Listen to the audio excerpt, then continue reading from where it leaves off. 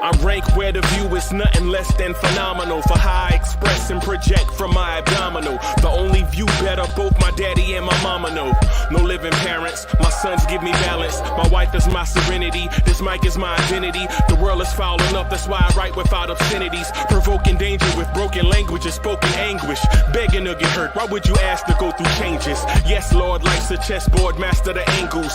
Control the tempo, be the one who holds the info. Acknowledge is just as deadly as machete swings. When spoken, the truth is as potent as that Medellin. While others swear the style is free, I just let it ring. Our time is undervalued, soldiers make us better kings. My family's on my shoulder, reaching after better things. Today I take the shot, for them I'd rather set the screen. My mama told me follow my dreams. My daddy told me get it by any means. Stand tall, make him bow to a king. But I've evolved, you can see the resolve. Look in my eyes when you speaking to God. Life and for those who we caught up in using what I was scarred with the muse. I guess they call it proving I'm more than an artist. Penciling out my darkest while sizzling out a harvest. And storing what gets me from A to B, just like garages. Instrumental with collages. Envision what I've been drawing. Broadway to give you rhythm like the great Lena Horne. So bent on, found comfort in the storm. Find peace and on when you see them others perform. Organized chaos. Okay.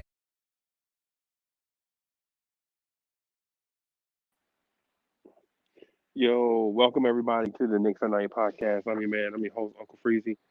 I'm joined by the real host, Hoodie Cav, and City for Real will be here in a few minutes. What's good, Hoodie Cav? How you doing? I can't hear you. You muted, bro. You still muted. Oh, okay, that's better. I'm sorry. Yeah, man. There we go. Wasn't plugged in. I wasn't plugged into the Matrix. Oh, plug into the Matrix, bro. Plug into the Matrix. How are you tonight, Uncle Freezie? I just want to. I'm good. I'm excited good. about our big win. Yeah. Yo, I'm good, man. I just wanted to throw something out there, man. Since you had strep throat, the Knicks went on the 6-game winning streak. I don't know if it's a coincidence or, or if it's just things lining up in a crazy way. Well, I'm sorry for getting my health back. I hope this isn't a sign of bad things to come. Now that I'm back 100%. All I'm gonna say is if we lose it to Charlotte, people are gonna have something to say. Oh, so I'm gonna be like public enemy number one. No, Flavor Flav is the son. Public enemy number one. I mean, it's been a nice ride. It has been. I'm really happy that we've been on this ride right now.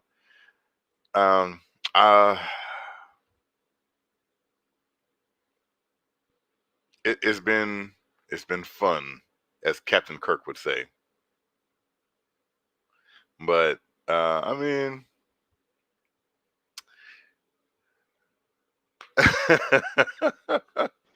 so you laughing? So I think you might agree with me.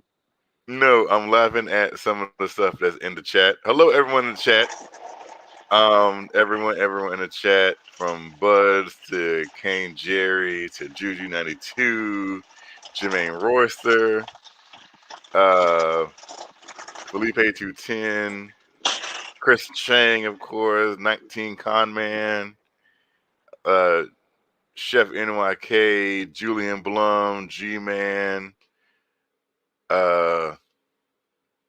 Brooklyn Belly, RC Creative, Hadouken Sharon, everyone, hello, how are you all tonight?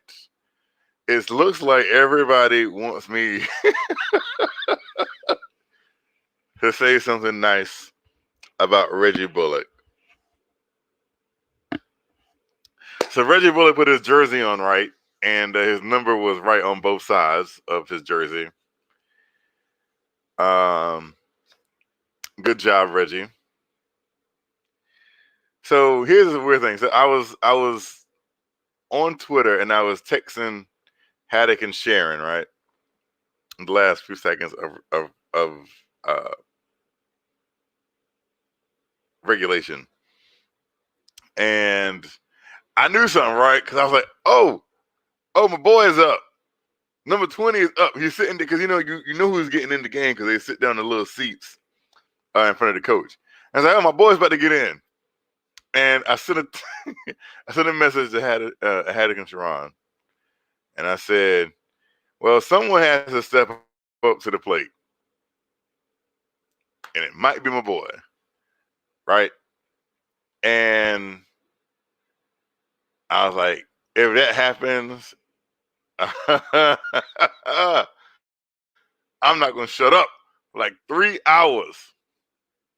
So the play happens. Derrick Rose inbounds the ball, and they give it to Knox. So I was like, he should just turn around and fire it right now. I don't even care. But he swung the ball back around to D Rose. And so this is no lie. Look at the play. I'm not making this up. Uncle Freezie will also verify this happened. He passed the ball back to D Rose and rotated over in the corner.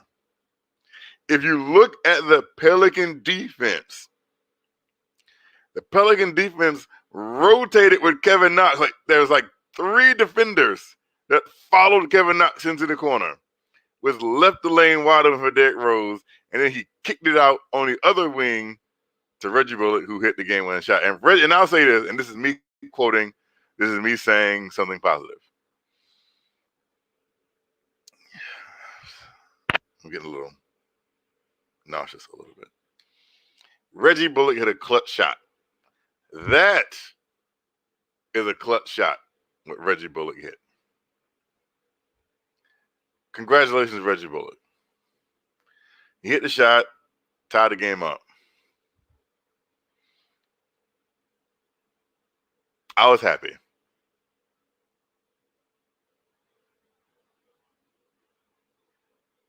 And as Forrest Gump said, that's all I got to say.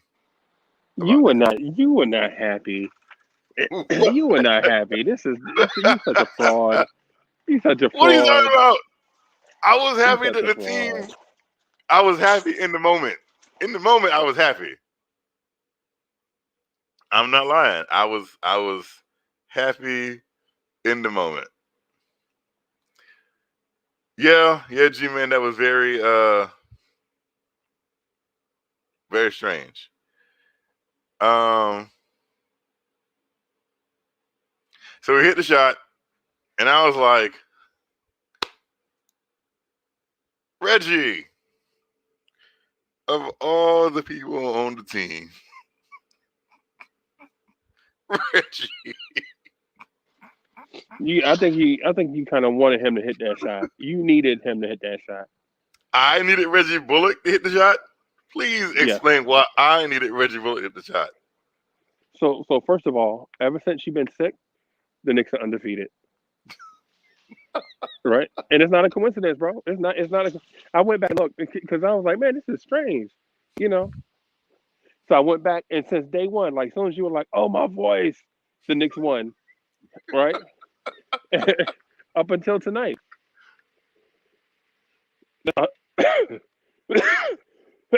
No lie, up until tonight. So we just need for you to keep talking and that Donald Star Gill voice until the NBA championship.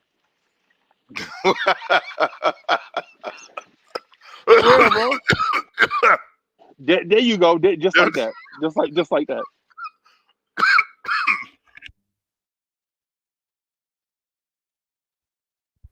No.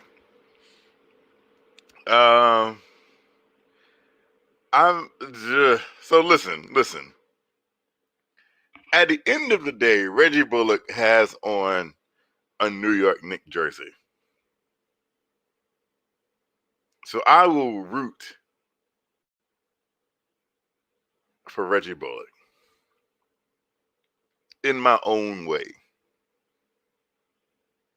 I think that's fair. No, that's not. Hold on for a second. Let me bring City. Salute. G Oh, Money. that's G Money. Okay, what's up, G Money? What's going on? What's going on? How you guys doing? Very well. Good, man.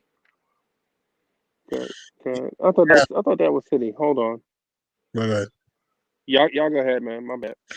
Derrick Rose was clutch down the stretch, offensively and defensively, hitting that big three to put within 3. Also, that dribbled the driving kick to Reggie Bullock at the left corner, and also had a floater to put within 4, to put within 5, I think, then of regulation. And also, I think Derrick Rose was 5 for 5 in fourth quarter and overtime, and made some good passes and was crashing and attacking the rim. He was huge for us today, man. Hold on 1 second, G Man. Let me get to this super chat. Thank you, RC Creator, for the $4.99 super chat. He says, Hoodie Kev owes Reggie Bullock a public apology. Say Hoodie Kev, I'll add music and effects. Go Knicks. Thank you again, RC Creator, for the $4.99 super chat. Yep. You know what? Again, RC Creator, you need to hit me up on Twitter because I can't. Anyways, I have given Reggie enough flowers in the first 11 minutes and 45 seconds of this show. Okay? Mm-hmm. I literally just got home from work. I'm going to let everyone else give Reggie their flowers while I kind of take a minute to unwind. So please give me a moment. I got to go throw up for talking nice about Reggie Bullock. Can you guys hear me well, first of all? Because I'm using new headphones. Yeah. All right, but all right. Salute to everyone. What's good? Salute. That was a great game. That was crazy. Like Derrick Rose hitting that 3-2. Mm-hmm. That was clutch. To put within 3, yeah. Yeah. Can I just say that hiring Tom Thibodeau, I said this back in July on Sim Show, is the greatest thing that has happened to this franchise since trading for Latrell Sprewell in 1999. One of the greatest things. I can't say the greatest, but one of the greatest things. Because Thibs made some good adjustments. Thibs has done a good job bringing toughness and heart with this team, and now he's starting to make the right adjustments. That's what Thibs is doing now. Is why we're on a 6-game win streak. And I'm gonna be honest with you, when Reggie took that shot, I honestly thought it was off. What did you guys think? When he took that 3, you thought it was going in? I thought it was going in. I thought it was like I'm not gonna say I knew it was going in, but I thought it was a good chance it was going in because the way he shot it looked like a good set shot. And I thought Rose made like right on target pass. Oh, that was a great pass. Smart pass, high IQ pass. That Rose 3 though, I was scared for a second, but then when it left his arms, it looked nice. It saved the game. That put within 3. Saved the game. Was that the play, do you think? Because Tibbs was setting something up. You could see he was using his whiteboard even before. He was getting ready to even call it. I don't think that was a set play to get Rose. Yo, what's good, City? Salute, City. I don't think that was a set play at all. I think that was just something that ended up happening just from the natural flow of things. Yeah. And it worked out. It did. Noel again, man. Second game in a row. Big time block on Ingram in overtime. Stuff him. Met him, rejected him. That was the game sealer right there. This guy's got so much heart, man. We got to re-sign this guy. We got to find a way to re-sign this guy. This guy's got heart. He plays for y'all remember? Do y'all remember this? Y'all remember a couple of days ago when Kev was like, "Oh, people are talking about re-signing Alec Burks. People talking about re-signing Reggie Bullock, Nerlens Noel." How many big plays do these guys have to make before they make you a believer, bro? Like, you know what I'm saying? How many big plays? They've done it all year. Come on, with Alec Burks being out, RJ Barrett getting fouled out. Mm-hmm. Oh, Tibbs pissed me off. I heard the sweet music of the Garden announcer, Reggie Bullock. You know what I'm saying? Came through in the clutch. When the game was teetering. When it mattered most. Man, And people wonder why we need these veterans. Was that a clutch shot? According to Yes. Hoodie Kev's definition of clutch, was that a clutch shot? Which shot? The Reggie Bullock? shot to tie the I just game. want to make sure. I just want to make sure. Read now. the tie He already game. said it was. He already Okay. said it was. Okay, good. I came late. Okay, Because good. if he doesn't make that shot, we lose. Because we were up 15. Don't forget. Of we were course up 15 it was a clutch shot. I'm just messing with you. Of course it I was know. a clutch I know. I'm just Yeah, making. but- I know. I'm just saying. Can I say something real quick? That Go ahead. Tibbs took out RJ with like 9 minutes and put him back with 7 minutes when he had 5 fouls. Like that made no sense at all. That's true. True. That was such a bad like job of putting him back in. Because if I'm Tibbs, I would have kept him out and waited for like 4 minutes. Mhm. Because those last 2 fouls he got were garbage. Yeah. The fouls today were just so bad. It was awful. It was The terrible. officiating was not all that great, to be honest with you. The officiating wasn't the greatest. It was some bad officiating. RJ got fouled, and even quickly got fouled on that play. Are you talking when we were down by 1 with the floater? When IQ was trying to go for it, I thought he got fouled. He got shoved did by get fouled. Lonzo. No, he didn't get fouled on the shot, but he got fouled like after Yeah, he landed. He got shoved by Lonzo. Lonzo pushed True. him, and that was clear as day.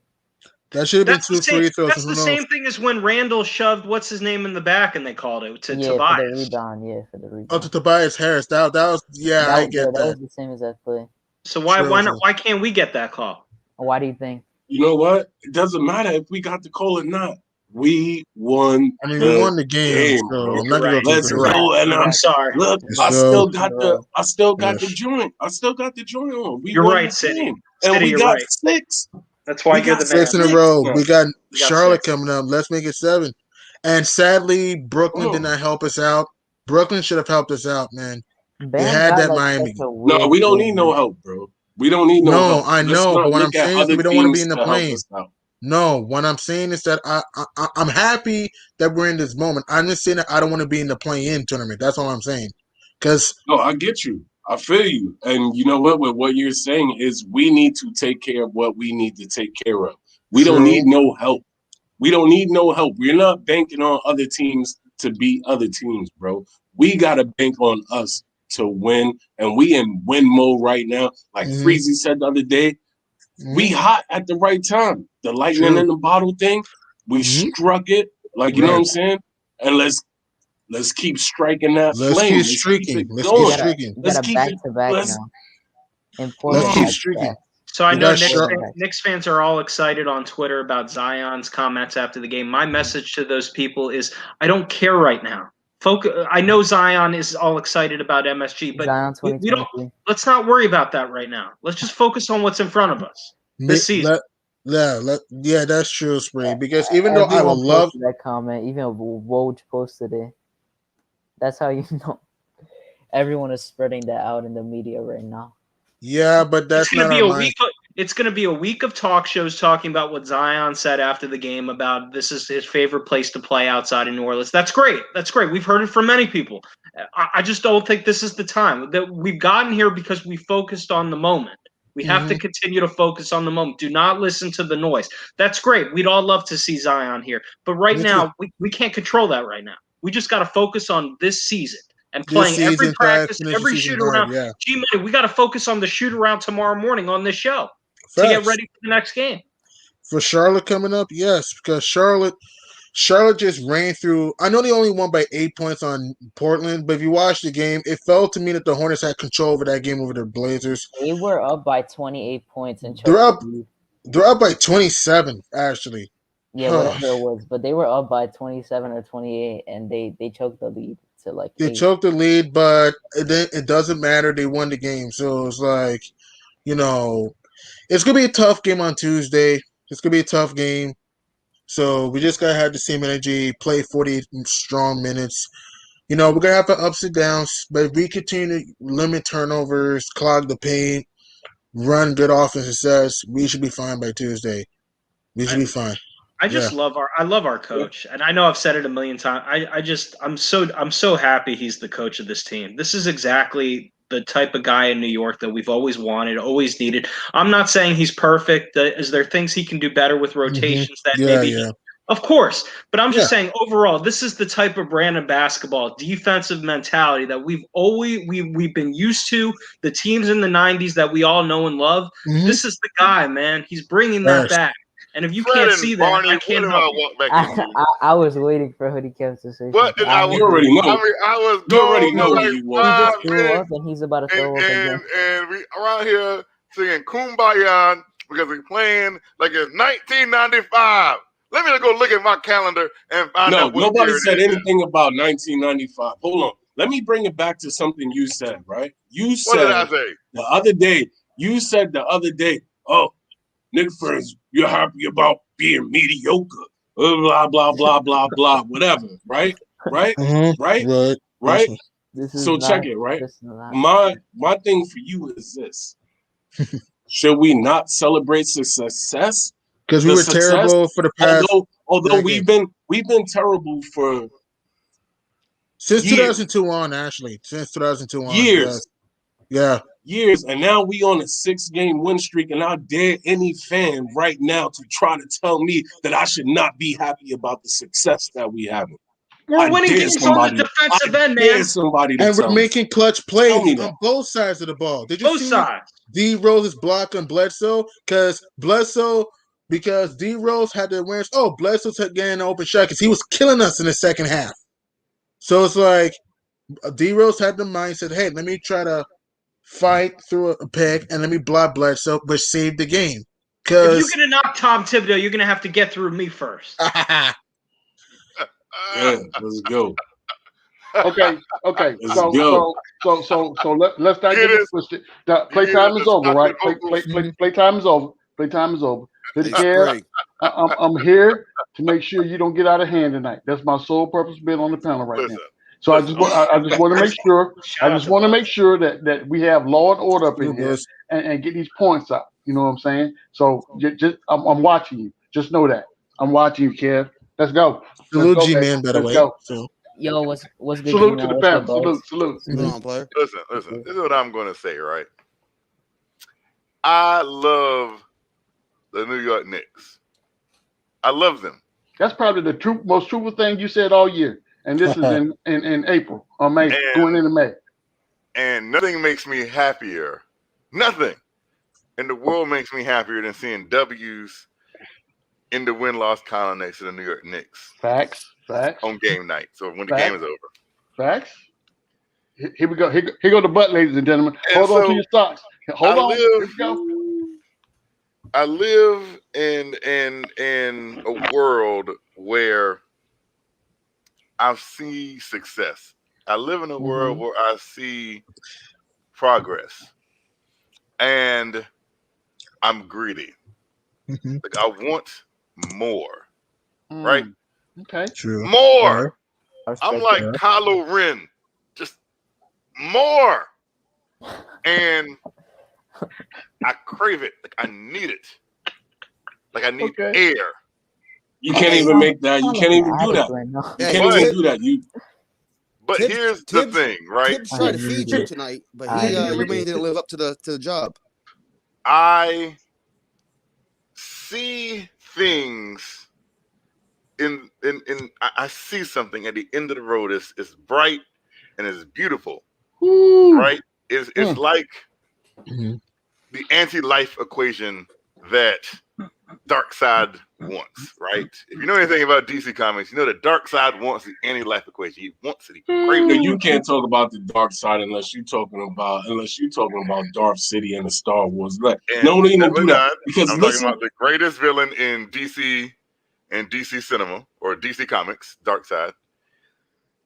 You saw a brief glimpse of him in Zack Snyder's Justice League cut, but I'm not going to go there. I'm not promoting that. I see things in my way that diminish what it is that I really, really, really want, right? And that is the Reggie Bullocks of the world and the Alec Burks of the world. And there's nothing against them. Here we go. Yeah, this flowers, whatever.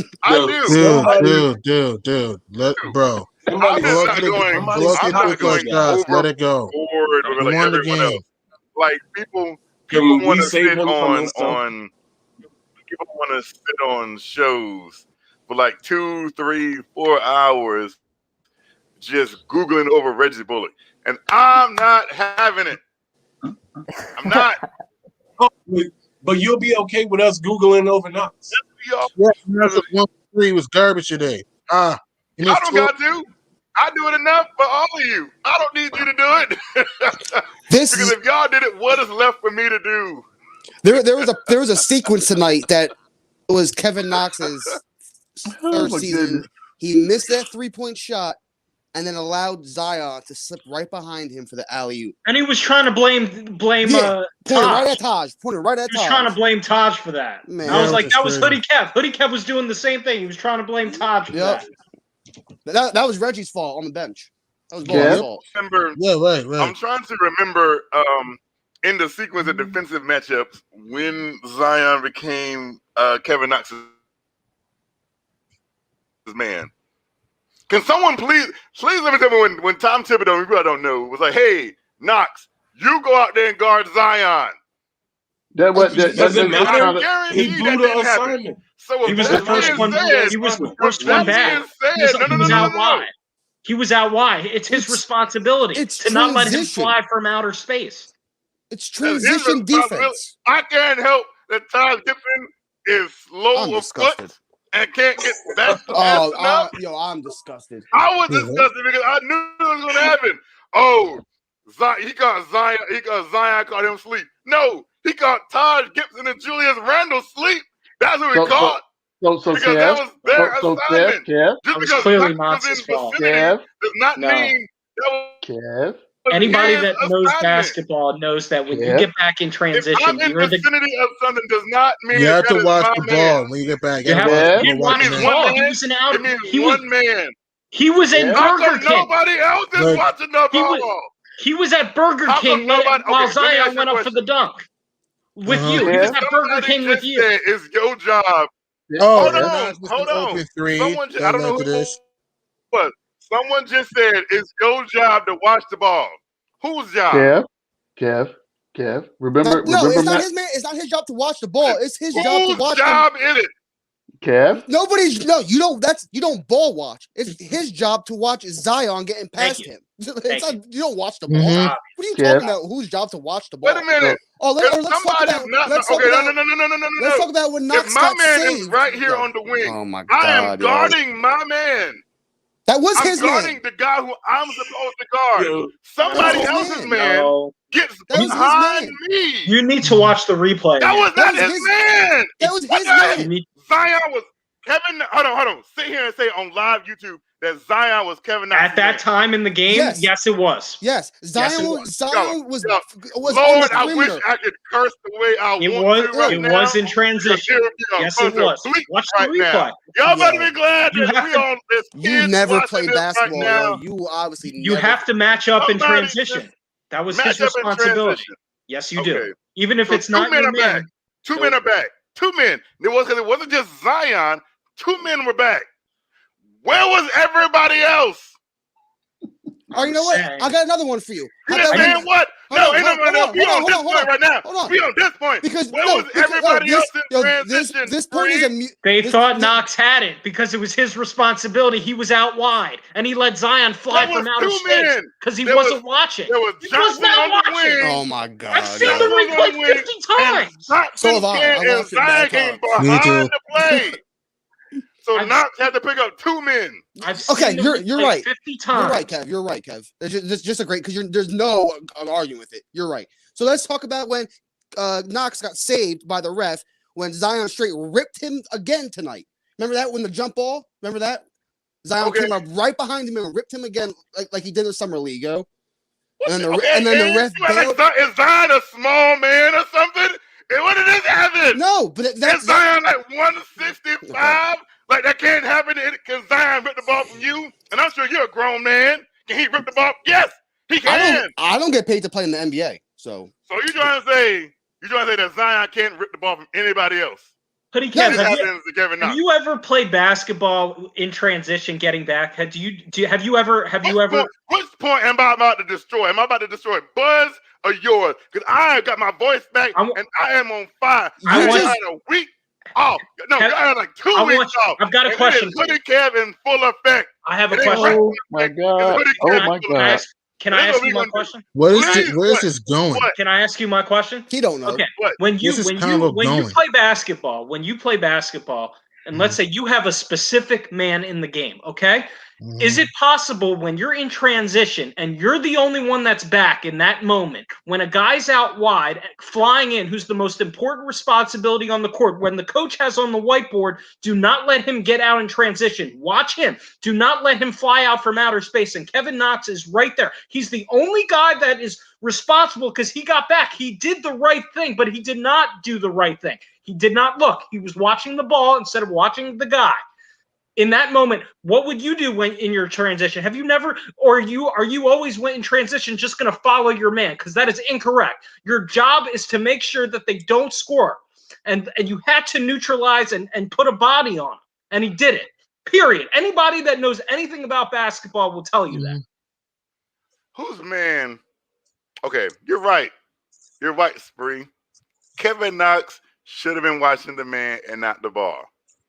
Right? But you just said the coach put on the whiteboard, do not let this man get a full head of steam, right? Whose primary job was that? Kev, let me ask you a question. Hold on, bud. I would like Spree to answer that question. The whole team. The whole team. Kev. The responsibility of stopping Zion Williamson was the whole team's responsibility. It is not a one-man thing. It is a whole team responsibility. Facts. If you want to, but listen to this. This is how much you all hate Kevin Knox. This is how much you really hates Kevin Knox. We don't hate Knox. What he wants is that he's great. Hold on. Before you say this, hold on 1 second. If you want me to blame other people for not getting back in transition, I'll give them blame. Sure, I'll give them blame. It's not just Knox's fault. It's not. But that, it is Knox's fault for he's the main blame. I'm going to say this. This is what I'll say. Right? Go ahead. Have you ever seen the movie A Few Good Men? Yes, I have. Do you remember when Jack Nicholson was on the witness stand and he said, in places that you don't talk, things that you don't talk about, that you need me on that wall, you want me on that wall. Here we go. Here's another metaphor that doesn't have to do anything about it's not even that. It's the fact that you come up here and you'll say, I don't have anything against Kevin Knox. I want him to succeed. But at the drop of a dime, at the first sign that he does something wrong, you are ready to jump on him like he is just about to be beheaded in the public square. Like you all can't wait for Kevin Knox to do something wrong to jump on him. I'm just saying you'll turn around and say, I want the kid to succeed. I agree, Hoodie Cav. I agree with you. This whole thing is crazy. It's like the whole panel is jumping on Hoodie Cav about Knox. Yeah, I want him to succeed. I was pulling for him. Because the first thing you wanted was to kill him on one play, not any other play. No, I was just. I had to kill him because you didn't want to blame him. You didn't think it was his fault. I was saying it was his fault. I just watched the playback. But why are we talking about one little minute 2 points? I don't know. Somebody out of all of the game, we talk about that particular play because it had to do with Kevin Knox. Somebody brought it up. Wanted to bring it up. I didn't bring it up. Hoodie Cav, all I'm trying to do is say something, man. You've been talking for like 20 minutes. Go ahead. I'm sorry, Uncle Freezie. Go ahead. all I want to do is just jump in and say a little something, man. So I agree with Hoodie Cav. The whole thing I jumping on Knox, it looks like bullying. I was just sitting here listening to it. Y'all brought up a couple of plays out of a game that went into overtime to bash Kevin Knox when everybody had good plays and bad plays throughout the game. I don't know if y'all got an axe to grind with Hoodie Cav or if y'all just flat out don't like Kevin Knox. But as somebody with no rooting interest, it's Hoodie Cav. Right. So Freezie, somebody did you hear what with he said before that? Hey, hold on, bro. You was talking all the time. Can I say something? What I'm saying is somebody that's just like with me that has no rooting interest in it. It looks as if y'all jumping all over Hoodie Cav. That was my point. Okay, but Freezie, I just want to make this point. I wasn't trying to put this all on. I just needed to respond because he was trying to, on that specific play, say it wasn't Kevin Knox's fault. So I have a responsibility to our audience to say, yes, it was. It was his fault. That's all. I'm not trying to bash Kevin Knox. I was rooting for him. I was happy he got minutes. He didn't make the most of it, but I was happy for him. Yeah, we needed him in the game. And it's not even that. Like I said, it's the fact that, and it's true. Listen, you can go back and listen to every single listen. You bring, and I didn't even bring up, and people think I brought him up. I didn't even bring up Kevin Knox. Kevin Knox was brought up randomly of the not I. What 15 Yeah, of I brought him the up. 12 people, 12 or 13 people that played in today's game. Yeah, I brought him up The after first play- you tried to drag Bullock and Burks for no damn reason. You I started. went on my own soliloquy about how I personally feel. Yes, so And I all of a wrote sudden, how I you brought up an personally actual play about a game. The knock a point about how I am supposed to feel personally. feel. He had such a good game. Why are we talking about this? And we won the game in the process. I mean, just think Oh, I about love that. it. That's how petty it is. Like I was didn't literally talking about I didn't how bring I it up. personally feel You're about talking about- somebody, you're talking about and then you feelings. went into actual something that happened in the game. Kev, Yeah, so I stuck to facts and you went on to a different reality. I know. That's No, crazy. somebody asked me a question about my personal feelings. I but no- gave them an answer about my personal feelings. I know, but I then- didn't know my personal feelings had to appease you. I just felt I didn't thought know. I needed to correct the play because I remember that play vividly. But I'd like to move on. Let's just talk about the game. Yeah, Please, I'm please, just this saying, is not I didn't going know that anywhere. I had to personally agree with everyone and love and sing Kumbaya like that. This is like you just summer don't. camp. You also don't need to feel attacked anytime Kevin Knox is brought Who up. says I feel attacked? By the way you reacted. Mm. I mean, I'm not mad. When you saw the play, though, do you know who closed out on the perimeter on Knox on that 3-point attempt that he missed? It was Zion, and Zion slipped right past him. No, if you I just watched What? the play. Wait, I just watched the playback, and it was on Randle, Taj, and Knox because they messed up their matchups because Randle and Taj were too slow to get back. I blame them too. But They we're- didn't- no, it's not you did. good. You Knox said is you blame involved. Kevin Knox. No, I said you can blame them for not getting back in transition, but Yeah, it was it's not Knox's just- main fault because he was the only one that I was don't back. understand the blame for that possession. Like I saw it before, and I told Hoodie Kev that it was Taj and Knox, but I just watched it a few times in slow mo. It was all three of their faults. Yeah, so you can't I put agree. single blame on him. No, but I do blame Knox the most because he was back. He had a chance. He had a Alright, now chance. we could go on to something else now. All right, let's go on to something else. That's all I got. Yes. All right, so what were the key? Look at Kev. Kev, like I won. Look at him. Look at his face. Yeah, but at this point, let's just We're move just on. not Let's move convinced on, please, until please. someone- Let's We move all on. saw the Like- play. like- We all like- saw what happened. I know. Can we The just audience move on like- from the play? This is like Wakanda, right? And we're battling for the throne. I am not going to win until you personally submit to my will. That's how Here I we do go. it. You better die. I mean, it's just a matter of interpretation on the play. We all saw it. But D Rose, okay, D Rose was very big for us in this game. D Rose made Look some at this. big plays. This is how I look at it. It's 12:22. We've been on this show for 38 minutes, right? We got hours to fill out.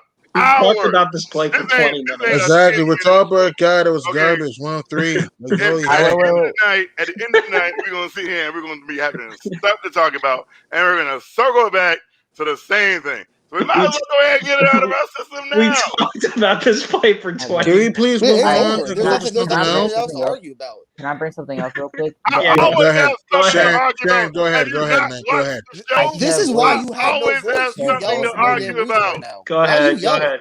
Go ahead, Hoodie. All right, did anyone else get mad? Did anyone else get mad in the end of the game when it took them mad long to foul someone? Because I was like we mad talked at about my Bledsoe. Yeah, yeah. It took them so long to try to catch this dude at the foul, Yeah, man. and then Yeah, they that's finally true. got it. Mhm. And also, I mean, it worked Noel out did perfectly. hit some clutch free throws too. I didn't expect him to hit both of them. To pull within one, Noel was huge. he was big time, man. And after he broke his wrist, hurt his wrist, excuse me. Yeah. I thought he was out for the rest of the game, but man, he came back and made some big plays, man.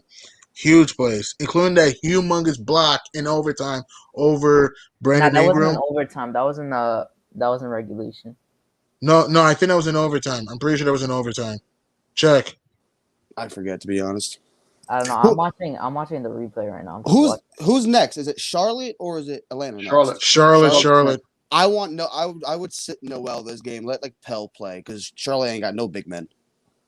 They have Biombo, Cody Zeller. Yeah, exactly. You got like Cody Zeller. Well, Cody Zeller can stretch the floor a little bit. Yeah, who is guarding them? Wait, Listen, guys. If you learn anything about Tom Thibodeau this season, if you look at the roster, look at our starting five. When has Tom Thibodeau diverted from that starting five when somebody wasn't injured? We started the same 5 people the entire season. Noel is banged up though. That's the reason why I'm asking him to sit. Let him get a rest for that. He's earned it. No one's getting a rest in this team. No, that's not how That's not how Tom Thibodeau coaches, because it's like this, right? So starting doesn't mean you have to play 40 minutes. That's not what that means. That means you need to come in, establish what the game plan is going to be, and if I can get somebody in the sub for you that's going to give me quality minutes, I'll do that. If I can't, guess what? Your butt's in the game until you get in foul trouble. It's that simple. I got faith in Norvell Pell, and well, that's actually I forgot John Hampton's not with us, but yeah, I got faith in Pell to play 25 minutes against them. So I'm not really. He can play. He can play. Exactly. That's why I'm not stressing it. That's why if we can get by with a game, especially against a team with Charlotte with no big, if they'll go small with PJ Washington and stuff like that, and Miles or Mikal Bridges. Or no, they got Miles Bridges. Yeah. My thing is with Pell, we have a small sample size, right? The guy came in, dislocated his finger, popped it back in, and soldiered through whatever he needed to do to play the rest of the game, right? But that does not. I'm not starting him because he did that. I'm still gonna get my guy if I want to spell Noel for whatever reason. Oh, I would start Taj. I'll start Taj first. Oh yeah, no, I wouldn't start Noel. I would obviously bring Pell off the bench, but yeah, I would start Taj first. But I don't know. This is what I say about the roster. If you saw anything today, based on who we played, you saw Tibbs go deep into the bench.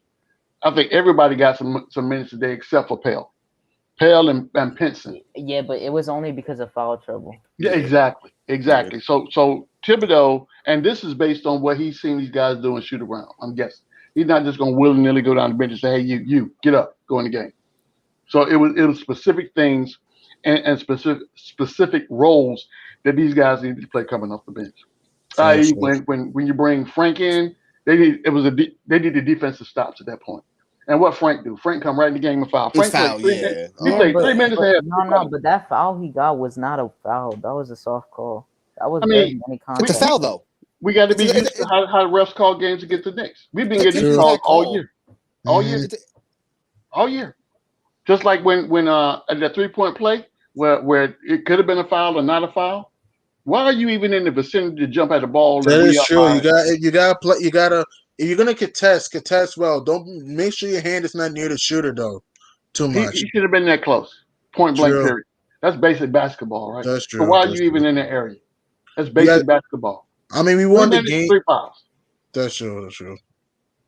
I mean, yeah, we won the game. We won the game. But this wasn't like a pretty game. I can say. I'm happy we won the game. It wasn't pretty. And go ahead. We were down by 7. I want to ask you, when we were down by 7 when the Pels had the ball, what were you thinking in your mind? I thought we may have blown this game. And Lonzo took a crazy 3 early in the shot clock, which led us to the comeback. I'm going to tell you when the game started. I'm going to take you back farther than that, G-Money. I'm going to take you back to the beginning of the game, first quarter, right? Right. How many layups did we miss in the first quarter? A gazillion. That right there, first of all. Alfred missed a lot. Oh, my God. And that's his game, right? If you bring Alfred Payton in the game, he's not a pass first type guy, right? That's not his MO. His MO is drive to the basket and get a bucket. That's his MO. So if you in the game and you got to, I'm expecting you to drive to the basket, give me a bucket. You can't do that. Why are you in the game? Why do I have you in the game? Period. But starting this game, to me, it felt like the team had low energy. I don't know if it was the fact that they had just came back home. If they got a chance to sleep in their own bed, they got some of mama's home cooking. I don't know what the problem was. We were underestimating New Orleans. And the Pelicans were killing us in the paint with bounce passes, lobs. I mean, did you see that ferocious dunk Zion had one play Yeah. in the second quarter. That was a ferocious jam. Ridiculous. And also Jackson Hayes was getting some energy plays. The person that killed me, that I guess put a bad taste in my mouth right off the bat, was Adams. Adams was eating off the Crashing the board glass. for like Yeah, he forever. had like 8 points in the first or the third. You know what I'm saying? And also Like- crashing the glass. Yeah. And But look, to I be always honest- say this. I always say this about our games, right? If we excel or if we maintain in 3 areas: rebounds, No, hold up. limit the turnovers, G-Man, and make your free throws. G-Man, I'm sorry. Yo, Go ahead, City. Buds, if you're gonna do that, can you just do that Oh, off camera? yeah. Yeah, let's keep it legit. Mm-hmm. Yeah. It was just a cigarette. It's nothing crazy, but yeah. But, Yeah. to be But honest, you know, if you go through and you maintain your fundamental basketball, right? Let's not get crazy. Let's not get too fancy. I need for my big man, or if you playing in the paint, or if not, put a body on somebody and rebound the ball. That's number one. Right. I agree. Glass I agree. rebound. If you are out there playing ball and the ball is in your hand, don't turn the ball over. Don't be making inerrant passes to whoever. Wow. You passing to Fat Joe on the front row. Why are you doing that? He ain't in the game. Don't turn the ball over. And if you're on the free throw line, for all that is great and holy, it's free. Nobody's guarding you. Make that. The only thing you got to do is put the ball in the basket. Period. And we couldn't do none of that today. We had 13 turnovers. 13. Well, luckily for us, we're playing a Pelicans team that has no IQ whatsoever. Like, when we're up by 7 with the ball, if you're in New Orleans, why can't you just kill clock and get a better shot for, like, Zion in the paint? Why should a stupid 3 if you're Lonzo? And also, if you're up by 3, and Stan Van Gundy made a good point, though. Why didn't you foul Rose? I want to know. He said in the huddle to tell. He told them to foul, and they didn't do it. They didn't foul, and then Bullock did the rest. So he called out Bledsoe and Lonzo in the postgame. He didn't say their names. He said high school players would execute in that situation. He did say that. But see, you know what? I'm gonna tell you what's ironic about that, Spree. The ironic thing is when you in a post game interview, right, and you the head coach, the very first thing should have came out of his mouth was my fault. It's my fault. It was my fault. As a head coach, it's my fault because I did not put these guys in the position for us to win the game. Correct. How many adjustments did Van Gundy make today in this game? I didn't see many. Not much. How long do you think he's there? Probably till next season, maybe. Yeah. I don't think Zion's going to stay there. I don't know what his contract is. I would not be surprised. I would not be surprised. I don't know what his contract is. Zion is not. I don't think Zion is going to stay there either, to be honest. The way Because his team question. is full of idiots on his team.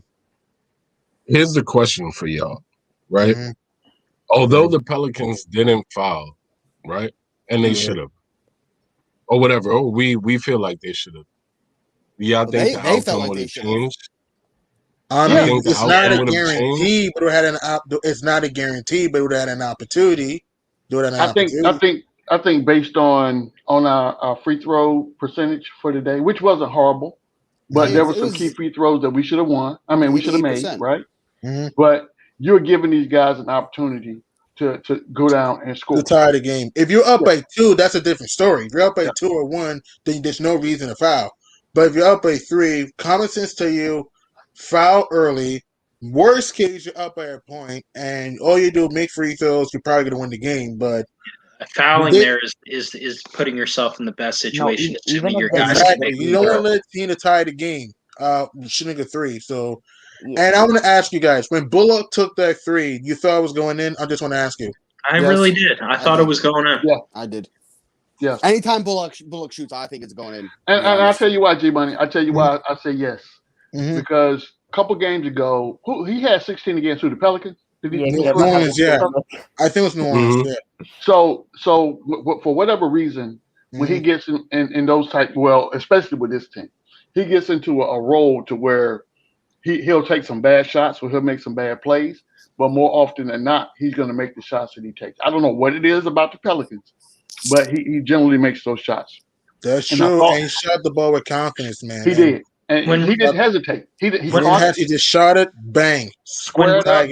I was like, that's going in. When Reggie's feet are set, I look at his feet. Like Yeah, a lot exactly. of the He didn't times, step out of bounds, thank God. Because remember in Philadelphia, thank God he didn't step out of bounds. So, But I'm gonna tell you this: when he came down court and cross half court and jacked that doggone oh, that three was a pointer up stupid three. I and think we shot nothing but retired. air, I wanted to sit him on the bench right then. I was cussing his name for everything that was holy. I'm telling you, I was. Oh yeah.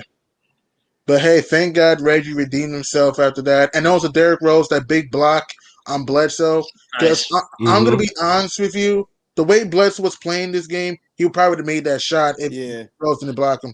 Yeah, The he way the played game well. was going, it's very possible. It's not a guarantee, but who knows? But that was a big play by D Rose. And once we got to overtime, I said we're gonna win this game because And then one Frank found Julius for that big three. big And big which was big three that shot was clock off. change. That might even been on his fingertips when that ball came off. Thank God the clocks were not synced. True. And did you That see was the close. referee smiling? Someone like, "Hey, the three is good." Yeah, He when was he announced smiling. it, yeah, he was like he delayed it and stuff. It was real cinematical. I was Yeah, mad man. because Yeah, RJ he got tried to. fouled. Yeah, he tried to do some. What do you call it? Like he Some tried to get soap on opera. his It was drastic. WWF joint. Like you know what I'm saying? Where he want to be like, He tried to dramatize. and by the way, like you know, like come on, man. He took Don't a big even ass try to. pause. He took a big ass It's pause because between we the. were saying Yeah. refs you blank, and I think he was getting us riled up because the fans were not happy with the refs. Yeah, Facts. the crowd. Yeah, the crowd. But to was me, wrong. the game of the day was the Nets and the Heat. I know that game. You should have saw that Nets Heat game. It was unbelievable, crazy. Bam, bam for the win. Game winner. Yep. I didn't want them to win. Yeah, me neither. Kyrie. Oh, good. If you're in a tie game with your Kyrie, why you take a fadeaway three at the top of the key over Bam? Attack the rim, man. I didn't even watch that game. I yet. didn't watch. should I have. needed a mental Should break. have. Neither did I. I needed a mental. I was so high on that should Knicks game. have. I was flying from different Knicks channels. I couldn't even watch any other You basketball. should I have. watched That game was part of great. it. I I was watched like that one. G-Man for life. I was like making visits to all the other channels. And I want to throw it out to the Heat. And I want to throw this out. The Taking Heat my won the game rounds. without Jimmy Butler, by the way. And Miami won the game without Jimmy Butler, so because he didn't play. He had a. Yo, Kev, there's a super chat for you. I'll let you answer that. Kev, No. Why are we doing this? I see that look on his face. Look, look at his face. Look at his face. Look at his face. You're muted, Kev. You're muted. Oh, Stay that way. P. Halls, thank you for the $2 super chat. Much appreciated. Oh boy. He says, Kev still think Knox should play over Bullock. Why, man? Well, Why? at least Knox passed the ball to Or is Rose, that a and then statement? Rose. There's a question mark, but it's not really posed as a question. But Why are we doing this? I'm going to let Reggie Bullock rock this season. Oh, And Reggie. Oh, this season even? Hold Wait a minute. on. What? Hold the phone. G-Man, I'm with you. Hold the phone. Kev, What? I'm gonna need for you to say that one more time. I was supposed to make sure He's I didn't giving miss- Reggie I credit. I don't want to. First of all, I don't want to misinterpret what you said. That's number one. Number two, if I have to say this again, I don't want to misquote you. So I want to understand exactly the words that are coming out of your mouth. Could you please repeat that statement, please? I'm going to let Reggie Bullock rock this season. I don't understand. This is not the guy that I know. Hoodie Kev. Are No, you feeling okay? what's the little caveat to I'm this? gonna tell you what Kev just did, Spring. This is what Kev just. Kev think he's smart, right? Yeah. Kev think he's smart. So Kev answered the question without answering the question. Mm-hmm. You see what he just I did? answered the question. You did, but you didn't, because the question says, "Do you think that Reggie Bullock should play over Kevin Knox?" That's not what you said. What you said is, "I'm going to let Reggie Bullock rock this season." You did not answer the question, Kev. You didn't answer the question. Okay. At 54 minutes into this show, I'm going to say this. I have no issue with Reggie Bullock being the starting small forward for the New York Knicks this season. Okay, so once again, Kev did not answer the Should he start question. over Knox? What are you talking about? I'm literally answering the question. So let me rephrase the question. How many times do I got to say? No, listen. I'm going to rephrase the question for you. Okay. This is point blank. Period. Who should start, Reggie Bullock or Kevin Knox? Reggie Bullock Based on what you seeing right now. Don't tell me who's starting right now. based No, on what he you're said feeling he right should now. said be. Reggie He said he should Bullock be. should be starting Okay, right now. okay. Yeah, okay, I'm good. No, then. but I'm good. Kev I'm good. already made this clear so many Hold on. times. He just wants him to Let come me off get the my. bench. I got it right. He should come What off the time is it? bench Somebody for tell me Alec the time. Burks. Give me a time check. So let me get this straight. For 6 months straight on this show, I've had to come on here and get you to say this for 6 months. What? And now today, you found the light. No, it wasn't today. And Reggie, don't forget a clutch three in a lot of- overtime. Don't forget Reggie hit clutch 3 in overtime. Put us up 5. Don't forget about that too. This isn't about any game. This isn't about today's game, last week's game. This isn't about anything, right? I have had a lot of conversations with Rob the Nick, who I take a lot of. I listen to Rob. He talks a lot. Rob will. Oh God. Right, yeah. Oh God. I love you, Rob. I love you. Shout Rob was out like to that Rob, drunk wherever he uncle is. at a cookout. I said, "Oh God, Uncle Rob." Yeah, Who you got left that me at the spot table on. with Uncle Rob? I love you, Uncle Rob. I do. Shout out. And I've had a lot of conversations with Uncle Freezie, and they have shown me The way. yes. A different way of looking at things. And so I will say I'm fine with Reggie starting. Wow. Okay. Oh my gosh, I'm starting to love you again. Hey yo. I got a I question. don't even know what's. I don't even know what's going. What is? I don't know going what's on? going on. Are we This really is hearing weird. this? I can't believe I can't believe a $2 super chat would have caused you to flip. Is that what it took? It took a super chat of $2. That's it. I got a question, Wow. Kev. Do you think Knox Shout should out to whoever gave that $2.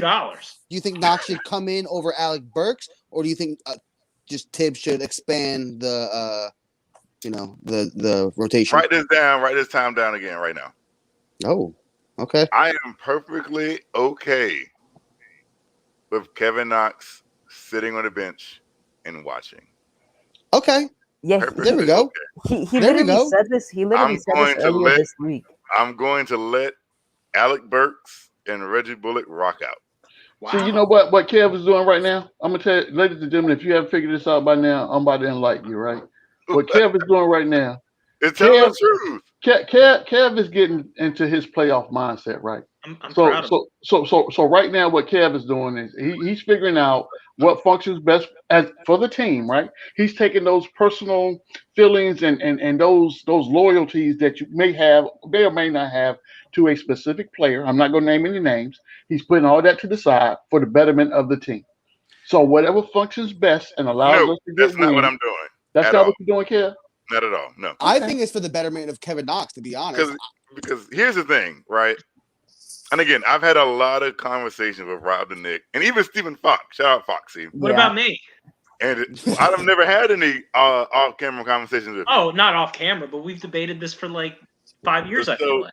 When Eternity of life. like, I've literally had conference calls with Uncle Freezie and Rob the Nick, and they've both been like, "This is what's going on," for like 2 hours, and I'm like, "Okay, They do okay." get to submission. Literally, like he's like the movie where they tie you down and like this opening these eyelids, and like, "All right, enough already. I get it. Please make it stop." That's what Uncle Freezie and Rob the Nick have done to me. Oh my goodness! Because what they've done is here's the thing. When Uncle Freezie keeps saying, you heard him say, Tom Thibodeau is protecting Kevin Knox, right? And I'm like, no, I want Knox to play 30 minutes right now. Now. And Uncle Freezie's like, Kev, just hold on. What they did is they've given me proof of what they were going to say, and it was undeniable. And once they did that, I was like, okay, I see where you're coming from. I understand. Nice. Let's go. Okay, that makes sense. That So makes sense. Kevin Knox Takes a is big man. PMPs the rest of the season. It is what it is. It takes a big So man you a believer now? to do that. You a believer Now, now? if you ask me personally, do I like Reggie Bullock? No, you don't have to I'm like You don't it. literally have to. No, That's I You don't. just gotta be objective and logic and I gotta don't. talk with logic. That's all we're saying. They can have good games, and I will root for them. Good for them. But Hoodie personally, Kev, I like how you're talking right now. You're talking Now like you're a national now you're Knicks. talking with logic and sense. Now you're You know talking. what? I'm gonna tell y'all something. I ain't falling for the dope. I ain't falling for the banana in my tailpipe. Kev setting y'all up right now. Y'all don't see it coming. no, He's this setting is, you up. this is why. And you're not going to to believe this, right? You're not going to believe what I'm going to say. And Okay. it might come out sounding weird. Crazy. Yeah, but So Uncle Freezie was like, Kev, they're trying to protect Kevin Knox. And I'm like, no, I want to play 30 minutes. He needs to start right now. Mm-hmm. People have this. People talk about Jimmy Butler a lot, right? They want RJ to be like that Jimmy Butler mentality. And I'm like, okay, cool. I see that. I can see the inkling of him having that mentality. That's cool. But there's one thing Knox has more in common to Jimmy Butler than RJ does. Is that think about when Tom Thibodeau first got Jimmy Butler. okay. He wasn't the Jimmy Butler that we know now, right? People didn't even know who Jimmy Butler was. Right, Jimmy that's a Butler good was point. in GMPs. That's a Mike fact. Dunleavy was starting. Yeah, Keith that's a fact. Hogan's was playing. Marco Bellinelli was playing. Kirk Fact. Heinrich was playing. All over Jimmy Butler. And Jimmy Butler sat there on the bench getting DNP game after game after That's game. true. Jimmy was kind of Nobody underwhelming even first knew years who until Jimmy like Butler 2015. was. I give you Butler that. was also a rookie. His next season, he came in. Tommy was like, you know what? Go. Fly. Spread your wings. I let you sit. I let you watch. I hope that you've learned everything that you watch because this year I'm letting you go. It is my hope that Tom Thibodeau does that with Kevin Knox. And that's all I can go on. And Uncle Freeze is like, he did it with Jimmy Butler. That's probably what he's doing with Kevin Knox. And I'm like, okay, I got nothing but to trust that because he's done it before. So let's see if he does it again. And I can't read the future, but I'm hoping that's what happens. I just think he's playing the guys that produce. Yeah. That's all it's about. Yeah, you're Mike thinking- Dunleavy you're was thinking way producing too over much Jimmy into Butler. it. Think about if you say that today, Mike Dunleavy was producing over Jimmy Butler, you would sound crazy, right? But he was. No, you But wouldn't at the because time- Jimmy Butler was a rookie. No, I said if you say that right now, not if you take everything out of it and just say Mike Dunleavy was producing over, if you didn't know anything about it, and I made the statement, Mike Yeah. Dunleavy was producing over Jimmy Butler, you would think I was crazy. I agree. Yeah. You go back 6, 7, 8 years ago, You're right. and you You're said right. that. You're And right. like, Yeah, but what we in the world? talking about If we I said talking Keith about Bogans past was playing, tense. Keith Yeah, Bogans you're was doing- playing over We talking Jimmy about Butler. past tense stuff, and you trying to make it relevant for right now. That doesn't No, work. I'm making Yeah, it relevant there's so- to me. I don't there's got to so make it many- relevant to you.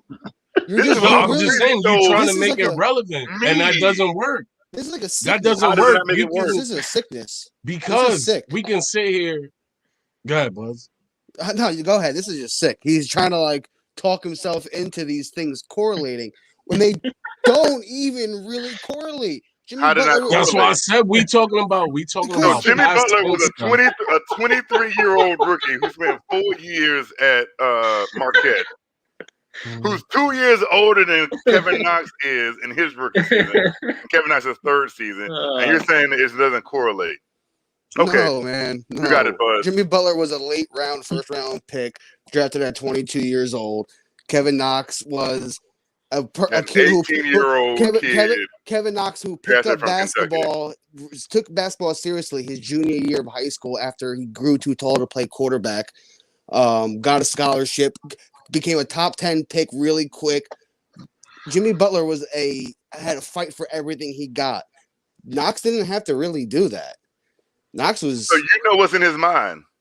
I don't have to know what is in his mind. You do have to know because obviously you're Charles Xavier, so you know what's in that Well, man's mind. That's what I was just about to say. Clearly, Professor X up here knows what's in his mind. Exactly, because you're just saying Kevin Knox doesn't have to fight for anything, which might be true. Kevin Knox, his father, sort of played Jimmy NFL Butler, football. Jimmy Butler was homeless, man. Like Jimmy Butler lived on the streets, had to do, True.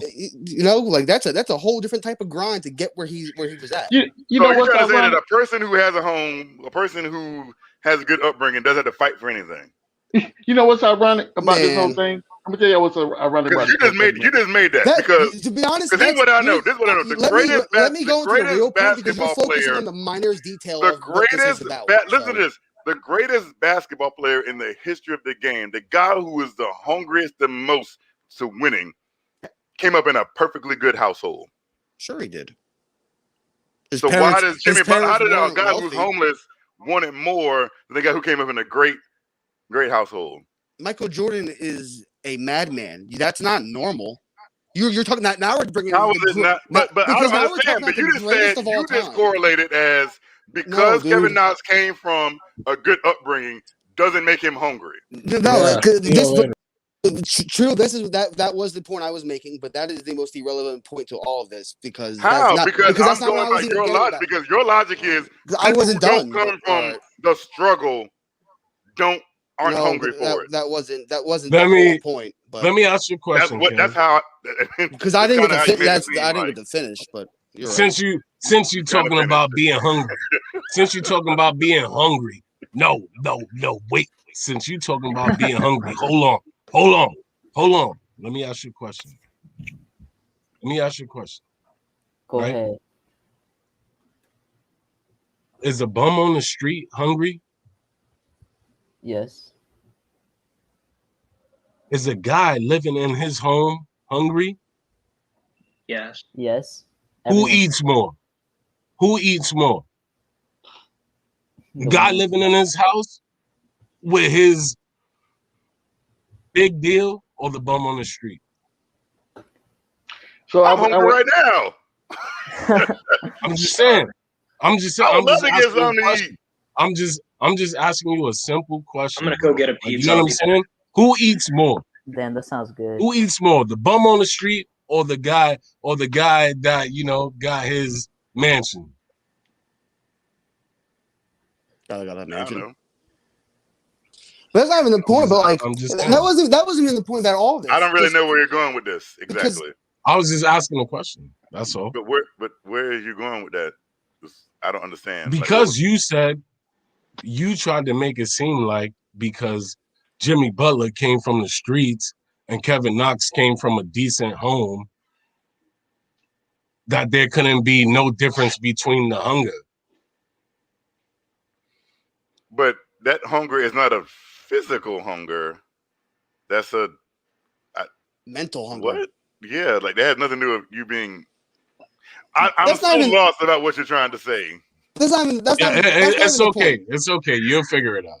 I was going to get to how you're correlating this whole process right now to what Jimmy Butler's sitting as a rookie behind Dunleavy and whoever was the backup to Dunleavy at the time to Keith Bogans. Keith Bogan to Kevin Knox sitting behind guys in his third year in the NBA. And then every time he does play, it's not like he shows great flashes of him deserving more minutes. They're like, oh, I see why this guy doesn't get very much minutes when he's on the floor. You know what? You know what we just did? I'm gonna tell y'all something, right? We've been on air right now for 67 minutes, right? And out of those 67 minutes, we probably spent 59 of those minutes talking about Kevin Knox. I'm just trying to figure out why my rationale,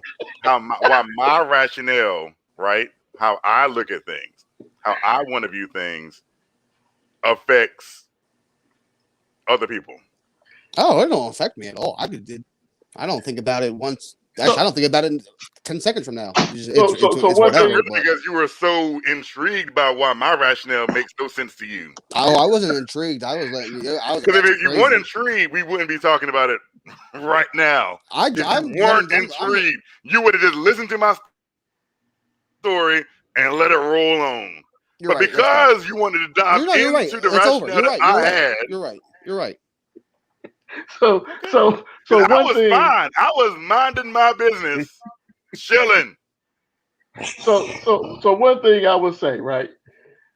Hoodie Kev has innate ability. He used a Jedi mind trick on people, right? Because he'll wave his hand and he'll say that this is not what we're going to talk about. And you take your eyes off the prize, right? But then on the back end, he gonna slip whatever it is that he want to talk about. He gonna slip that right back in there, and that's gonna be the conversation. I'm telling you, I watch this guy. So you're good at that. So can we do this? Can we talk about how we got the potential to get on a 7-game win streak? Can we do that? Can we do that? Forget about. Listen, forget about what this guy is talking about. Can we get on the topic of us potentially getting on the 7-game win streak? Can we do that? Let's Can we do that? We gotta stop Scary Like, Terry because he went. Don't off worry today. about that right there. Like, you know what I'm saying? Focus on the grand prize. The grand prize is this. We got the chance to get on a 7-game win streak. That's and we low-hanging sitting fruit. here. Let's go. We sitting here, right? We sitting here. I'm trying to calm myself down. Okay. We sitting here talking about Kevin Knox. When we got the potential to go on a 7-game win streak that has not been done in years, right? And we talking about Knox. No, you're right. Let's go. Knock it off. Let's go. So we gotta. Come on. We can sit here and we can talk about the last, I don't know how many games. How many times has Nerlens Noel? How many times has Nerlens Noel? Look, how many times has Nerlens Noel got a big block in I don't know how many games? 2 games. People trying to put this man on the poster again and again and again. And guess what? He's came through and said, no, he didn't even do the Matumbo finger. Like, you know what I'm saying? Yeah, he needs to sing. He just got back up. He just got back up like, okay, yep. Nah, I'm coming back down the court. He didn't even get like, right you know back what I'm up. saying? He needed the whole team to pick him back up. Well, because I'm that gonna tell you man, something. That's what I'm saying. He didn't do nothing. He put his whole body on the line for us, right? I'm gonna tell you something about Noel that bothers me, man. First of all, you know, he's not that traditional what we used to seeing, that big, bulky, thick center, 7-footer that you know you can't bother me down. He's like the Adams guy, Adams Bill, right? But he's more of a linear, thin type person, and I love his drive and determination and him denying people when they come into the paint. I love it. He's a dog, right? He telling you right off the bat, you can't come in here and eat for free. This is not a soup kitchen. If you're coming up in here, you're gonna pay the price, right? Absolutely. But at the same time, every time that something happens and he's going up doing this thing, I cringe. And I say to myself, please don't get hurt. Please he got hurt in the first quarter. Yep. He did. He looked hurt after that block. He got hurt after that block. He was like down. Yeah. The whole I mean, squad that had to won't pick him make up sense again. though, because he left early with a bruised right wrist, I think. So it makes sense. Was it his right that he blocked it with that time? His right hand. His right hand hit the rim. Yeah, it was when his he went right up hand. for a block. He usually blocks it with his right hand, I'm pretty sure. I haven't noticed. I just have a respect for a guy in a league where people are getting postered left and right and scared to block shots. He is not afraid to get put on a poster, and I respect that. I respect dudes that are willing to put their body on the line, and that's why I'd like to re-sign him. He's got heart. He's definitely a keeper. I'll fight anybody that says they want to get rid of him. Yeah, no. I don't want to. He deserves 20 minutes a night here going forward for the next 3 I know years. that he's still pissed about not taking that Dallas deal. Oh, he for was sure. Supposed to make mad That money. 70 mil? So Yeah, he might go for money. Yeah, if someone offers him big money, he's going wherever that big money offers him.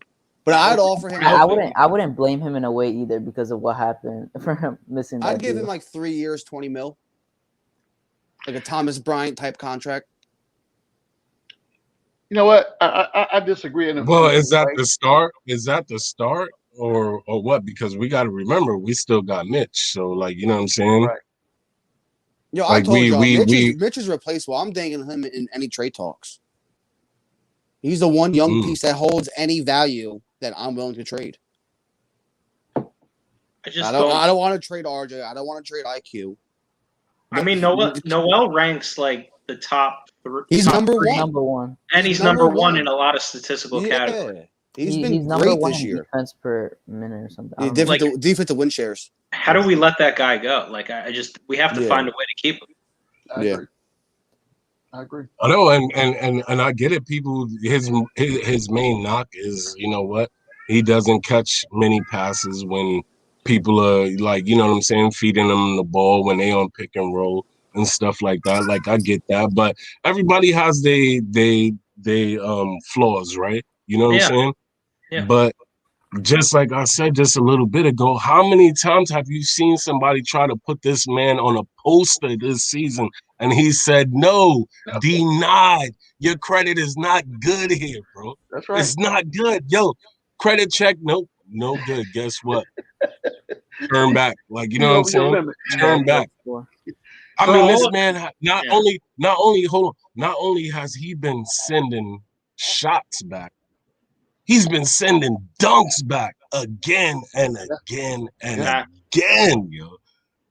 What Who more else in the league can say they're what doing more that? do you want the man to do? What more do you want the man to do? Isn't he like second in the league in blocks? That's why I defend him, City. That's why when people bring Like, up what he can't do offensively, it doesn't matter to me. He's just Yeah, it too doesn't. good. Well, of I a want to leader. know what I want to know is somebody down here in the chat. If y'all could look up one of these things, this thing real quick. I want to know from you guys if somebody in the chat can tell me if Nerlens Noel is the #1 blocker in the league in blocking dunks, not think just shots. I mean, blocking dunks. I think he is. I would I don't know. I think Gobert would still be above him, but he would be like top 3 for sure, which is still hella impressive. Especially because he doesn't get as many minutes. Yeah, I just want to see. I just want to see where he's at. Just He's up because there. I've seen this. Oh man, I've seen this man turn back so many posters. Like, no, bro. Like, guess what? Your dunk poster ain't on me. My poster is on you.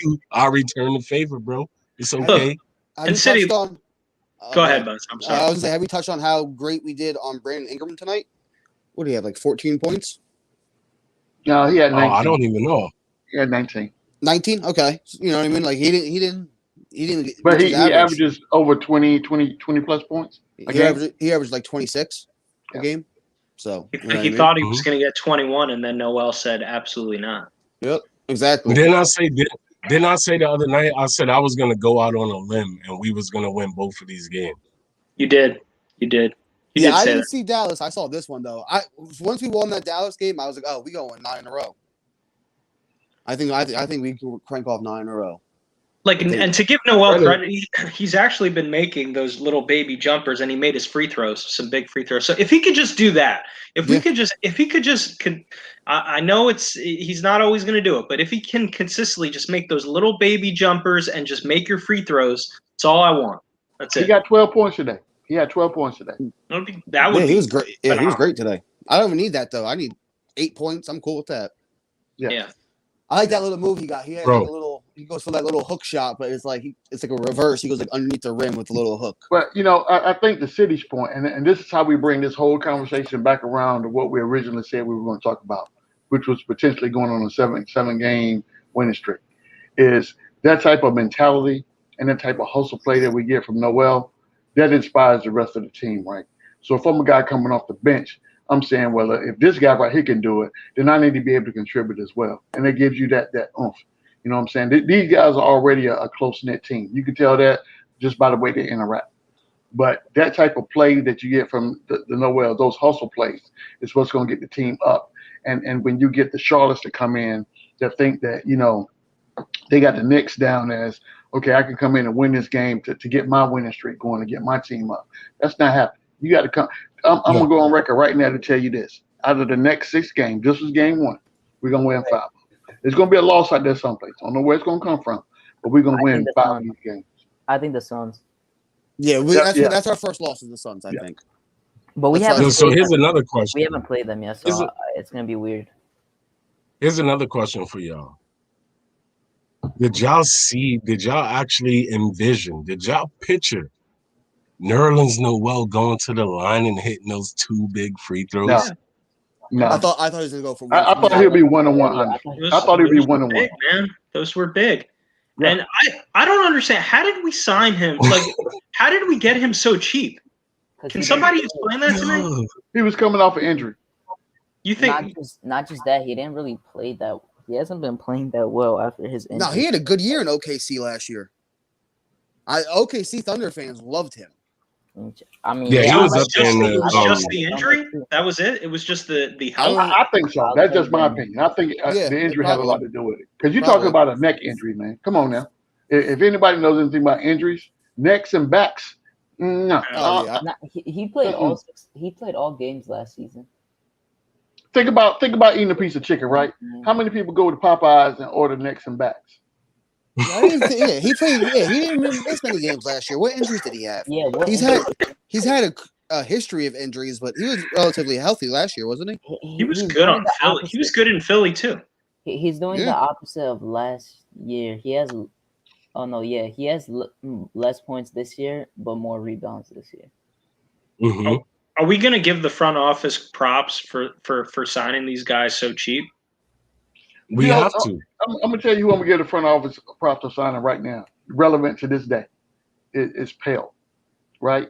Because you have to have the foresight to understand what the limitations of your teams are, and how what is the percentage of one of your players, your starters getting hurt, and you have a void at that position at the 5, right? So you go out now. Not only so, you got to remember this now. Over the trade deadline, we had a big man come in. We had a big man and a point guard, and we let both of them go. Y'all, we don't need you. Go ahead and get on out of here, right? And then you go out and get this Pale kid, and you bring him in, and he shows that I have the potential. At least I have the heart to be able to compete on this Knicks squad, right? So I got to give them props, and I think that investment will pay off moving forward as we get closer and closer to the playoffs. I agree with you, and I'll also just say this: the trade for Derrick Rose, there was a lot of Knicks fans who questioned it. I'm just going to be honest, and you saw today again, and he's been terrific. But you saw again today in closing time the difference between why you make that move. He played 35 minutes today. I'm happy just to see he's able to play 34 minutes, because you got to understand he's still coming off that COVID, right? And COVID affects people a different way. You don't know how long it's going to take you to recover. You don't know when, and I still don't know if he's fully recovered. All I know today is he played 34 minutes. And he gave me a good 34 minutes. He still got game. Yeah, he's still got game. I mean, that was a good move. We got to give there were a lot of Knicks fans that questioned it. Nah, that was in New York the first time, but he's been terrific. Yeah. So I got to give a shout out to that trade. That was a great move. I want to give Scott Perry for bringing in a lot of the guys that are succeeding right now that were here last year. Like Reggie Bullock is a Scott Perry signing. Taj Gibson is a Scott Perry signing. At the end of the day, he was here with us. Who else? Julius Randle, Scott Perry signing. Scott Perry. I don't want to mention the other guy because I hate him. But they put us in a great spot. Go ahead, City.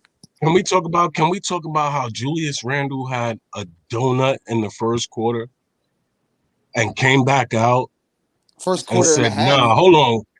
First quarter. He came back out and said, "Nah, hold on. What am I doing? What am I doing?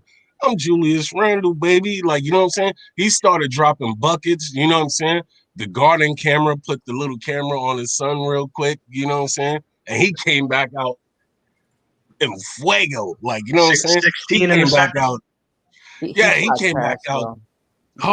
He came back out dropping buckets. Like, you know what I'm saying? You know how I like to do my old school joint. He came back like, you know what I'm saying? The NBA Jam on Fire edition. He's heating up. Yeah. He's on fire. Like, you know what I'm saying? Like, come on. He didn't even score the first 5 minutes of the second quarter either. That was all in the last 7 minutes of the half. That's what I'm saying. Yeah, he went off. That's what I'm saying. As soon as he got that M1, it was over.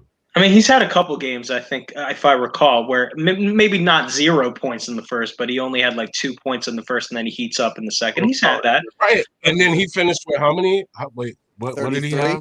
30 yeah. 33? 34. Well, Zion had 34. He had 33. I mean, that's what great players do, man. Even when you don't have it early, you can't stop them forever. 10 assists, 5 rebounds, 5 steals. He was not he didn't have that efficient game, but he was still able to get us 28. Don't make me do it. And then people want to say that this man should not be considered as most improved player. I think he is. That's not even a question. I think that's top of the you gotta at least get an honorable mention. Like, you know what I'm saying? No, he's definitely the most improved player in the league, man. I was looking at least because what you're doing, you're producing wins according to what you was doing last season. And although you're just a tad bit on your stats up from last season, but you're still playing pretty much with the same team, just about, except for a few players. Who's more improved than Randall? Who in the league? Nobody. I mean, efficiency is what does it for Randle because Randle's efficiency is better this year than it ever has been. People that are on a good team, the only one that's on a good team that's actually doing something is Randle. But if you actually go by most improved, like player-wise, it would be like you would think of Christian Wood or Jeremy Grant, but they don't give the award to people that are not on a good team. Yeah. No, you're not like. Come on, you're not producing W's. I mean, Christian Wood is a nice player and he's having a good year, but still, he's not what Randle's done. He missed like he's barely played it. It's different. The numbers are not the same. Yeah. I like Rand, and I like Wood. He's a good player, but he's not having the impact. Can I say something real quick? There's 106 people in the chat. We got 60 likes. Let's try to balance those out. Support Uncle Freezie and all of us here. Yeah, let's get those likes up, guys. I was looking earlier though after today's game. Randle is top 7 in points, top 6 in rebounds, or no, he's top 3 in rebounds and like top 6 in assists amongst forwards in the 3 major stats. There's real talk for him making all NBA team this year. I think he will. Yeah, like you can really make that argument. It's all NBA third if he makes it. Yeah, at least third. You can really make an argument for second team. Like I think he's going to make third. With LeBron being out so much time this year, you really can.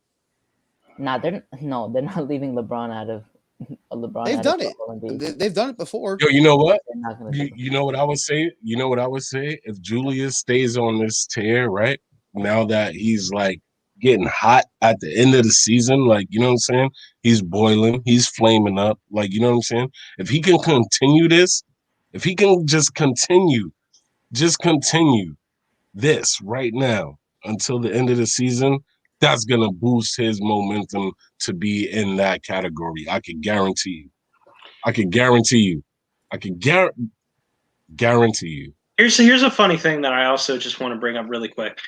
With RJ and Randle specifically. RJ played with Zion and Duke. This is something someone told me during the game who hasn't watched the Knicks all year. He's not a Knicks fan, but he's a Duke fan. He said RJ played with a guy like Zion, and he said, obviously Zion and Randle, they're not the same player. We understand the athlete, flying high, dunking, but there is some similarities in how they use Zion, and I think RJ's learning how to play with a guy like that, but I think it's helped him that he played with a guy like Zion in college. And he says there's a lot of similarities in how they use the dominant guy. And I was like, I that was a little bit of a reach, but I do think that's a good point that RJ's at least used to playing with the dominant guy. You see, and I'm sorry for cutting you off, but I don't agree with that because Zion was not playing point forward in college. He just transitioned to that, so they were not playing the same way. No, he's right to an extent because even when RJ going back to Canada and Montverde, he wasn't always the number one guy. Yeah, like but he's always played with a lot of talent. It was usually RJ to Zion. It wasn't really the other way around as much. Yeah, but it's not just no, because you don't see RJ passing it to Randle as much because he doesn't get the ball. Like he gets it in the post, yeah, but it's not really like to lobs or passes in the No. I wasn't saying passing around. I'm saying that RJ's had to play with another better player than him. Yeah. Well, he wasn't the number one option on the team. He wasn't the number one option on the team, and I think the fact that he's had that experience with Zion, I think he's learning now in the pro level, Randle even more and more. I think it's helped him that he's had experiences where he hasn't had to be the number one guy. I thought that was a good point. It's something I didn't think about. Well, he's played with NBA guys before and stuff like that. He was playing with Kelly Olynyk on the Canada team at one point. I mean, he's always been playing with guys that are a lot more developed and talented than he was at the time. So he's used to referring to people to get the job done. Right. I need Randle though to pass it more to RJ. So but RJ fouled out. Yeah, RJ fouled out. That's one. I'm not saying this game. I think you're saying generally. I'm saying generally. What I want you guys to take a look at is this, right? The game today. If you look at, we had 13 turnovers, right? Out of those 13 turnovers, 6 between RJ and Randle, 10 of them came from them. Think about that for a minute. Yep.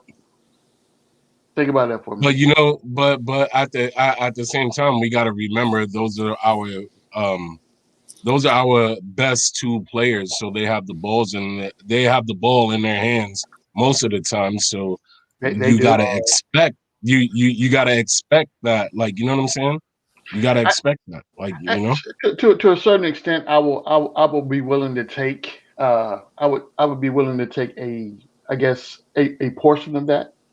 But at the same time, you're my two best players, so I would expect for you to understand what those passing lanes are, and not turn the ball over as much. Now, granted, again, when we're playing, I mean, this whole game, the Knicks' energy wasn't where it was supposed to be.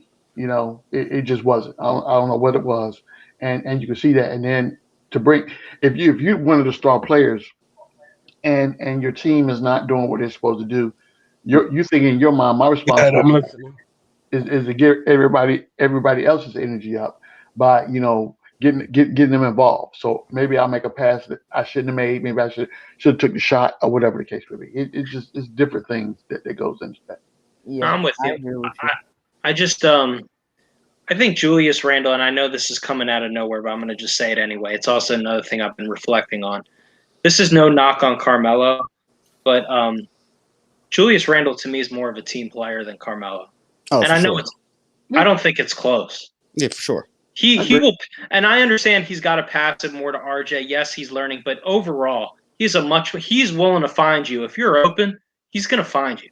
And it's no knock on Carmelo. I understand his 2012, 2013 year when Jason Kidd got to him and he passed the ball to Pablo and it looked good. And Carmelo had an unbelievable year. You want to say that year Carmelo was better than Randle's having this year? I'll listen to that. I will listen to that. Carmelo was like second or third in MVP voting, so I give him credit. However, I think Julius Randle right now, and I think it can translate moving forward, to me, is more of an all-around player than Carmelo. Don't hate me. Don't hate me, chat. Don't hate me. I love Carmelo, and you about to get it, Spree. You about to get it. No, don't hate me. I love Melo, and I can agree with that to an extent for sure. Please don't hate me. You want to hear something interesting?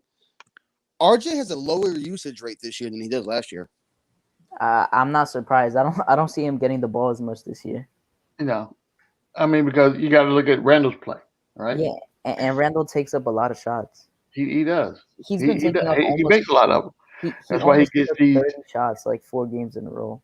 Yeah. So usage rate doesn't really have much to do with the other players on the court to an extent.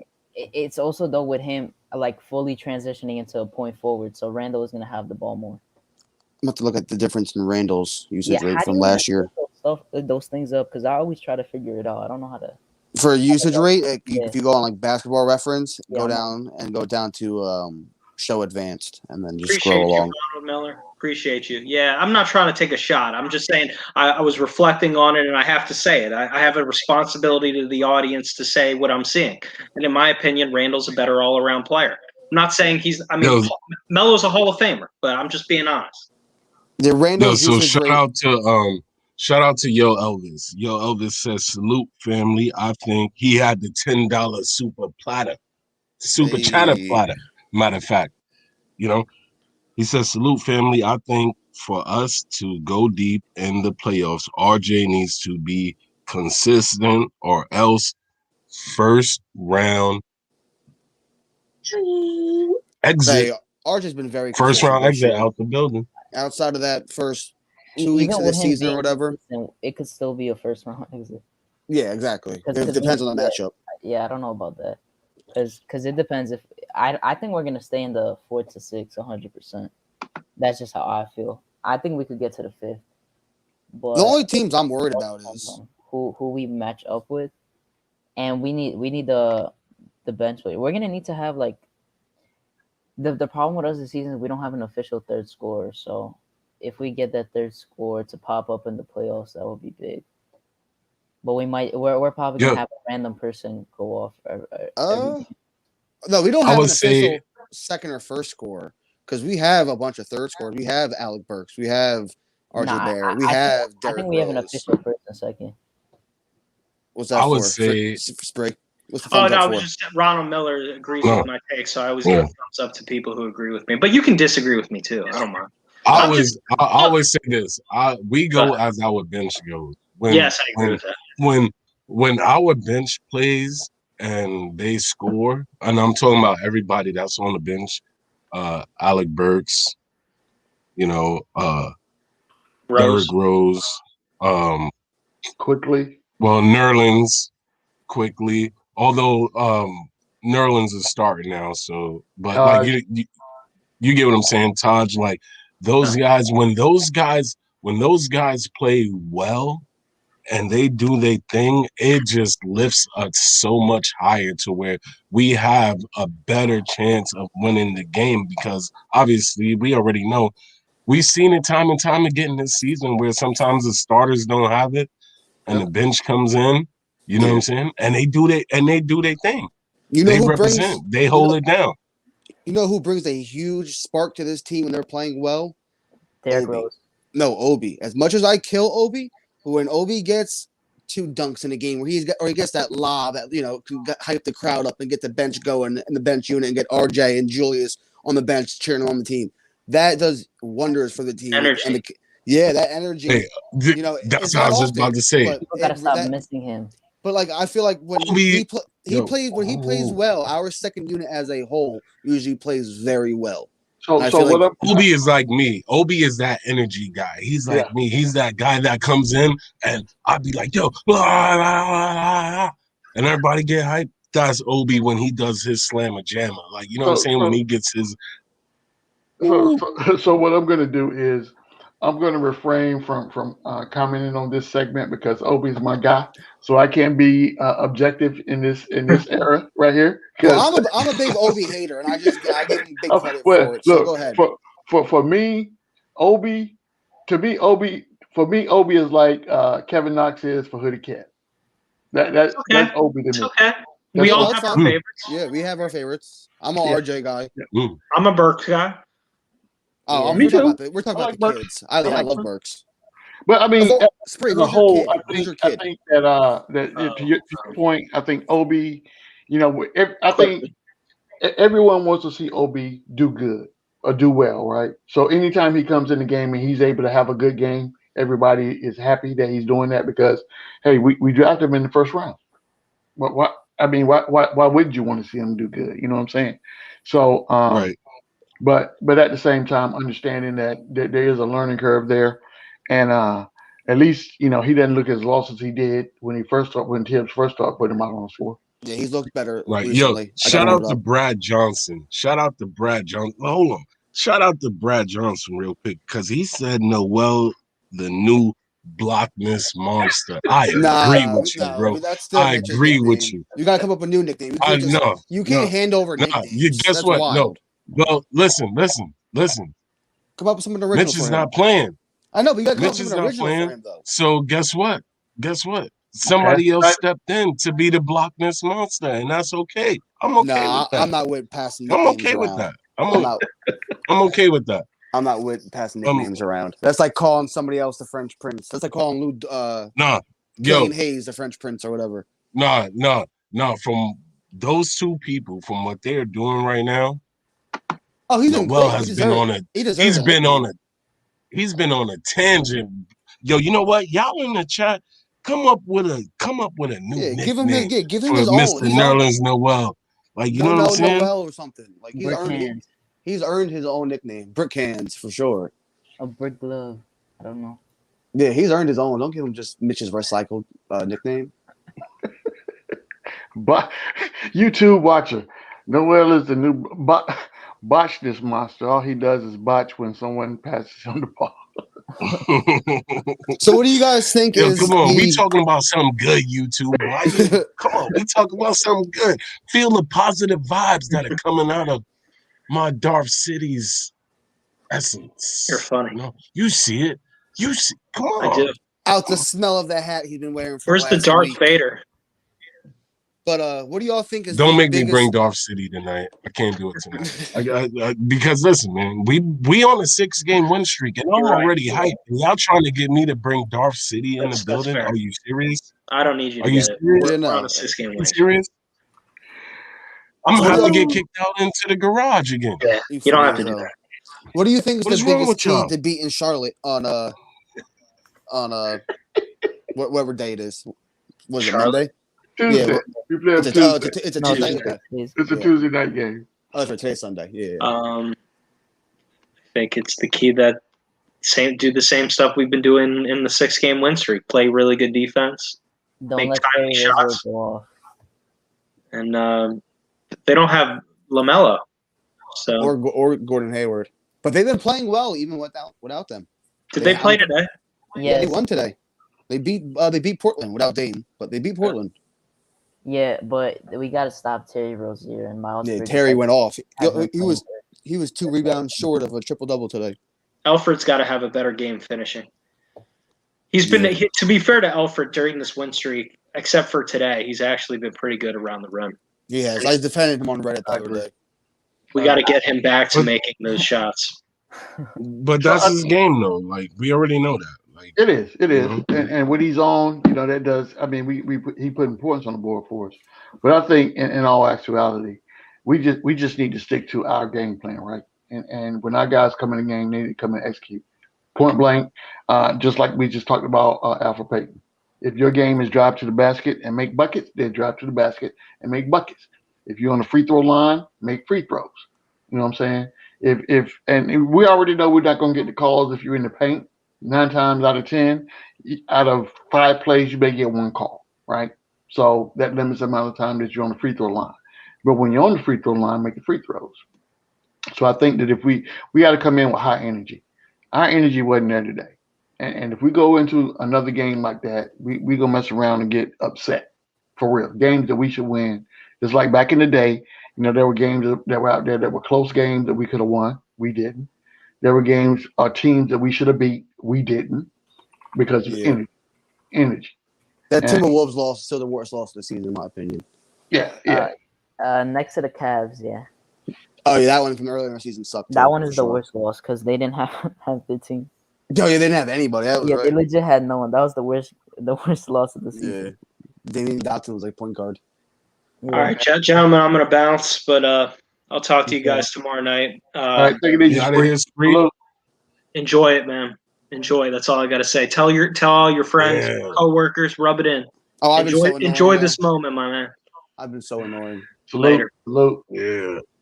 Let's go, man. I think we out of these next what we got left? 5 games left? 5 home games left? So out of these 5 and then we got what, 6 on the road or something like that? Yeah, we got a terrible stretch on the road coming up after these home games. It's all right though. But I mean, that's why we got to capitalize for these home games.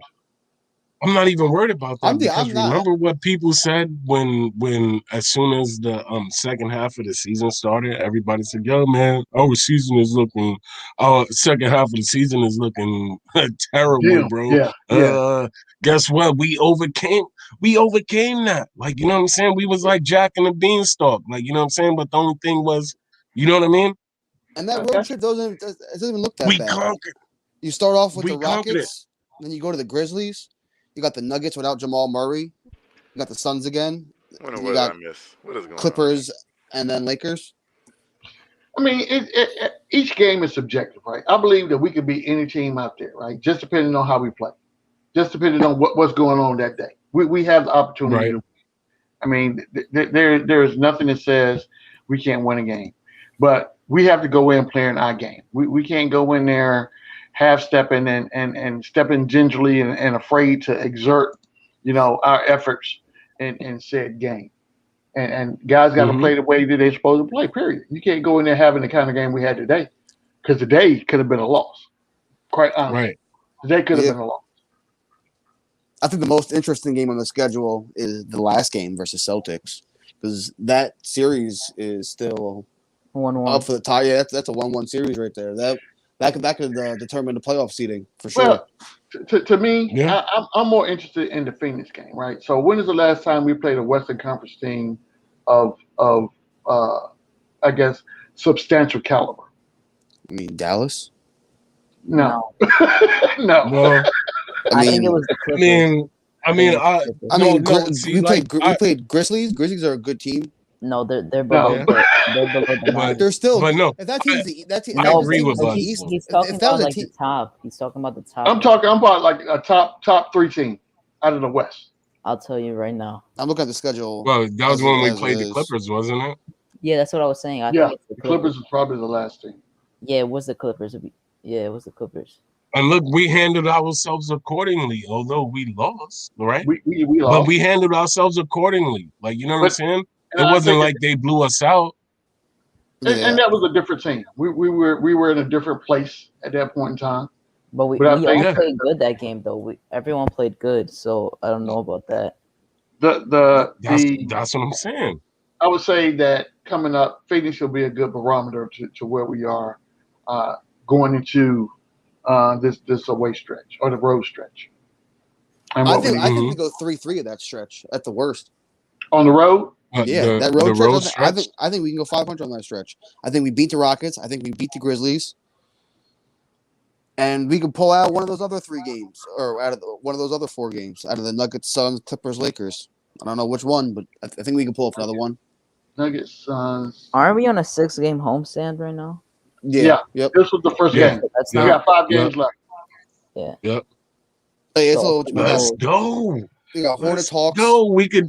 Oh man, we got the chance to do some big things right now. Yeah. Yo, listen. I'm still wearing this thing. Y'all, chat family, y'all see what I'm saying? I'm still wearing this thing, and guess what? I've been wearing it, and we still been winning. We've been. Listen. Last time I wore, we went on a 3-game win streak. I still got it on. We on a 6-game win streak. That means we doubled the flavor. You understand what I'm saying? We doubled the flavor. You know what I mean? Remember how you used to go back in the days? You go get the icy from. Well, I used to live in the projects, so I don't know if y'all know about that. But like, you know what I'm saying? Live in the projects, you go on the first floor, right? You get the icy from the lady at 1C or whatever, right? And she give you the Kool-Aid joint, right? And then sometimes she tell you, oh, you want the double flavor of the fruit punch, like, you know what I'm saying? Right. And not only was it wasn't 25 cents back then. It was 50. You get the double flavor joint. It was 50 cents, bro, and that was a big thing. You knock on the door, yeah, I want the double flavor fruit punch. 50 cents. Here you go. Bang, you get it. That's what we did just now. We doubled the flavor. I wore this thing. We was on 3. Now we on 6. Let's go. And now let's go. Yo. All right. No. Kev, all right. Kev, you look like I'm chilling. I'm trying to chill. Kev, you look like you got something on your mind, my brother. What's going on? I'm an intellectual, so I always have something on my mind. Talk to him. Always. So what is on your mind? I would beg to differ, but I'm gonna let you go ahead. Go ahead, Kev. No, I mean, I'm listening to the city for real, right? And you know, his hope gives me hope, right? I'm living off City for real's hope. His hope can power a city for a week, full of hope. Hey, at least I powered the city for a week. Dark side, because that seems like something that the Jedi say. They live off hope. It sounds like something the Jedi would live off of. That's what you got full of. So I think you got Darth City confused. I think you got Darth City confused. Listen, like, I sit here. Come on. And you can check the tape. Check the tape. I was on here at the beginning of the season before the season started. Like, this team gonna make the playoffs. We're gonna be a 500 team. Check the tape. I had to fight everybody. I said the same. You told Harpo to beat me. What is that got to do with right now? Yeah, I'm not sure. I sit here. Now, there's one thing I won't do, right? I will not make predictions game to game because I have said it on many times.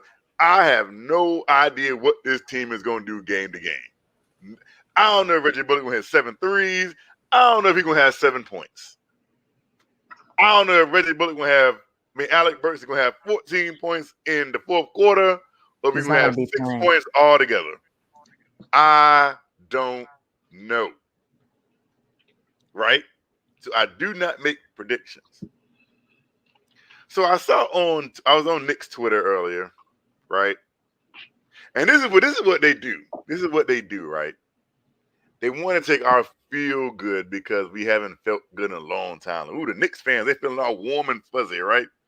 let's plant the seeds, right? And get their hopes super high. And when our hopes are this high, that's when we get let down the most. And I'm like, well, why did this happen? We was da-da-da-da-da. And it's like, that's because you lost sight of reality. Right? I wish I could find a tweet, because the tweet was like, is this Knicks team, I think it's like, are you sure this Knicks team isn't a contender in the East, right? And everybody was retweeting it, and they was commenting, liking it, and I'm like, whoa. Stop. Don't fall for it, Knicks fans. Because if we lose in the first round, right, they can be like, I thought this team was a contender. I thought we was going to Nobody the finals. knows. See, no, And knock it's it like, off. Knock it off. Nobody is saying that. Nobody is saying that, bro. Pull up Knicks Stop Twitter. it. Nah. Stop it. Well, you talking about, all right, so and you talking about Knicks everybody Twitter. was talking about it. You talking about Knicks Twitter. I'm talking about right here, right now. Nobody is saying that. What I'm saying is this. Yes, Knicks fans, everybody that's here watching in the building. Yes, if we having success right now, we on a 6-game win streak. There's nothing wrong with y'all being happy about us having a 6-game win streak. Because you know what? I helped y'all out when I threw the hat on. There's nothing wrong with being happy about a 6-game win streak. There's not a lot of teams in the NBA right now that can say that they went on a 6-game win streak when they were close to 2 games under 500, whatever the case might be. Knock it off, man. We on a roll. Let's be happy that we on a roll. We not losing. I thought the object of the game is to play to win the game. So now that we winning the game, are we not supposed to be happy about it?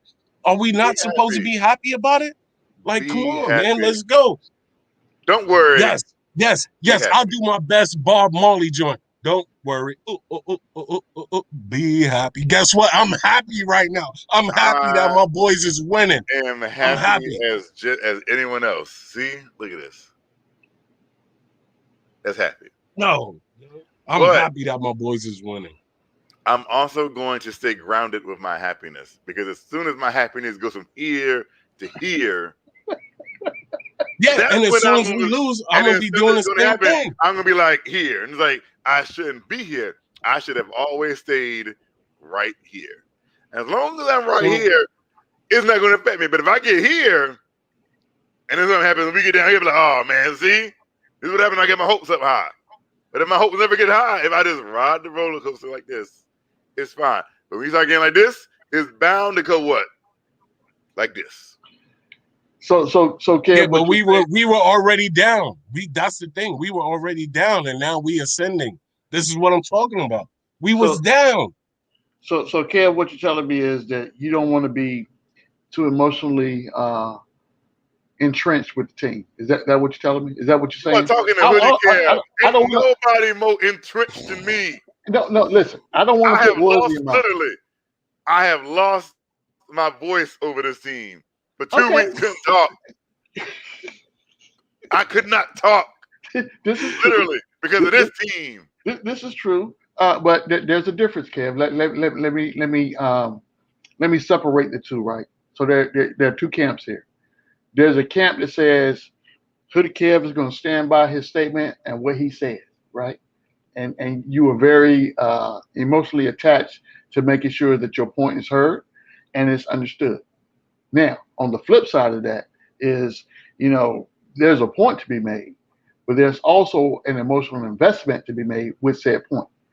There are two different things. So I will give you credit where credit is due. You are very adamant about making sure your point is heard and understood. I don't know how emotionally attached you are to that opinion or that point, but I know that you are very passionate about what it is that you say. That's my point. The thing about me is, and I will tell you this. As long as my team is winning, I could brag all I want to, and I could do everything that I want to do, because guess what? My team is winning. So I have the right. I got the ability. I can do that.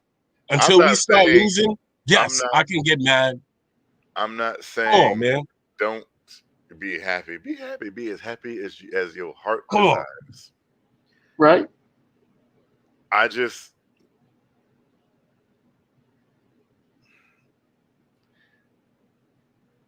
again, let me clarify this and make Please it do. clear Please do. as I possibly can. Okay. I love this team. Facts. I have loved this team for 30 years.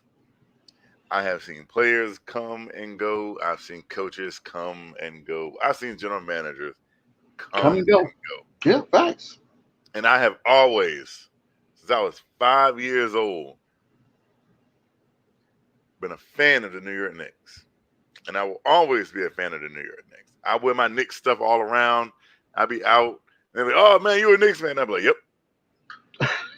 Understand. Yeah. Yep. Oh, y'all bad. Well, we'll get better. I'm with you. I think that's a plight of every New York Knicks fan. When the Knicks were bad and awful and we had Eddie Curry and Jerome James, I knew we were bad, right? I wasn't trying to pretend we were something that we wasn't. Real bad. I knew like, ooh, this team is bad. Yeah. Okay. I'm just the kind of person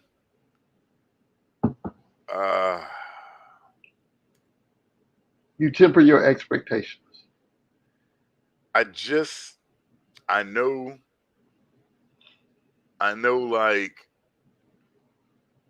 what's going on. Okay. And I don't try to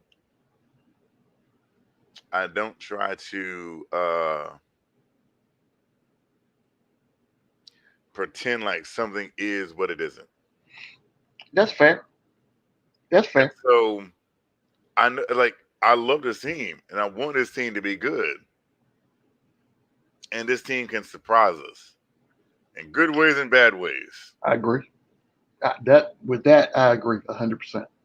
Because as soon as we get to the point where you talk about the Knicks should win this game, we'll lose to a team that has Damian Dotson starting at his point guard.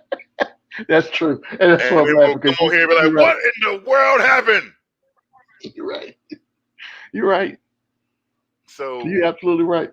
That's why I be like, I want this. I'm in it for the ride, right? Like I'm in it for the ride. But I also had to be realistic with what I see and what's going on. Do I think, this is me, you all can think that we're going to raise a Larry O'Brien trophy at the end of the season. No. Great for y'all. That's what y'all Nobody, want to see, this is what I hate. Nobody is saying that. We just celebrating the success that we having right now. City is taking what I'm saying literally when I was being sarcastic. And if you can't take sarcasm, I don't know what you want me to say. Like if you can't differentiate between sarcasm and whatever, I don't know. I want you to say what is the real. And the real is we are winning right now. That's what I want you to say. You sit here and be like, we can beat the Clippers, and I'm be like, I can't say that, and I'm not.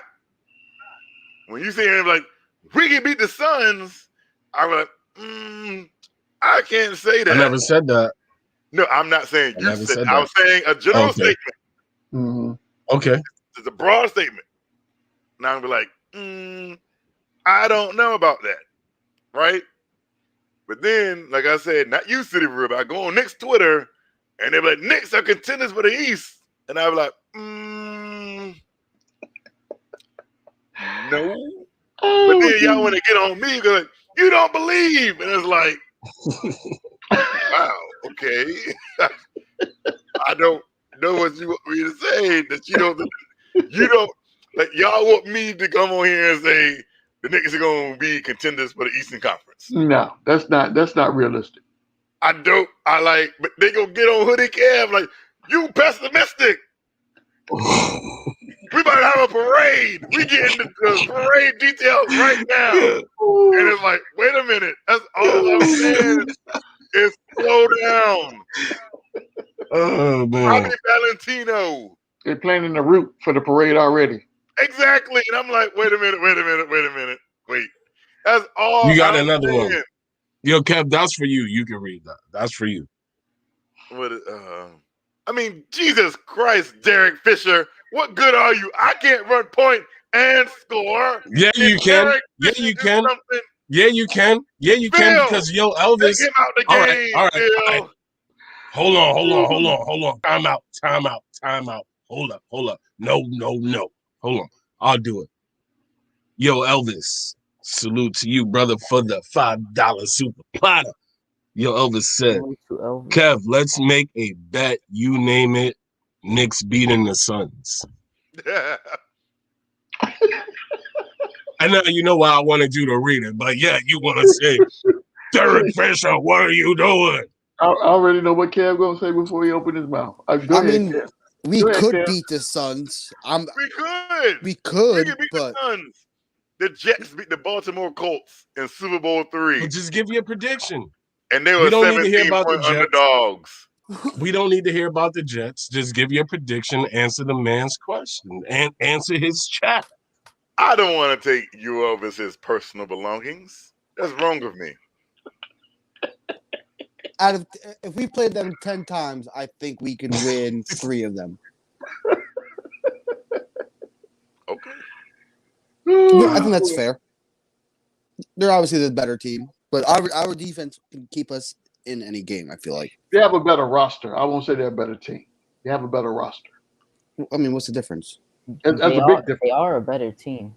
Well, okay, that's subjective again. It depends on. And that's if you want to really harp over what the meaning of the word is. Well, yo, okay. Throw some orange and blues. Throw some orange and blues in the chat if y'all feel like we gonna beat the Suns. Throw some orange and blues. Let me see how many of my chat family believe we can do it. Y'all see my curtains? It's orange and blue. Throw those orange and blues in the chat if y'all think we gonna beat the Suns. For us to win out.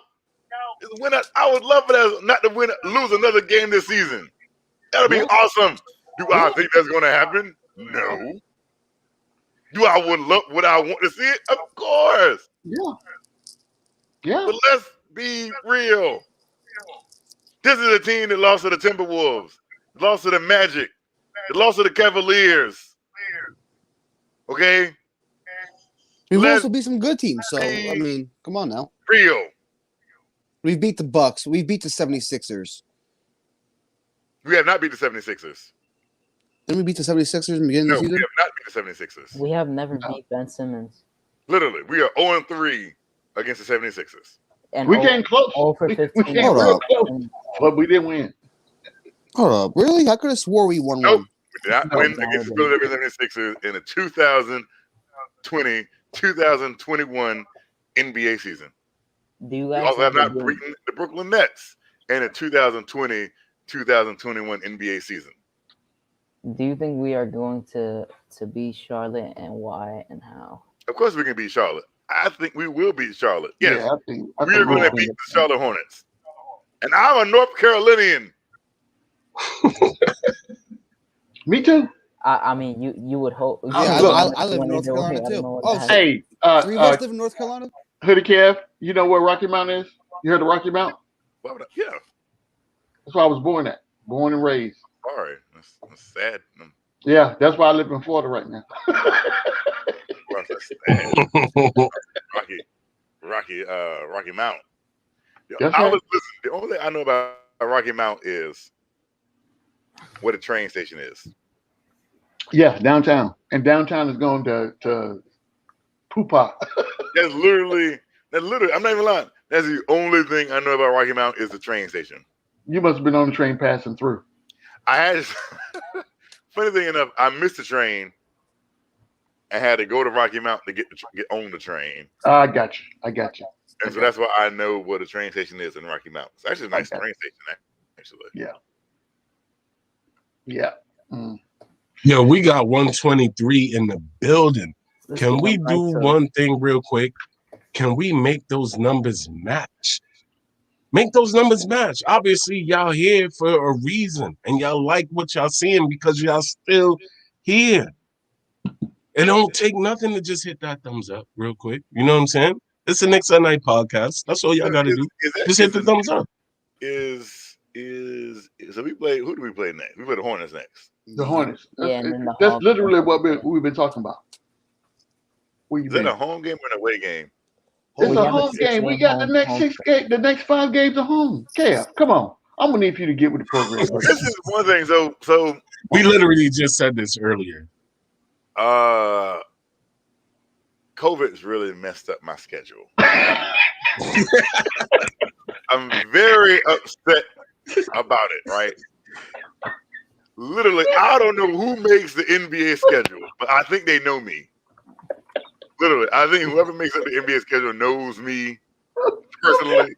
So every year, literally, go back and check the calendar for like the last 6, 7, 8 years. Oh my God. The New York Knicks play the Charlotte Hornets between January 25th and January 28th. Every year. It's always around my birthday. So for my birthday, I'll go to Charlotte and see the Knicks play. Every year. Like I said, they must know me. They're like, oh, let's go ahead and make the Knicks go to North Carolina so Kev can go see him. That's happy birthday, Kev. And that's my birthday present. Well, thank you, whoever is in the scheduling office. It's a shortened season. They shortened the season. So this season, because of COVID, I was unable to go see the Knicks on my birthday. And they only play in Charlotte one time this season. And I wish this game was in Charlotte. My birthday is on the 21st. I would have went. Thanks a lot, COVID. If this game was on. Ruining my birthday. Oh my God.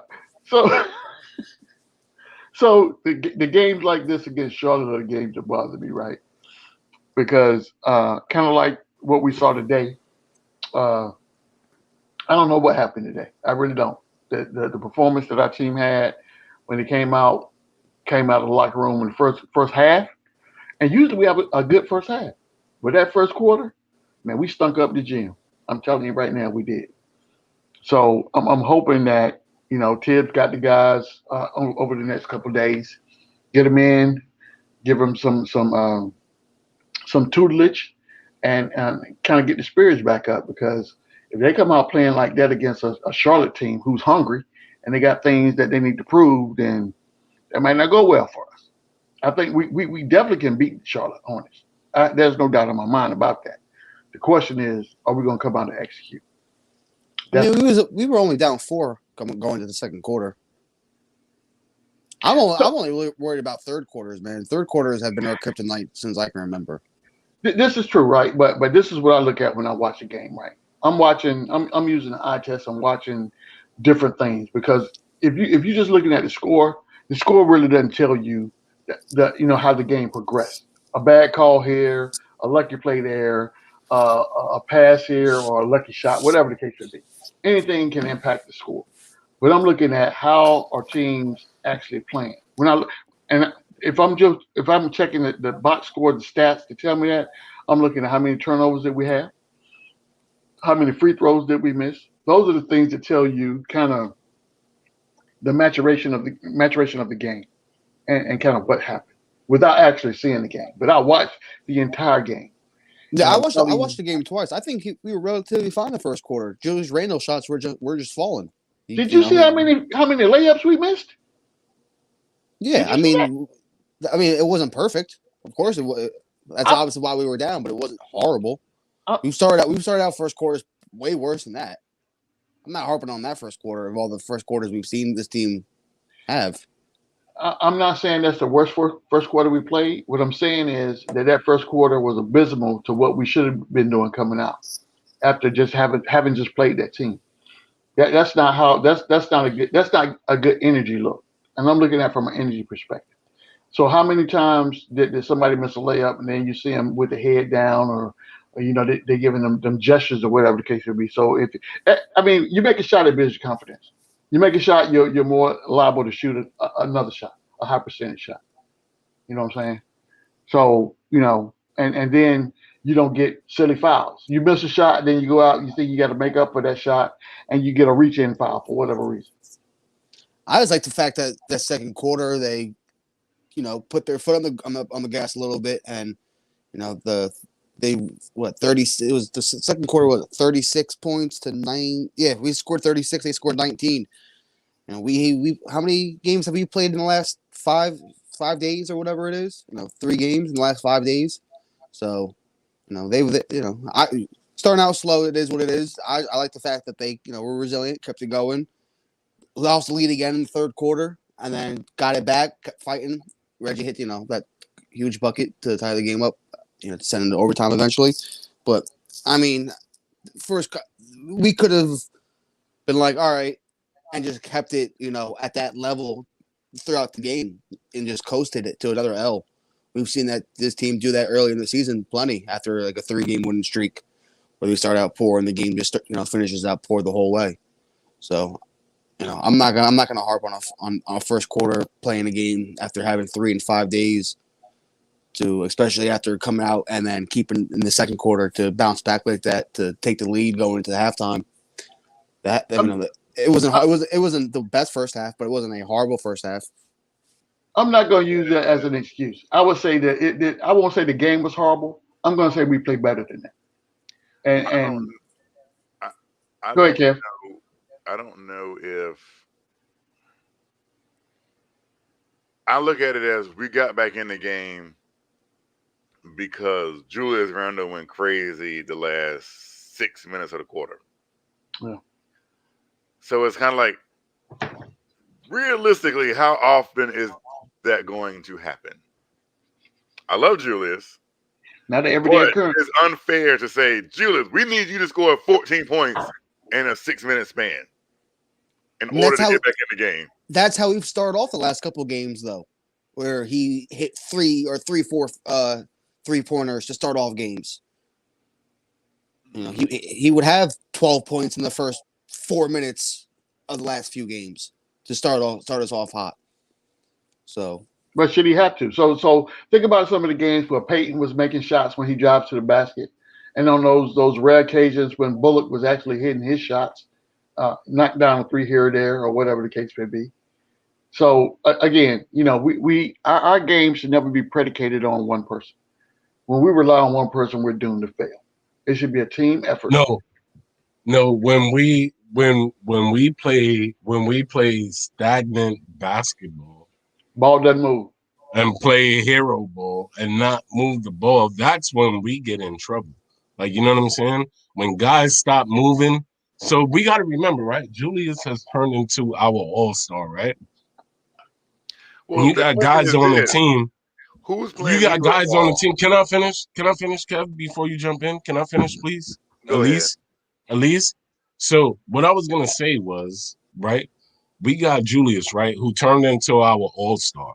And when we play stagnant basketball, if you guys haven't watched it, if you haven't watched the games, you'll see that guys start star watching. Although he's not the brightest star. He's not the brightest star. You know what I'm saying? But he's the brightest star on our team. So guys start watching because they look to him and they believe in him because of what he's been doing this year, right? And when he gets the ball and he starts doing his thing, everybody stands and watches. Same thing like what we used to do with Carmelo. Like, you know what I'm saying? You know what I mean? Like, guys, they start standing around and they start watching and they say, what is Julius going to do? What is he going to do tonight? Like, you know what I'm saying? Like, but yes, I get it. You have to do that because the man has been playing out of this world for us. Like, you know what I'm saying? For like us. I'm not saying for anybody else. I'm not saying for anybody else. I'm not trying to compare him to anybody else. But for our team, he's been playing out of this world. Like, you know what I'm saying? Julius is a bona fide top 20 player in the NBA this year. Like, it's really not even questionable. He's top 22 in points. He's top 22 or 23 in points, rebounds, and assists this year. And you know what I mean? There's That's true. Yeah, he's top 20 in the NBA because not many players have all 3 categories like that in the top 25. He's been efficient all year. You could say that ISO ball play. You could say that about a lot of teams in the NBA when their best player has the ball in their hands. So I mean, there's definitely downfalls of it, but when Julius Randle dropped 44 points, you're gonna live with that every single day. So you know what I mean. It is what it is. That's the way the NBA has been for the last however long. I mean, of course, there's those teams like Denver and of course, and and the Golden State Warriors who play, picture perfect basketball. What you think of in your head, but we don't have we don't have the personnel for it, so it is what it is. I wasn't throwing shade on it. I was just saying that, like, you know what I'm saying, the guys, they start looking like, yo, he's our guy, like, you know what I'm saying. So we all gotta slow down and see what he gonna do, like, you know what I mean. Yeah, Thibs said it. He's our engine. I mean, that's facts. Like, there's no other way around it. Well, gentlemen, I appreciate the time well spent. I got to get up early in the morning. I got to get me some sleep. So of course, thanks for having me. And there's some green and white in there. I just want you to know it's okay if you got some green and white decor in your background there. So. Yo, don't even listen to him. Don't even listen. No. Look, G-Man. City, I almost there you go right there. Represent, baby. I almost took the bait, Kev. I almost took the bait, but guess what? I'm not gonna let you bring my joy down. You're not gonna steal my joy, Kev. You're not. I'm just saying. I think it would make the decor look brighter. You are not. Dark blue. Lighten it up some.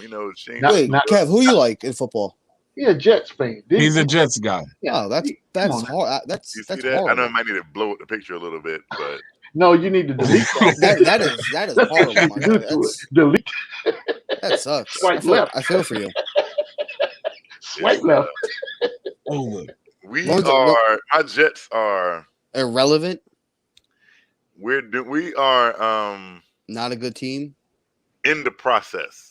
Of what? Wait, when you say we, are you including anybody on this panel? No. Huh? When you say we, are you including anybody on this panel? I'm talking about the people who had one Jets drive in East Rutherford, New Jersey. Okay. There's probably not anyone there right now, but tomorrow it'll be plenty of people there. At Giant Stadium? No, the one Jets drive is the New York Jets. No, I know. I lived close enough to it most of my life. I know. So Kev, this is what I would tell you, my brother. Every night, even when I was a shorty growing up, right? Mm-hmm. My grandmother always told me, say your prayers before you go to bed. So before I lay my head on pillow tonight, I'm gonna pray that you come to a realization that your football team sucks. And you need to get another one. You really can't talk either. You better go to bed praying for an offensive line first. So who is your team? I'm a Pittsburgh Steelers fan. So I'm gonna pray for you too. You don't need to, my friend. Yes, I do. Because talk to me when you get Super Bowl rings. On the other hand. Oh boy. So we got to go back in history. When is the last time you won a Super Bowl? 2009, I believe. And the last time we went to one? If you're a football fan, you should know. Don't make me Google your team. Because I don't care about your Super Bowl. I mean, but you as a fan should know when the last time you won a Super Bowl. When is the last time you won a Super Bowl? It's 2009. The last time we went there was 2011. We lost against the Green Bay Packers. I'm not asking you when you went. When is the last time you won? I answered the question. 2009. Yes. Who'd you beat? That one was the Arizona Cardinals. No. Was it? Yeah, Arizona it was Cardinals. the Seahawks, yes. wasn't it? Oh my God! Seahawks, so this right here tells me it's time for me to go to sleep for real. Oh yeah. No, you're right. It's 2 a.m. Was it 2006? Yeah, Seahawks was 2006. It was Jerome Bettis' last game, and then 2009 was Arizona with Mike Wallace catching the game-winning touchdown in the back corner. Oh my God! Okay. Not Mike Wallace. Wow, I'm tripping. It's Antonio Holmes. I'm bugging. My bad. It's been a long day. I will say, it's been a long day. It's been a long day. Right? Like, damn. I got you, bro. So Knicks going a 6-game win streak, and we don't know what to do with ourselves. I have intentions of going to 2 Jets football games this year. They play in Carolina. I'd rather poke my eyeballs out. And they play in Atlanta. And I was like, I'm going to go to both of those games. Because it's like literally right around the corner. Right around, yeah. So then my team, my New York Jets, traded our quarterback to Carolina. Of all teams. To Carolina. Oh, that's awesome. Carolina. I forgot about that. Yeah. So now it's like it gives me a weird sense. Like, do I root for Sam to get his payback? I thought Sam was going to be a Steeler. To be honest, I really thought we would end up trading for him. Or do I root? Because here's my thing. The Jets did Sam so wrong. I agree. So wrong. And and to be honest with you, it might be the one time I root because I want Sam to be good. Like in spite of my team, I want Sam to be good because I feel that we made a horrible mistake in getting rid of him. Mismanaged him. Yeah, I agree. So again, I want Sam to ball out and throw 400 yards against my team. I wouldn't even be mad. I don't even be mad at that. But I was like, should have kept him. Nah, y'all had to get rid of him. So, but I will let you go because I know a man of your age. That's right. I'm up there in age. I got to get at least 6 hours, at least. So I don't get up all cranky and be that grumpy old man. You know what I'm saying? I can't I can't go to work and take out on my employees that hey, why are you so grumpy? Because Hoodie Kev had me up to 2 a.m. talking nonsense. But salute you guys. I'll be up in here tomorrow night for real, for sure. I'm sure I'll be right here. I'm sure you will. I'm looking forward to it. Salute, guys. Take care. All right, man. And man-child. I see. Oh, go ahead. Oh, the Mets are a contender this year. I'm not a Mets fan. I'm talking about someone in the chat said something. Oh. And literally, it takes divine intervention to keep Jacob deGrom from pitching. They're like, no, let's throw COVID at his team. Let's have rain and floods and literally blizzards. That's what it takes to keep Jacob deGrom from pitching. All right, we're not talking about the Knicks. They suck too. Shout out to Brad Johnson in the chat. Salute, guys. He said Trey Man. Right. That's the guy I want as well. Peace out. Trey Man should be a New York Knick next year. I'm praying for it because that boy's nice. But yeah. Don't know anything my Yankees suck too, so I don't want to talk about baseball at all, to be honest. The Mets actually winning our division, even though we don't play baseball all the time.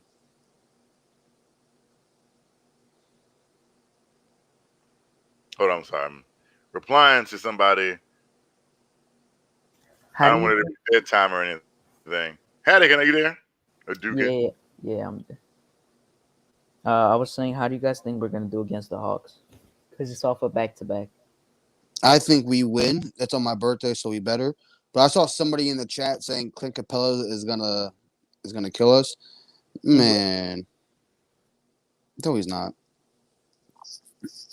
What? Wait, what? Yes, he is. Clint Capella, they saying that Clint Capella is about to drop buckets on us or do whatever, but that's not the case. He's gonna get. Noel ain't letting that go off. Out of your mind. I'd say I would bet on Nerlens getting a block. Did Clint Capella play against us? A big block. Games? Has Noel played? Or has Capella played against us this year? Because we played against them twice. Both times. I just don't. I know he was out for at least one of them. I don't know if he was out for the other one though. I'm about to check. He has been playing well lately. I'll give him that, but I'm not worried about. I see he dropped 12 and 12 in one game. Yeah, I'm not worried about the Hawks. But that was when he wasn't playing as good, and he's been playing good for a while now. So. I don't care about that. I mean, I'm not worried about the Hawks. We match up way too well with them. DeAndre Hunter and Cam Reddish are nothing compared to RJ Barrett. Like anytime those three match up. And then Capella got 15 and 18 the next time we played him. He's gonna get his. That's what I'm trying to say. I mean, let him. It's not. He ain't doing it. It's not changing the game. I'm not worried about the Atlanta Hawks at all. I think we're such a better basketball team than them. I don't care how deep they are. I mean, I don't think they're gonna beat us either, but I don't think it's gonna be an easy game.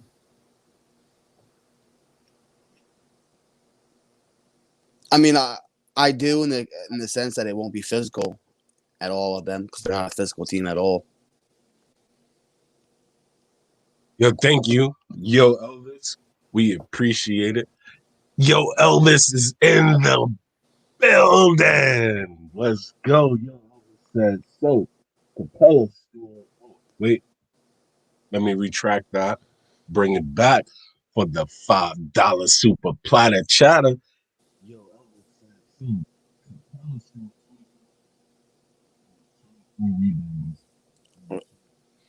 We So can't hear you. anyways, Yeah, you're muted. I was so confused. You're not making. Hmm? You're not. You I don't weren't know. talking. When you put your head down like that, for some reason, we can't hear you at all. But yet, No, When we you know what when you said. try to hear read me that, now? yeah, when your Yeah. head's straight up like that, we can hear you. But when you put your head down to read, it was so muffled for some reason we couldn't hear you. Can you hear me? No. No. Okay. All right. But Yeah, did y'all definitely.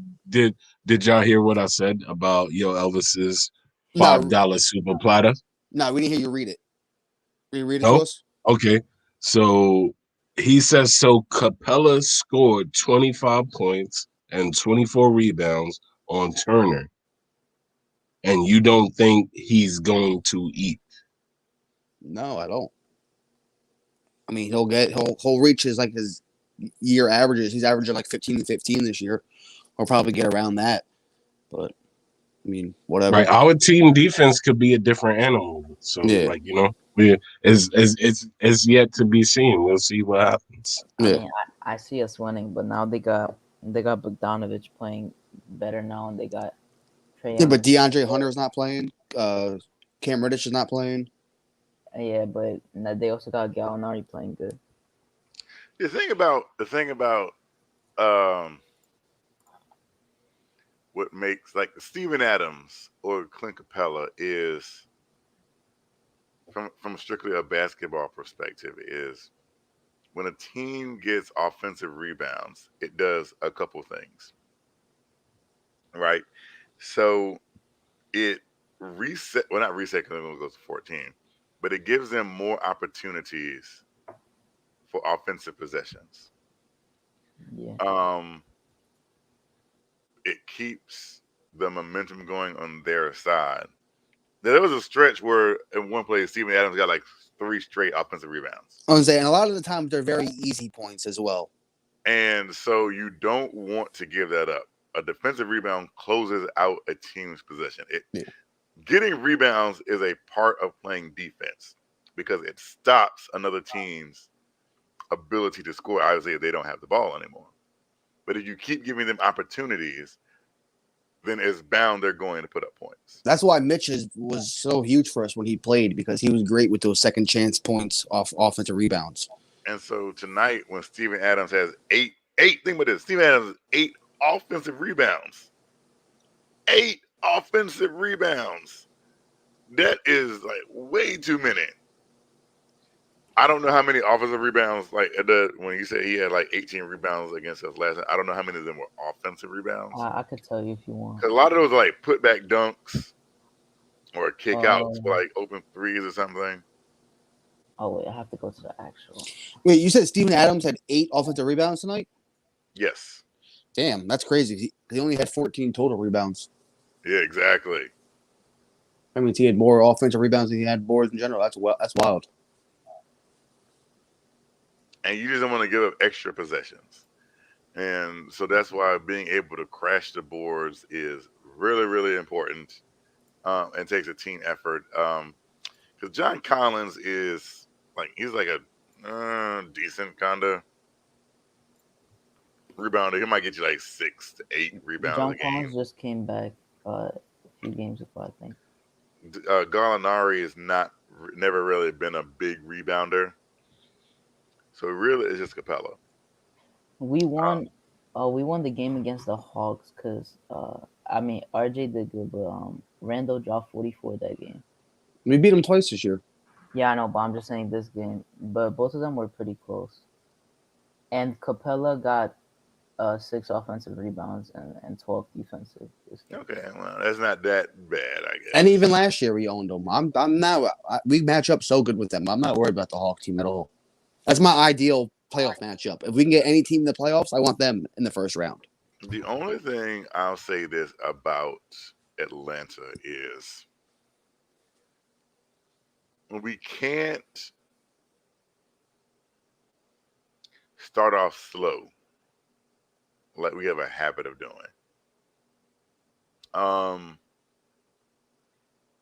slow in the first half or out the gate in the second. Because Atlanta's the kind of team that puts up points quick. And that's what I don't want us to do. I don't want us to get lulled and come in with low energy and they come out running out the gate. They do, but they're also a team that has some dry spells for a few minute stretches at a time during games when they can't hit they rely so heavily on that perimeter shot that, they can go cold for a little bit. So, yeah, I just don't want to get down and then have to exert so much energy because really that's only exerting is Julius Randle. Yeah, they shot trash against us 3-point wise. We shot 17 and 34, and they shot 11 for 33. Yeah, and that's not gonna happen. That's not gonna happen every game. But they live. I mean, we are the best team when it comes to the opposing team's perimeter field goal percentage.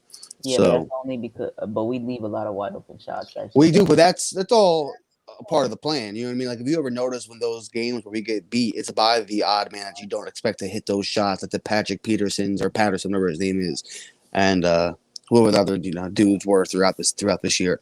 That's all. That's game plan. Thibs will live with those dudes hitting those open shots. But go ahead. Another thing is that kind of worries me about the Hawks game is the fact that we're playing the Hornets who like to run, who like to push pace, and then have to turn back around the next day and play another team that also likes to push the pace. Tired. Knowing how Tibbs likes to use his heavy rotations, that's the one thing that scares me more about Atlanta than playing, because we'll be fresher playing the Hornets. But if we play the Hornets game and we're getting up and down, and they have to turn around the very next, like I can't see Julius Randle playing 40 minutes, running up and down against the Charlotte Hornets, and having to turn right back around the next day and play 35 to 40 minutes against the Atlanta Hawks either. Like that's asking a lot of Julius. Yeah, it is. That's the only downfall. I think that's the only way we lose is if we come out just sluggish in general because of how many games we played and we're coming off a back-to-back in that game. But in general, I think we should be fine. That's my only worry about being sluggish because of the back-to-back. But other than that, I think we should be absolutely. Exactly. I like the matchup. If we were playing like a excuse me, it was a slower pace team the first game, and hey, Kev, we run that back. And you play like a broke team up. That'd be fine. But We run that back. No, I'm you saying were if we were breaking playing up like a team that had a slow. No, I'm saying if we played a team that was more slower paced the first game, and then played the Hawks, we'd be better. But playing, like I said, two up tempo type teams like that is just. Yeah, Charlotte likes to run too. Especially, I don't want to see a Miles Bridges poster tomorrow. Like I said, I don't. Like I said, I. It's unfair, and I say this: it's unfair for Julie. Like I said, if he has to play 40 minutes against the Hornets, and then turn right back around and play 40 minutes against the Hawks, it's like. And I'm hoping, like, again, this isn't me saying anything negative. I hope he does, but this is also just me being realistic. So I want him. You definitely have a point. We live I just wish we had so much about Julius. Yeah, no, you're 100% right. I really wish we had somebody that you could be like, yeah, there's no question is that they deserve minutes for Julius to come off the floor at some point in time. Like, I wish Obi would play well. I wish Knox would play well, where they would be like, okay, we could take Julius off and not, go into a deficit. Because, Julius will come out, and 2 minutes later, he's back in because Thibs sees us give up 6 straight points, and he's like, oh, no, we're not doing this today. And he'll throw Julius right back in like he did today. Julius came out for 2 minutes in the first quarter? He came out the 5-minute mark. But that's because he was mad with Zion. Yeah, I think that was more of a matchup thing. Yeah, it wasn't really. But Obi not playing good. No, I know, but still, I wish we had somebody that you could be like, okay, I could let Obi rock with Zion for 4 minutes or whatever it is. You know what I mean? Mm-hmm. You know, that was the biggest thing I wanted besides a point guard and a small forward. Like I wanted a backup power forward just for the stretch playoff run because I think having a solid backup power forward that second unit would be huge. So I don't think young players need minutes to get better, especially so young into their career. I think you can learn a lot just from watching on the bench as well. So, yeah, just and you know what's the funny thing is it's crazy too because most guys they'd be like, yeah, when I was on the bench, I seen the game like a totally different way. Like, you know what I'm saying? Yeah. And sometimes you gotta view it from the other side of the spectrum to be able to know what you're about to go through. Like, you know what I'm saying? When you're just getting thrown in the fire, man, it's a totally different story. Yeah, you're just forming bad habits at that point when you're thrown into positions, and like sometimes you can throw in guys into those situations and they strive, and sometimes you throw into guys like that and they form bad habits and you screw up their career. Mm-hmm. You know what I mean? Like if you look at along the lead, like teams that stay young and expect their lottery picks to overperform, those teams usually tend to stay in the lottery. Like look at the Cleveland Cavaliers. They've had how many top first round picks or even high lottery picks in general?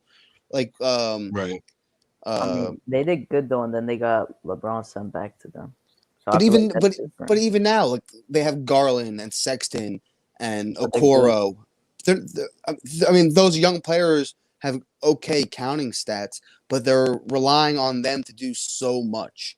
Where you need veteran presence on a team, and sometimes having veterans to defer to is a good thing for young guys. Mm-hmm. You know what I mean? Like, you can't tell me that a team like the Cleveland Cavaliers wouldn't be benefited from having an older vet that would actually play. Like if Kevin Love actually played for them and was healthy, that would be huge for that team. He does play for them. But like, how many games does Kevin Love play this season? I don't know. Jeez, I don't know. Wasn't he was hurt like most of the beginning of the season? I don't know. I can't imagine it's over 10 games this year he's played, man. He's actually played 13. Has he? Yeah. Okay, my bad. Like I was so close. But like, yeah. But yeah, he hasn't. He's played a good amount in a row. 8 games in a row. Okay. So let me do this real quick. Since Freezie's not here. Oh, before I get into that, shout out to that Beck for the $10 chatter platter. That Beck says, "Yo, Blorange tier fan, get them likes up, city. Put me in, coach. I'm ready to play. Let's go." That's what I'm talking about. See what I'm saying? Somebody's got the same energy as me. Somebody is rocking with me. Yeah, where are we at now? What I was gonna say is this, right? My chat family, I know y'all with it. Y'all ready for that roll call since Uncle Freezie is not here and we didn't do a roll call at all the whole time, and we've been on for almost 3 hours, and we didn't do a roll call. If y'all want that roll call, let me know. You know, I literally did shout y'all out. First came on, right? Drop an orange and blue heart. I wasn't here when we first got on. Yeah, I wasn't here, so I didn't see it. I didn't know. We could Literally get 100 likes. We could get to 100 likes. Let's we run got, likes we got up 50 and more to go. We could get it. We drop got an orange and blue see, hearts. See what I'm saying? I wasn't here for that, out. so I didn't know. So I'm playing with a clean slate right now.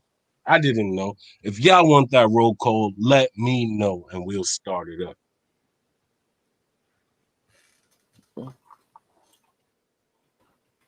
Or I guess I should say I'll start it up if y'all want that roll call. Let's see who's up in the chat.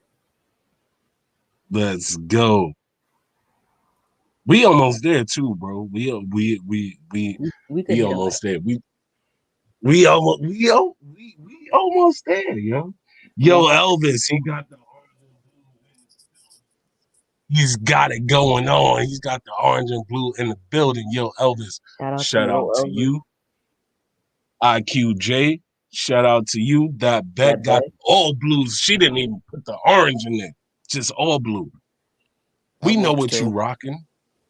We know what you rocking. The usual suspect is in the building. Kaiser Sose. Kaiser Sose is in the building. So did y'all know the New York Knicks? Don't make me turn into Uncle Freezie. So y'all know the New York Make me Knicks do the Uncle City joint. currently are tied for the longest win streak in the NBA with 6. That is dope. Yep. That's wild. And the Celtics play Chicago tomorrow. So hopefully Chicago can Quiet W. money. Roll call. I'm doing my Uncle City version tonight. Quiet money. Roll call. Michael Hansen. I see you. Orange and blue. We gonna cut out the Zion part because I ain't gonna shout out Zion right now. Not right now. Not right now. Not right now. 2023. Not right now. Okay. What year did you say? 2023. No, that's the earliest he can come here is like 2027, man. Nah, 2023. Well, he's not getting out of that deal. In the building. He said, man, I passed out. Dope to wake up and see y'all still rocking. Yes, bro, we are still here, still live. Cully. You already know. Let's go. Throw those orange and blues, man, so we can get this roll call going. Y'all, I see y'all doing it. Y'all doing it. 90 right now. Shout out to with the $2 super chatter platter that Beck said. Be Freezie. We miss him too. Yes, was good. That Beck was good. I see you. Hey, Freezie, you listening? Shout out Brad Johnston. Brad Johnson, I see you, bro. You in the building. I do want to say one thing, though. Happy birthday to the one and only Superman, who turned 83 yesterday. Happy birthday to Superman. Which one is that? Huh? Which one is that? Which one? Hey, Michelle Carter is in the building. I know. I'm trying to. Is that the one that is? I mean, there's only one Superman. That got paralyzed? No, Superman, the comic book Superman. Oh, in general. I thought you were talking about like the actor. Yes.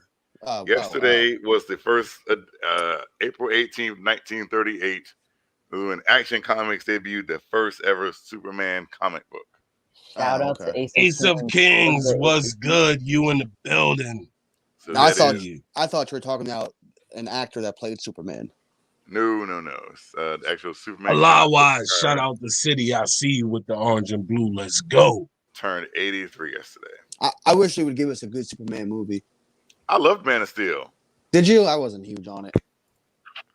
I thought it was all Man of Steel was a modern day remake of Superman Returns with Christopher Reeves in the 80s, which I thought was great. The thing about DC, which is owned by Warner Brothers, the only thing Warner Brothers knows how to do right is make Batman movies. And so they're like, "Oh, Man of Steel was good. Oh yeah, Batman.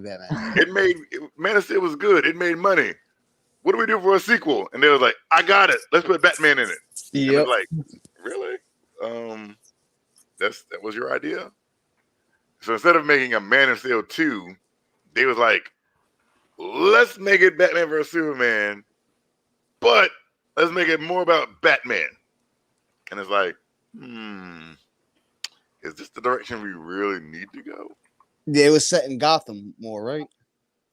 Yeah, but this is supposed to be the Man of Steel sequel. Oh, was that really? That's yeah, it was supposed to be. But like I said, they made it more about Batman because at the end of the day, that's all. Yo, Kev, I gotta tell you this because I saw it in the chat. It says to Hoodie Kev, Sai has a message for you. He says, Reggie Bullock. We're not getting Kev started on this now. Yeah. We've already done it. We've done this 10 times today. But that's dope, though. Shout out to that Sai for that. That's dope. again, I don't have anything negative to say about Reggie Bullock. Yeah, he's already said Reggie deserves to start. Like we're not doing this. All right, That so I will never bug Hoodie Kev about this whole thing ever again. He's made it clear. I want to ask a question real He quick. he changed his system. Since Burks is in protocols, we're not gonna have him for I think at least 3 more games because it's usually like 10 days at least. 10 to 14 days, yeah. It's like 14 days it's supposed to be. 10 to So, 14. He's not gonna be here in this back to back, and then he's not gonna be here next 2 games after that probably too. He's not gonna be here for this whole home trip. Really, he'll come back on the road with us most likely. Yeah, he'll probably be back in the last game. So today, I only think there was a lineup change, obviously because of fouls. So if people are not in foul trouble, Well, no, Knox came in the first half. Knox came in. I'm glad Knox came in because I didn't want RJ playing 46 minutes again. But yeah, what do you think he's gonna do? What do you think his rotation is gonna look like for the next coming up game? I think It'll Knox probably be the plays. same. I think Knox plays against Charlotte, and I think he actually has a decent game against Miles Bridges. Just because he's outplayed him a lot in his career so far. In head-to-head matchups. I look at it as because here's the thing: you have 2 options, and so and I had a conversation with Uncle Freezie about this. It comes down to Frank or Knox, right? And so Tibbs is like, I think Tibbs has the mindset is if he feels like the team needs more offense, he'll go with Knox. Yeah. But if he feels like, okay, we need more defense, he'll go with Frank. Yep. So it's really all about the moment and what he feels like. Like I think against, like you said, with the Hornets and Atlanta, especially Atlanta, because I think the team would be more gassed. Yep. Then they'll need more 100%. offense. So I think Knox will play more against Atlanta than he will against Charlotte. I want it to be like this because you see how we don't take out RJ in the first quarter at all, and we keep him in the whole quarter. I want RJ to be taken out like at 10 minutes and put Knox in, and then have him play until like the 7-minute part or like 8 minutes and put RJ back in. Well, this started because a couple of games ago when I guess Tibbs tried to stagger Julius and RJ. Yo, shout out to Kevin Knox in the chat. Shout out to Kevin Knox. Good. But it's kind of like he takes Julius out a lot earlier. Like he'll take Julius out at like 6 minutes, right? Or Last 8 minutes. couple games he has. And then sometimes he'll let Obi play until the beginning of the second. Mm-hmm. Sometimes he'll bring him back in with like 2 minutes to go. After. 2 minutes And it's like, I don't see the point of you doing this, Tom Thibodeau. But it's weird. Then in the second half, he'll take RJ out until like 6 to 5 minutes to go. Yeah. But Julius has played literally all of like 3 minutes of the game. Mm. And then we wonder why in the third quarter we can't score. Yeah, that's true. Yeah. I mean, there's a lot of options. There's a lot of reasons for that. Well, what are the solutions? Wait, how much? I need to check this, but how much did Frank play? I think I only saw him in the fourth, right? Frank played on the box score. It 1 minute. said 4 minutes on the official box score, but he was obviously with timeouts and everything else. He was on the court more, but officially he only played like 4 minutes. Yeah. Yeah, him and Knox played 10 minutes combined. But it's kind of weird because they were on the court more than that. Mm-hmm. It felt like they were on the court more than that. Yeah, because Knox felt like he was on the court for like 10 minutes. Yeah. But official not game to Kevin. It's only official game time is only like 4 minutes for Frank. This dude The interesting thing to me is And I don't know. I got to watch the last on that Reggie Bullock shot. Was Elfrid Payton in the game or was Quickly in the game? The Reggie Bullock shot? Yeah, It was quick. It was Quickly. It was quick and Rose. I'm pretty actually. Let me check that. It was quick and Rose because Quick came in for RJ and he was like a plus 14 or whatever it is in the last 8 minutes. And then I'm pretty sure Frank came in for Bullock when he fouled out. Yep. I'm gonna check it real quick though. I know Frank came in for Bullock. Yeah, he did. I just couldn't remember on that shot was Quickly in the game or was Elfrid Payton in the game. Uh-huh. I don't know why I remember seeing Elfrid Payton. I'm almost positive it was Quick in the game. Oh, it was Quick. Yeah. Okay. So yeah, I was talking to Freezie and I was like, I don't know if Quickly was in the game or not. I know Knox, obviously yeah, I know Knox on the Derrick floor, Rose too. was in the game. Knox was on the floor too. That's right. Yeah, and Knox scared me with that pass at the end. Like it was almost a steal. That scared me. What, Well, the the ball handoff wasn't- to Rose? Yeah, Yeah, the 'cause ball. he I rushed don't that think. Here's the different. thing. I don't think in that moment the ball was supposed to go to Knox. Yeah, me neither. I don't think Knox that's just what got happened. open because they had to inbound the ball. But I don't think the play was drew up to go for it to go to Knox. And so that was kind of a weird thing. I wonder what the play was because Rose said in the postgame that he was going to shoot it. And Yeah, then he for said some he was reason gonna he put up the decided not layup. to. He Yeah, said he was gonna put up the layup. No, but it's not that some reason. It's just that they needed a 3, so he just went with a 3. There was like 7 seconds. Let me see. So this if you watch now again, Yeah, I'm this is watching not it. me. I mean, it kind of is, but it isn't, right? hmm I was really kind of impressed with Tibbs that he put Knox in. Me too. I was kind of surprised. I was like, He took Frank out and then he put him back in for the defensive possession. because I remember I text had Hadouken Sharon. I was like, my boy about to hit the game winning shot or game time shot. And then I spammed you with Reggie. And so, and this is mean. But if you watch the play, just watch the play. When they inbounded the ball to Knox, and Knox passed the ball back to Rose on the handoff. Knox cut to the corner. The defense went with Knox. That's what opened the lane up for Derrick Rose in the first place. Well, they were supposed to. That's what made Stan Van Gundy so upset.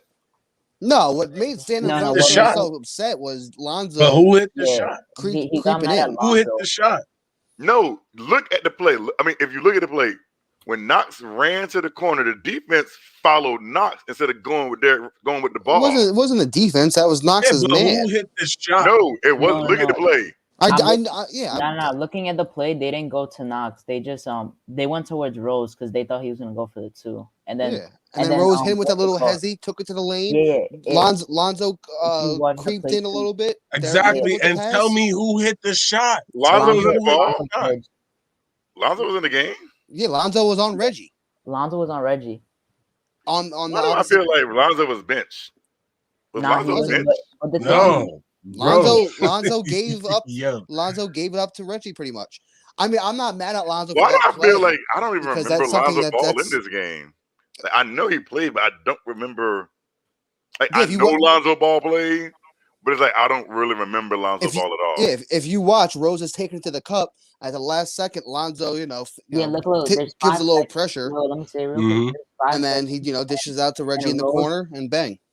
Rose went into the paint, but the thing is, he passed it to Reggie, which was a good pass because he was going that way, so he saw it. But Knox was actually open too. I just peeped. I didn't even know he was wide open. Yeah, wait, but who did he pass it to? Pass it to Reggie. And who hit the shot? Reggie. No, it's not to. Yeah, it's not to drag on. Let's go. It's not to drag on. It's just looking at the play. I'm looking at it right now. Yeah, but I'm saying the man hit the shot. Bro, we gotta give credit. Already. I've watched this game twice already today. I mean, what do you want a parade now? No. How much credit do we? I'm sure. so I want a parade. Why not? I'm glad D Rose got that block. We're just giving credit to who's rightfully due. We're not letting you give credit to someone who doesn't deserve it on the play. I'm not giving anyone credit. That wasn't what I was doing. I was like, we've already literally.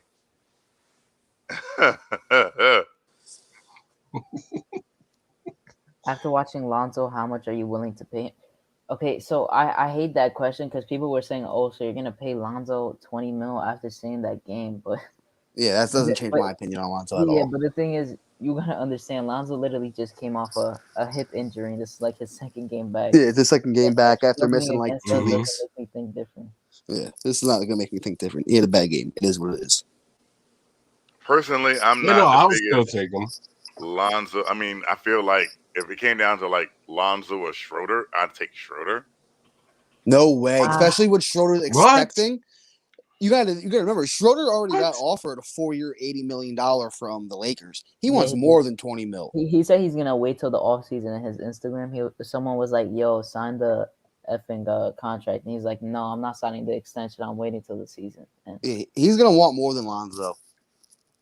I don't think if it came down to, I mean, if it wasn't money, if it just came down to Lonzo or Schroeder, I'd take Schroeder. No, I'm taking Lonzo over Schroeder. No, I understand why you would take Schroeder because Schroeder does go into the basket more than Lonzo, and that's Schroeder's more of a point guard for sure. But he's but you see, like when people talk about like paying wise, like I'm not comparing it to Schroeder, but like there was like the Miles Turner and Mitch thing, right? It's like people are saying don't pay Mitch this now. Like some people are like don't pay him over 10 mil, but people got to understand the contract that Miles Turner got was a while back, and the money is increasing. Like you saw last offseason, the contracts were crazy. Like you remember, like these dudes were getting paid. I didn't expect these contracts to be made. So the contracts are going to start going up. So we can't even look at the past ones anymore. But so the question is, has he been playing up to his contract? Who, Lonzo? Miles, I would say. Miles Turner? Oh, for sure. Yeah, his defense. So then, like, you know what I'm saying? Make up for. No, Miles Turner's not overpaid. Like his contract's not a bad contract by any means. Yeah, I'm just saying that the money is getting higher, so we can't expect them to get paid like as low as you guys would expect. I don't think these contracts were made before. I don't think Mitch deserves Miles Turner money to begin with. Like I don't think Mitch is as like when Miles got his extension. I don't think Mitch is as good as that is. So yeah, I wouldn't give Mitch 18 mil, but a team is definitely going to give him more than we would. Yeah, probably. I wouldn't give Mitch more than like 13, 14. If De'Aaron Fox becomes available, I think we do everything in our power to go get De'Aaron. Bro. Oh boy, here we go. Me and Kev have this. Oh, Uncle Freezie, I didn't see you there. Hey, how you doing? Actually, shout out to the Kings for beating the Dallas Mavericks tonight, yo. Yeah, shout out to the Kings. Freezie, I didn't see you there when I made that comment. Nah, but me and Kev won De'Aaron Fox. I wanted him in the offseason. Fox. I would take De'Aaron Fox. I'm not giving up a Kings haul for him. Like I don't think De'Aaron Fox is worth.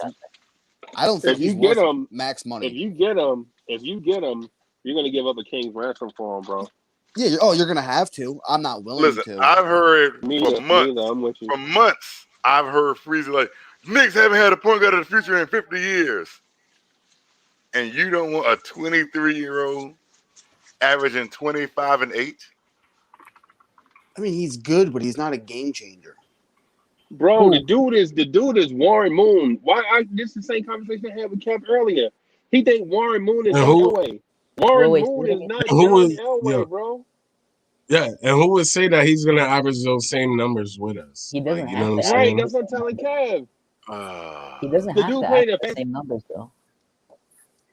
If he came here and averaged 20 points a game, I'm pretty sure we'd all be healthy, knowing for the last 2 years our point guard has been Elfrid Payton. He's gonna average. He's averaging 20. You complaining if you get a point guard went from 25 to 20? That's what you gonna complain about? They're like, oh, and I wish we still had Elfrid Payton. How do you feel? No, but see now you. Yes or no for Fox? Go ahead, City. You gonna boo-hoo because you want Elfrid Payton back instead of De'Aaron Fox, who went from like Kev, why do you do this? Like I'm not even saying that. Kev, who But said see anything what about you're effort trying to being? do. Yeah, you trying to make it about names. That's what I'm saying. Nobody said anything about. Nobody brung up Alfred Payton except for you. You said My thing he's is, not going to average 25 points a game. I said, No, no, I he did said not it's not say that. guaranteed. cool. I said you didn't. You do not know if he's gonna average the same numbers Okay, so if that it he's went down to averaging like right now. 19, 20 points, you don't complain? I think And he'll you brung up Alfred Payton. and he averages. Yeah, because He De'Aaron averages Fox 20. averaging 19 points is better than whatever Elfrid Payton is giving me right All now. right, here's my thing. De'Aaron Fox makes max money, and the Kings are a bad team. If you make max money, you have to make your team a winning team at the end of the day. Why do people Hey, feel dog, like that is they a do legit that statement? as a Like small market like team. one player is gonna make, like, even in today's game, right? That is a no. If you One player is gonna make, like, if you got nothing but garbage around no, you, exactly. I make match because I'm good and I deserve the money because I'm good. He don't but even have everyone else garbage around around me him, is bad. Bro, I got to make us a winning team. they have good players though. That's the Fox thing. is They have playing as Harrison good as he Barnes. They is. have Buddy Hield. They Listen, have they gave him the supermax because they Richaun know they're not gonna Holmes. get a player. They like have decent to the players. team. No one's coming into the Sacramento Kings. That's why they max players. Like that they he's drafted, not. because He, they but know he, no like, one is coming. De'Aaron Fox is not Ja Morant. Like What? look at the Grizzlies. Look at What? De'Aaron Fox is not Ja Morant. Ja Morant has more talent than Exactly. what the Kings. Yeah. What is that compared? No, he does not. Bro. De'Aaron Fox or Ja Morant this year does not have more talent than De'Aaron Fox does this Bro, year. their team No was, way. Who does De'Aaron Fox have? De'Aaron Fox has Buddy Hield. He has Harrison Barnes. He has Who is Harrison Barnes? Harrison Barnes is having a great year. What do you say? Harrison Barnes is the second best player on that team. That should tell you something. Okay, and who's the second best player on the Grizzlies? Jonas Valanciunas. Jaren Jackson and Jonas. Jaren Valanciunas Jackson is hasn't doing played good. all year. Jonas Valanciunas is doing good. You know that, right? He's And so is Richaun Holmes, their center. I'll tell you right now. Who? Richaun Holmes. Richaun Holmes has been playing decent. Who is that? Kevin, don't talk basketball with me no more, Ben. If you don't know who Richaun Holmes is, don't talk basketball with me no more. Yo, I don't know why? who this person is. Who is that? Richaun Holmes. You act like we're talking about like he's a good young center in the league. Like if a you don't know, good young center. Did you see what Jonas Valanciunas did to us last week? Yo, listen So to this. Last week. Wait. So Holmes what? is averaging 14 and 9, and Valanciunas is averaging 17 and 13. Okay. Yeah, like I mean, that's really not that huge of a difference. I mean, yeah, it's a few. What? It's, Come on, 4 more rebounds and 3 more points is not a big difference. Okay. I mean, it's not a huge difference. It's not like that's not franchise changing. That's not. And then plus, their best wing player on the Grizzlies is Brandon Clark. Not Brandon. No, it's not. Not Brandon Clark. Dylan Brooks. Yeah, And that's Dylan Brooks who it good. is. That's who it is. I couldn't think Dylan about Brooks no. is good. No, He's Dylan Brooks is not bad by any 70, means, but he's not better than Harrison Barnes. Oh, are you sure? I'm I think positive. they're pretty similar. No, he's not better than Harrison Barnes. Harrison He's Barnes averaging more averaging points. 16 points. If you're gonna make your argument by points per game, then I don't want to talk basketball. Can you let me finish? Look at Harrison more Barnes' boards. assists. Look at his He's getting rebounds. more- Can you wait? He's getting more boards, but he's getting about the same assists. And what's their efficiency? I said earlier, he's shooting on better efficiency. But he's like a small forward, power forward, so he's expected to get more boards. I mean, Harrison Barnes. Dylan Brooks is a small forward though. yeah, he's shooting guard / small forward. Yeah, they both play small forward for their teams though. Yeah, but I'm saying he plays power forward too, Harrison Barnes. And then the Kings also have Marvin Bagley. Like Kings have more talent than the Grizzlies. Marvin Bagley has been injured most of the season. Wait, Marvin Bagley doesn't even play. Yes, he does. And when he does, he had a good stretch this year. Games, and he's averaged 14 points, 7 rebounds. Not bad. 37 games averaging that. That's not bad. Jaren Jackson hasn't played a single game this year. Right, I mean, the Grizzlies aren't full of talent. Like they're the third. Like you can argue their third offensive weapon is like Grayson Allen on a lot of nights. Let me tell you this right now. Okay. Hey, so can I say something to that argument just real quick while y'all taking a break? So saying one guy has more talent does not make that other player better. It's to me, it's more impressive if you do more with less.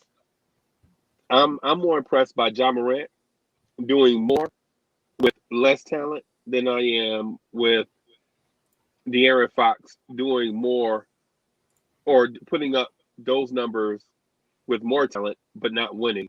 And to me, when you compare both point guards, the main thing we should be looking at is if either franchise is winning, and Ja Morant is doing more with less and winning, and De'Aaron Fox is scoring a lot in a high-paced offense. Yeah. Nah, bro. I mean, what's the argument? Look at the records at the end of the day.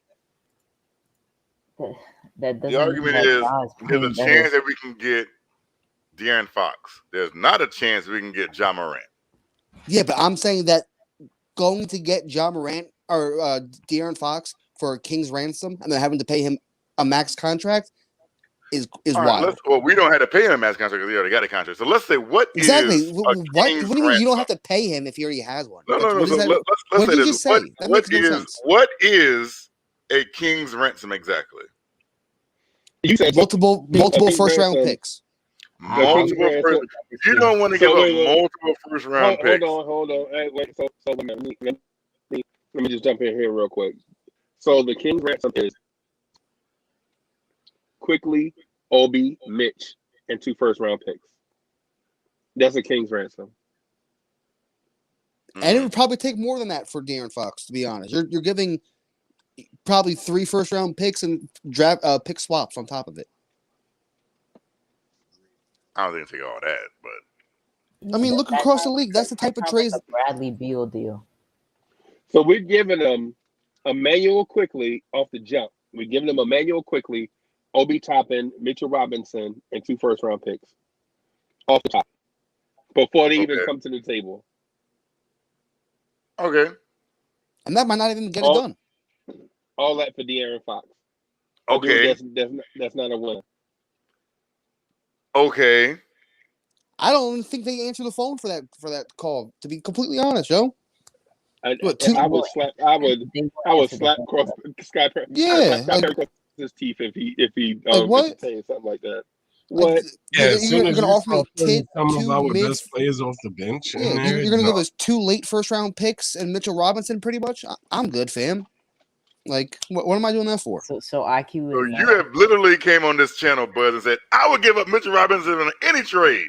No, and I didn't say no. Mitchell Robinson. You. This is why you. Okay, see that, but that's not fair. So which one is it, Buzz? Because you early in the game, early in the show, you said I would give up Mitchell Robinson, and now you want to keep Mitchell Robinson. No, yes. Are they going to do Fox and Mitchell Robinson straight up?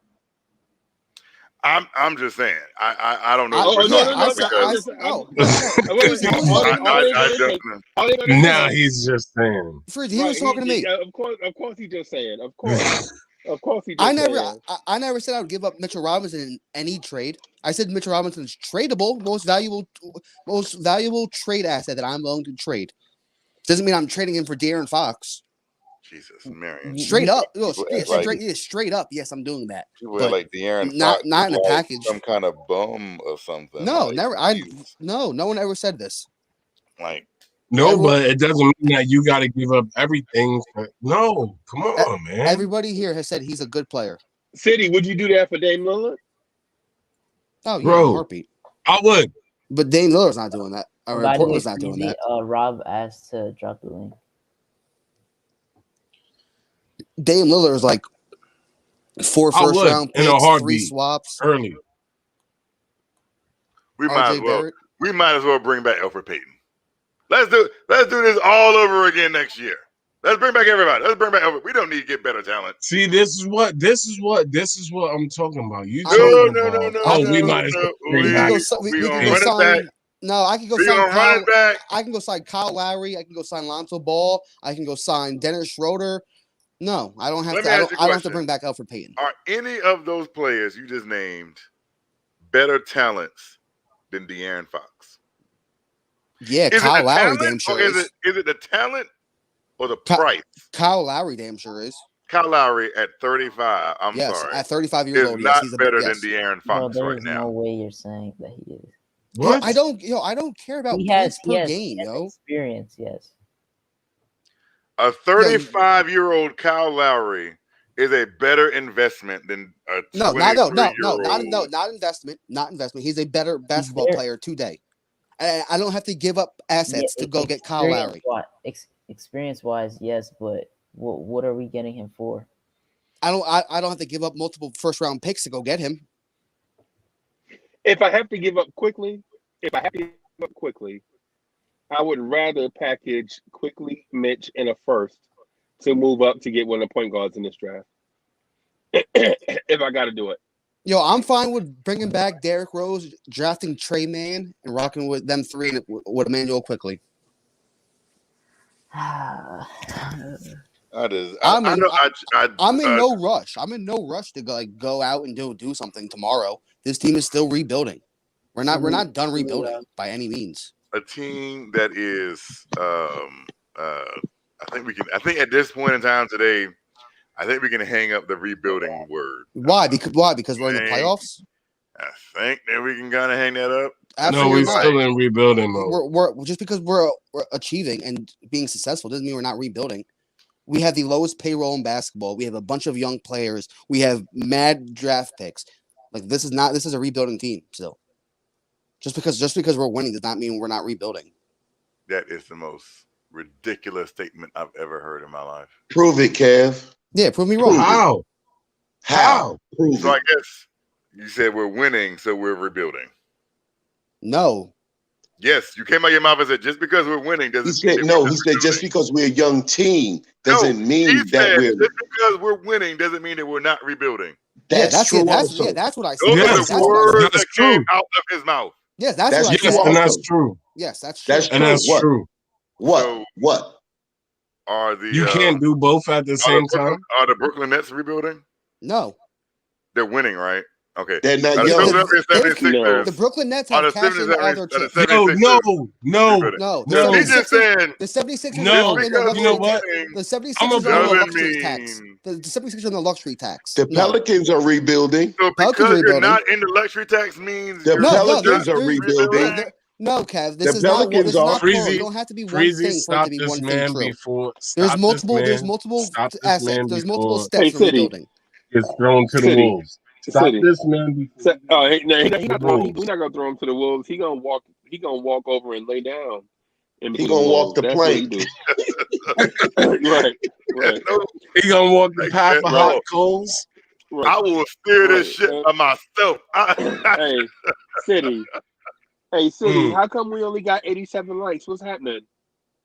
Hey, we've been throwing it City, out. How come we only got what?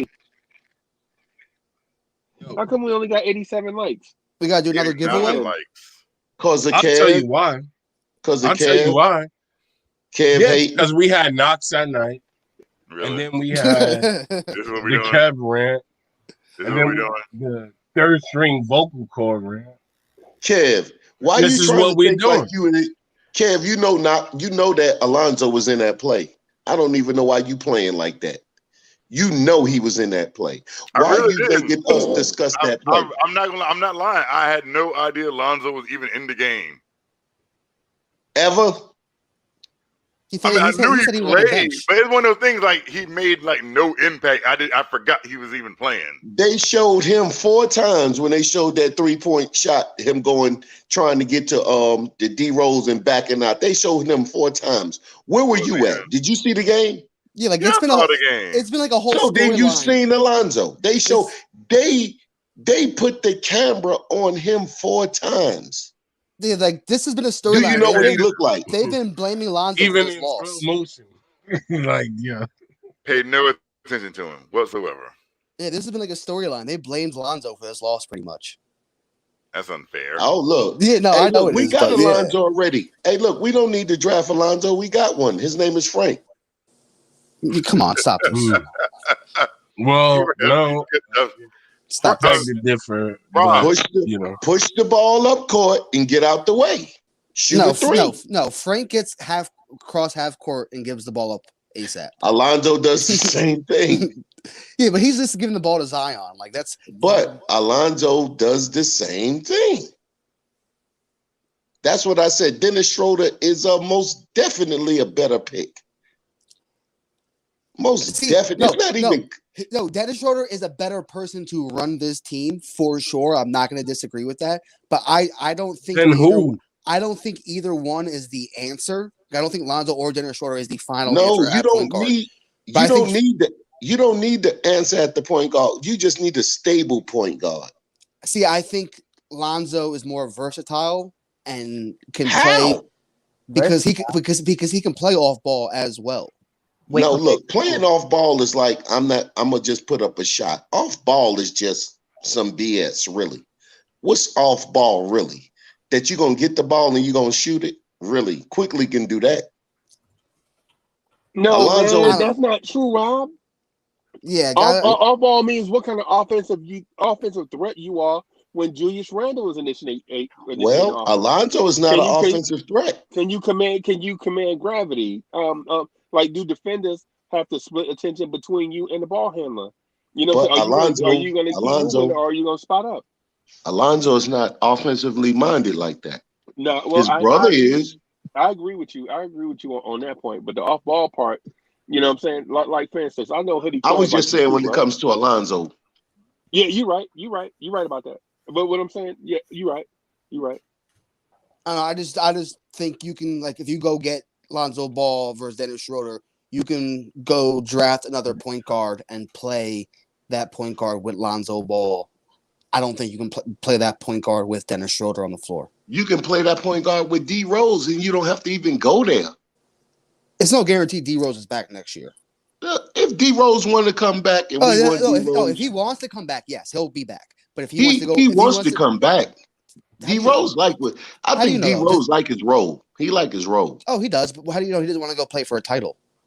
Shit, no, because he would have done that, and he wouldn't have came here. He said he wanted to go to New York. The Clippers wanted him, but he wanted to come to New York. That we barely did. Hey, let me ask the kid this. Hey, so Hadouken and Sharon, let me ask you this. What's good? Why are you and Hoodie Kev enamored with De'Aaron Fox? Is it his style of play? Is it his production? Is it his age? Is it his offensive intangibles? Why are y'all enamored with him? If I said all of the above, would that answer your question? You sound crazy. Oh, Jesus. Okay. Because I asked you to name one specifically. You know what I'm saying? And just saying all of the above, all you did is dodge the question. I could say okay, because I'll say this for me. Go ahead, Hadouken. All right, basically, so for me, I just want to get a point guard. I'm a fan of Lonzo, and like in the offseason, I wanted to trade for Fox. We had like rumors of trading for Fox. I would have been happy with it. And now, if we have the opportunity to trade for him, depending on the package, of course, because I'm not trying to give too much, but they probably will ask for too much. But this is just like in a fantasy. If he does become available, I think that he does, like you said, like Kev said, he does have a lot of those things. He has been a pretty good closer for them too. Well, in the games that they had a late game, close game, he's been hitting clutch shots, multiple shots in a row. His playmaking is good too. He averages 7 assists as well, and he averages 25 points. And him coming here, he's probably gonna average like 20 points as well, something like that. Because I don't expect him to drop 25 a night for us. Yeah, probably his assists are probably might be less unless we do give him full point guard abilities, and then that gives Randle more air to breathe because he doesn't have to think too much about being our point forward. That leaves him more energy on his own offensive game, and then he has De'Aaron Fox finding him with his, and I think he has a pretty good playmaking skill. So he would have De'Aaron Fox finding him when he's open. Randall can start playing a little more off the ball, and then get more involved, and then he can find RJ. I feel like that our team would just be good with those three that could be a good piece, and he's 23 too. So what defines his playmaking? Is this playmaking his court vision, or is it just his flat out foot speed? I mean, it's kind of both because he is fast, and then he could, if someone is open, he could find someone when they're open. You know, I've been late for my podcast. It's definitely his speed. Once he gets that dribble penetration, because how quick he is, man. He breaks down that that defense. He gets those perimeter shooters. I like De'Aaron Fox. It's not him even just him being fast, though. It's not him. No one's saying he's bad. It's just giving up those assets to get him. Because whatever you would have to give up to get him is just too much. I said that if it's a reasonable offer, then yeah. But if it's not, then no, obviously. But if there is a way we can get him with a reasonable offer, I'm going to do it. Oh, if we can get him giving up these 2 first-round picks, like Mitch, Obi, and Knox, or whatever, then yeah, without a doubt, you do it. But they're not giving that up for that. No way in hell. Why don't we just chill and see what we're gonna do? And I'm in no rush. Yeah, let's concentrate on the season, not what we need, because we're not gonna know what we need until the season is over. Yeah, because it's gonna be interesting. What I can tell you right now, we need another point guard. That is, well, of course, that is clear. Right. This season, I can say we need another point guard. We said that. Yeah, well, we said that. We said that like 4 or 5 years ago, and like Rob just said 3 months ago. Let's not act like we don't talk about it now. Don't need right now. Hey, we need another point guard. Well, you guys got to realize at the end of this season, we didn't need a whole roster. Thank you, we only have like it. Thank you.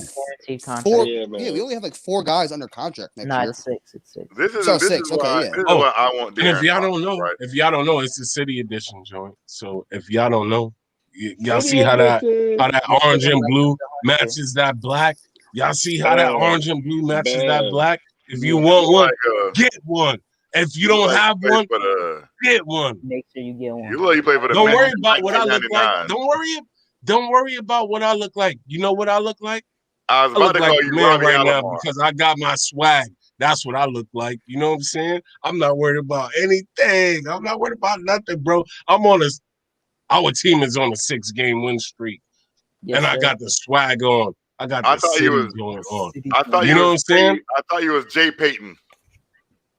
Well, guess what? You thought wrong, brother. You thought wrong. You should have said, I thought you was Darth City or something like that. Because you already know who I am.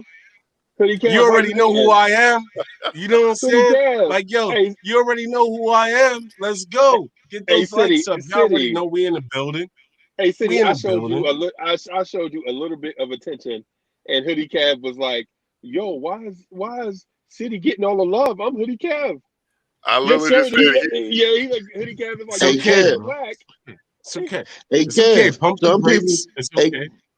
Hey, Cav, some people think that we need a small forward. Yeah, they do. I think we got the small forward. We got the small forward of the future. We got the small forward of the future. That's why I'm nervous about just bringing in any random guy. Who's the small forward of the future? Knox. I don't want to bring in. I don't want to. Bro, listen to Freezie. What are you doing?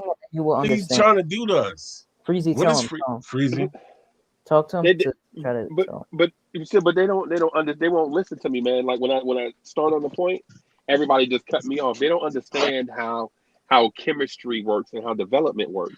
Mm-hmm. They think you know what I'm saying, the Count from Sesame Street is gonna come in and wave his wand and you're gonna multiply. You know what I'm saying? It's not gonna be one, ha ha ha ha ha. It don't work like that, bro. It don't work like that. So what happened is our treasured first round pick, Kevin Knox, was put in a bad situation, thrown to the wolves by a coach that didn't know his left from his right. Right? We hired a guy to come in and bring Kevin Durant here, right? And once we found out Kevin Durant wasn't coming, there was nothing else this dude could do, because we knew he was a doofus from go, but we figured we could hire him to bring in Kevin Durant and another free agent, and then once he get here, we could fire him, right? But guess what? The dude didn't bring in Kevin Durant and Kyrie Irving, so we fired him anyway. You know what I'm saying? The dude ruined Kevin Knox.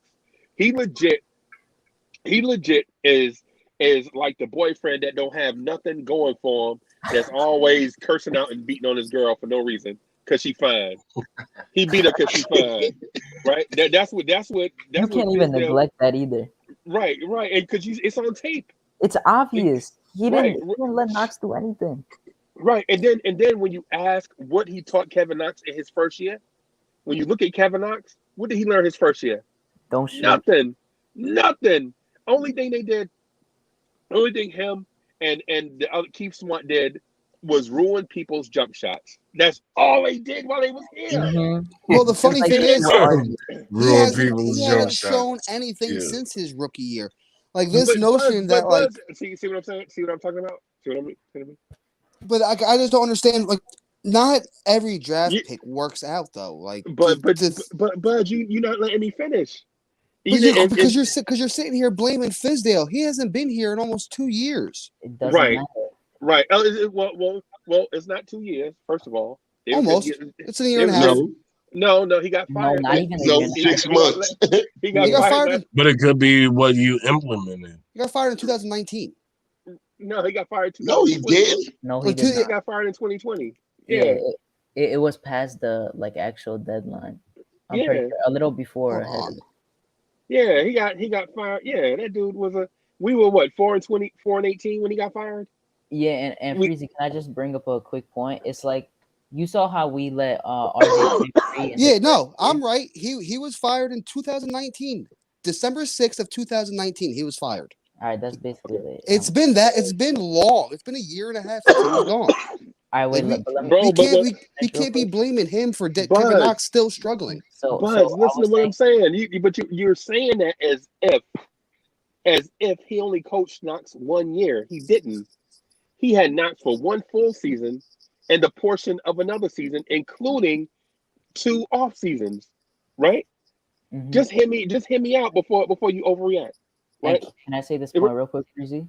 Okay. All right, so it's like you saw how Knox was allowed to play free in his first season, right? It's like RJ played free in his first season, but then the next year RJ had that he had Tibbs in his second year to help him figure things out, and he had the year off, whatever, because the good amount from COVID, but Knox didn't have that proper coach to help him get things better, even with the things that he did on his own. Right. So if you bring up RJ had Fizdale, and we've seen RJ progress since. I'm not talking about year one. Right. And, but what I'm saying is this. What I'm saying is this about Fizdale for Knox and for RJ. Under David Fizdale, RJ Barrett had his worst offensive season. Right? Right. And I know what the naysayers are gonna say. Naysayers are gonna be like, oh, he was a rookie. Nah, bro. You don't take a diamond and try to turn it into something else, into a ruby, bro. You don't do that. You did let a diamond shine, right? It was bad, and as we saw, Mike Miller looked better under Mike Miller. Hey, you right. Never mind. The whole Knox thing, bro. Y'all got it. No, I was just saying you were right about the difference between David Fizdale and Mike Miller. We've seen the difference between even those two. So I'm saying you were right. Right. No, what I'm getting at is Fizdale was in over his head, right? He didn't know what to do with Knox. And what I'm saying, the reason why Kevin Knox is going to be the starter next year is because Tibbs is taking this year, right, to wipe the slate clean for Kevin Knox and rebuild Knox in his image, right? And he's done it before. And he's done it before. He did it with a cat named Andrew Wiggins, right? Andrew Wiggins was just a flat-out offensive scorer who didn't care nothing about defense until he got with Tibbs. And now Andrew Wiggins is probably going to be all NBA first team defense this year, right? What I'm saying is Tibbs in New York, you can't throw kids to the wolves in New York City because you see what happens to Frank Ntilikina's, Kevin Knox's, Jerry and Grant's, RJ Barrett. You can't throw kids to the wolves in New York. So what Tibbs is doing this year is shielding Knox and Frank from all this mess that goes on in New York with young players, right? He's wiping them clean and building them back up. It's like, hey, Kev, what was that project in Marvel Comics when they took Wolverine and turned him into something different. Project X. Project X. It's kind of like Project X, right? I'm not saying Knox is going to be Wolverine, but what I'm saying is they're going to take existing talent from a player, wipe the slate clean, and build him up in the way that they want him to be, right? And so this is what I want y'all to look at, right? If y'all think what I'm saying is not true or don't have merit, look at all the rookies and young players they got rid of, and look at who they kept. And I'll go through the list one more time. Kadeem Allen is gone. Damian Dotson is gone. Alonzo Trier is gone. Dennis Smith Jr. is gone. Iggy Brasdakis is gone. Terrence Ferguson is gone. Jacob Evans III is gone. Amari Spellman is gone. Skylar BCA is gone. All these young players are gone, bro. And guess who they kept? Kevin Knox and Frank Ntilikina. Right? You named one player drafted by the Knicks. Bro, what? Like Frank Ntilikina is gone next year. He's not under contract. So what are they protecting him for? But like, okay. Oh, okay. Wait. So if you're drafted by the Knicks, if you're not drafted by the Knicks, it doesn't matter, right? That's what you just said. I mean, you just named a bunch of other. Julius Randle is your best player. Was he drafted by the Knicks? Yeah, but that's not the point. You just named a bunch of other dudes that were miscellaneous garbage pieces. But Damian Dotson was drafted by the Knicks, bro. Yeah, and his contract ran its course. Right. So I'm saying you debating me with nothing. I want you to debate me with something.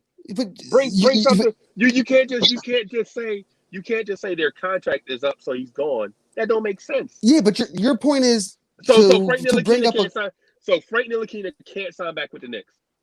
It's highly unlikely Frank Ntilikina is a New York Knick next year. Yes, it's highly unlikely. According to who? Just to the whole everything that we've seen this year. Right. He's only played when there's injuries or foul trouble. Like Frank Ntilikina isn't in any real rotation this year. Besides, unless there's been a problem with the team. He doesn't have to be in the rotation to be in the 15-man roster. But you don't go back and re-sign somebody. No, you re-sign him for like the bench. you give him Peyton's money. Right. You don't have to sign him back to the bag, bro. What's happening? I'm not talking out of bag. 6 to 8 mil. 6 to 8 mil. You could. You don't get 6 to 8 mil for Frank Ntilikina. What? That's the league minimum. No, it's not. Frank Ntilikina will be lucky to even hit $5 million next year. They can't pay him less than $5 million. No, if it's not. Yes, he can. You can make like $2 million a year. That cheap, no, you can. Frank's contract will demand that Frank get $5 million. Reggie Bullock makes $4 million. That's a 1 year deal. So next year, Frank can make $4 million. Reggie is a 2-year contract. Wait. So okay. But Swaggy OG. Wait. Hold on, City. Wait a minute. Hold on. So before we talk about this, Reggie Bullock only makes $4 million. Reggie Bullock negotiated a different contract, and then had a medical an injury he disclosed to the Knicks after he signed. His neck. And they went to the players union and renegotiated the deal because Reggie Bullock wanted to be a Knick, and the Knicks also wanted Reggie Bullock. Okay, so I have a better guy. How much is that? But listen, that's what I'm saying. Chris Dunn, though. Like, look at Chris Dunn's contract. Wait a minute. Before you jump around, hear me out on my fact. Right? This is a fact, bro. I'm telling you. No, you're right. Reggie Bullock signed for $10 million a year, right? Mm-hmm. For 2 years. Had that his physical therapy come back negative or whatever it was. His physical. His neck was seriously it was a serious injury. His physical. But he failed his physical before he got to actually make the contract official. Right. Freezie's completely right. But he wanted to be a Knick, and the Knicks wanted him to be here. So instead of the Knicks just tearing up the contract, they were like, "Yo, well, how about we do this? We'll sign you, and you can use our facilities and all of that stuff, right? While you rehab, you come back in December, and we'll give you 2 years. We'll give you 2 years, $8 million." No, I know that Reggie Bullock was a poor example. I agree, that was a bad example just because of the conditions behind it. But like, look at Chris Dunn. Chris Dunn has a similar career so far as Frank Ntilikina did. He's in Atlanta right now on a $5 million on a 1-year deal. Yeah, he's injured. You know what I mean? Like these dudes aren't going to aren't getting paid by any means. And Chris Dunn has had a more successful career up until that point as Frank Ntilikina has. You know what I mean? That's like, not true. Chris Dunn been hurt. So how many been hurt a season. So has Frank Ntilikina. Frank Ntilikina how many for a season? Right. 80. I'm talking about for the whole season. Okay, 1 year. Bro, so the point don't make sense because for one, how many teams has Chris Dunn played for? This is his third team. This is his third team, right? Yes. How many teams have Frank played for? One, but Chris Dunn has also been in the NBA longer. Right. Okay. Yeah, but still, like, you know what I mean? There's by this point in Frank Ntilikina's career, as Chris Dunn has been in, there's no telling how many teams Chris Dunn or Frank Ntilikina would be on. Chris Dunn is also 25 too. And he's older. Yeah, he hasn't played like basically a full season since his first year. He's played 52, 46, and 51. Frank Ntilikina. I don't think Frank Ntilikina's played a full season. He's always out with a groin injury. Right. And Frank has been injury prone too, but but I'm saying to that extent. But here's the difference, though. Here's the difference. Frank's franchise values him, right? Frank's franchise values him as a player. They value his defense. They accept it, and they also know he's loved by the fan base. Because there have been 4 trade deadlines that Frank Ntilikina has survived. Right? Oh, Frank definitely has his fans in MSG for sure. Right. But the thing I'm saying is you're automatically assuming that Frank won't be re-signed to the Knicks. I'm not assuming. I'm just saying it's highly unlikely. Like I like people think I'm a Frank hater. I was heavy in the Frank hive for mad long, and I get to a point where a player proves me wrong so many years consecutively. I'm like, I'm not going to look foolish no more. I'm not. My bad, though. You on your own now. But you stopped my point. You stopped my point to say he wasn't coming back. But and also too, that's biased. But it's highly unlikely. Like, you can't really say that. How is that biased? You can't really say that. I rooted for the guy hard. A Frank fan, and you were just every team needs bench players. Every team needs. I know. I agree. Frank is not a good bench player. He's the Big 15. Is Frank a good bench player? Yes, but look around the league. Like, look at the Warriors. So we can sign him for our bench. Okay, so it's over. So 1 year, Steph Curry was drafted. Another year, somebody else, and then the following year, Klay Thompson was drafted. You know the guy in between those two who that was? Yeah. Who was that? It was the point guard. I see his face right now that they got rid of for Udo or whatever. How you pronounce it? No. He wasn't the guy that replaced Curry. No, it was the guy drafted between Curry and Klay was Ekpe Udo from Baylor. You don't know. You said drafted, but the guy that Curry took his spot. Yeah, somebody else. Yes. It's not his name is Monte Ellis. Who was that dude? Yes. Monte Ellis. Oh yeah, Monte Ellis is who they traded. Yeah, they traded him. But there was somebody drafted in between Klay and Steph. You know what I mean? They weren't in the same draft class. No, I'm saying exactly. There was Steph was 1 year, then it was Ekpe Udo the next year, and then the year after was Klay Thompson. They traded Ekpe Udo after 2 years. And Draymond Green. Yeah. No, Draymond, well, that was a different year as well. But you know what I mean? Like, sometimes it just doesn't work out. Sometimes young guys need to move on. Like, I wish Kevin Knox. But look, Frank's value is not a starter. Frank's is like a Boy Scout, your utility knife. You always keep one of those on the team. So, therefore, you don't have to pay him a whole bunch of money. Nobody in the league is going to pay Frank a whole bunch of money, but he's a value piece to what we do. So therefore, I agree. I agree. Everybody on this roster is a value piece, whether they play or not. I agree that everybody on this roster is a value piece. I'm not saying Frank's not a value piece. I like Frank. I like Frank as a kid. He's a very good kid. I'm just not going out of my way to go stand for him like I used to. That's what I meant by that statement earlier. Hey, look, but if you never doesn't work. Well, if you overvalue Frank in the beginning and now you undervaluing Frank and now you want to get rid of him, that's a you problem. I'm not. Because I'm not you saying overvalue.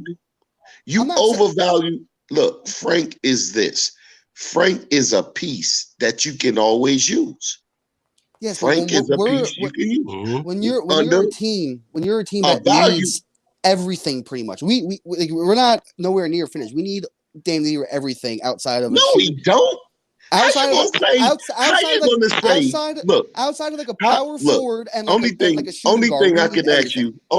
Only thing I can ask you is when you look at our wins, losses, that's why I say you reevaluate a team after the season is over. You reevaluating while they're winning.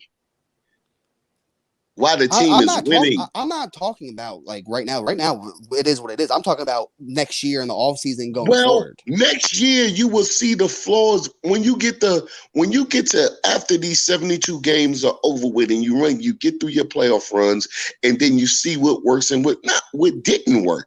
Frank may have more good things coming that we're not looking at yet because we haven't finished the season. You know what? So Frank's cap hit for next year is? Yeah, but it also depends on Frank doesn't look. Frank is a free agent next year, right? Yeah, but to be on the books to keep him around just like before you resign. We already said we're not. No. Yes, he has a cap hit. Yes, he has a cap hit. It's like I'll tell you how much it is, but he has a cap hit. Frank's cap hit. If somebody signs Frank to a contract, that's what Frank's cap hit is.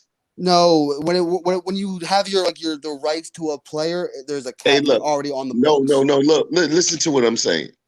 The Knicks have the right to match anything.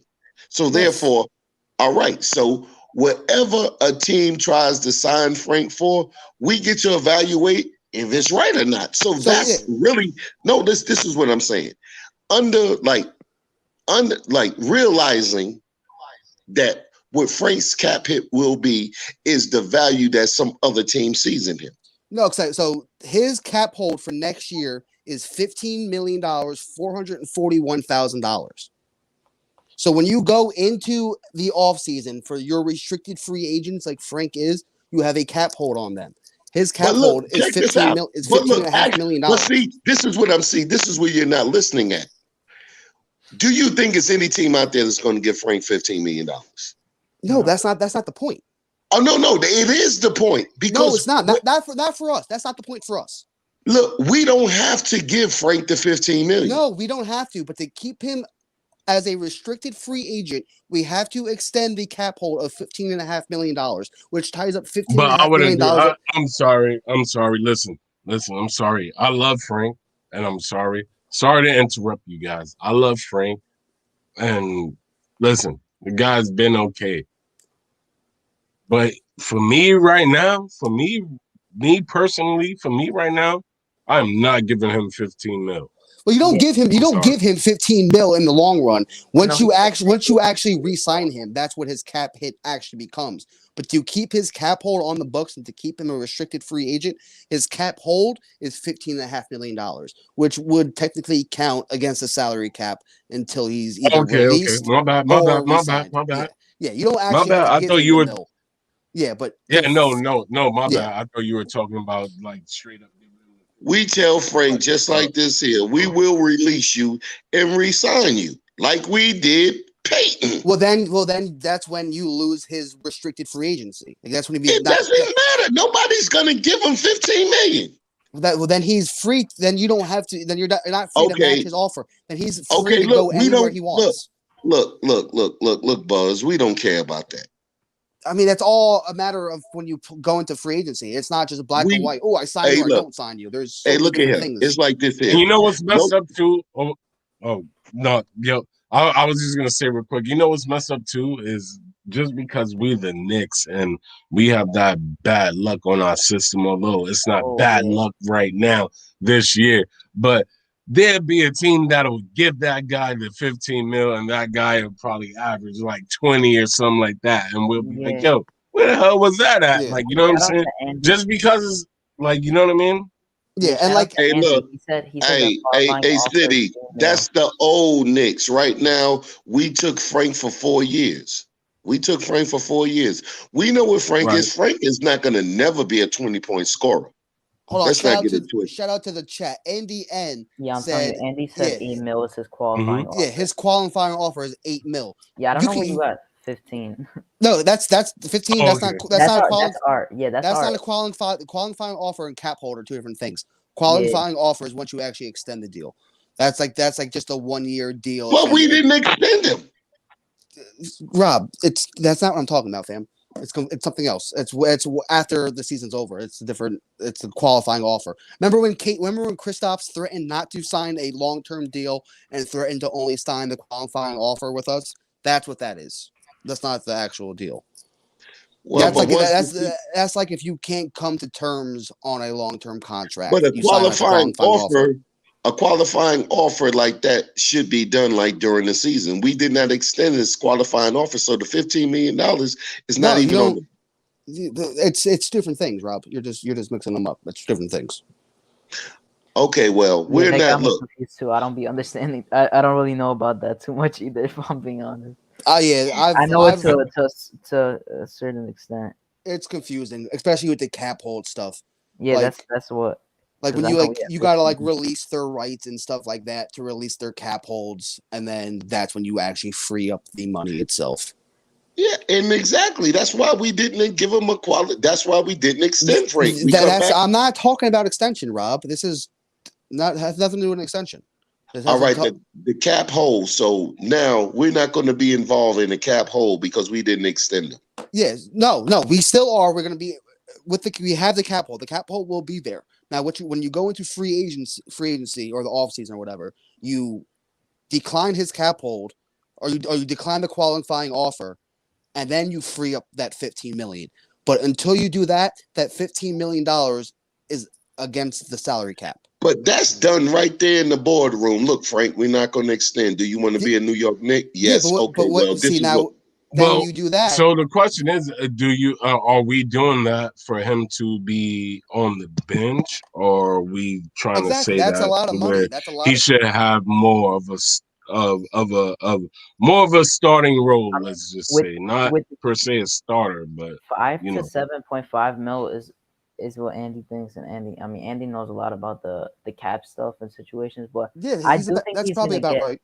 No, yeah, I think he would get like 5 to 8 mil is where I think he would go, and you're not expecting a starting spot with that. I think he gets like between 4 to 6 mil, depending on how many years it is. That doesn't mean you have a starting role. No, but like to pay that amount of money for a guy to not play, that's a little ridiculous. You can go get a guy for $2 million to not play. You can go get a guy for Frank is gonna play. Frank is gonna play.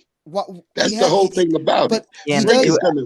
I don't think we're. But he hasn't been playing. We only have 6 people under contract. We're not gonna bring everyone back. Yeah, and the players that are gonna come back are the Alec Burks, the Reggie Bullocks, the Derrick Roses, the Nerlens Noel. They might get a bigger contract. Some of those guys could get bigger offers, but a couple of them will be back next year.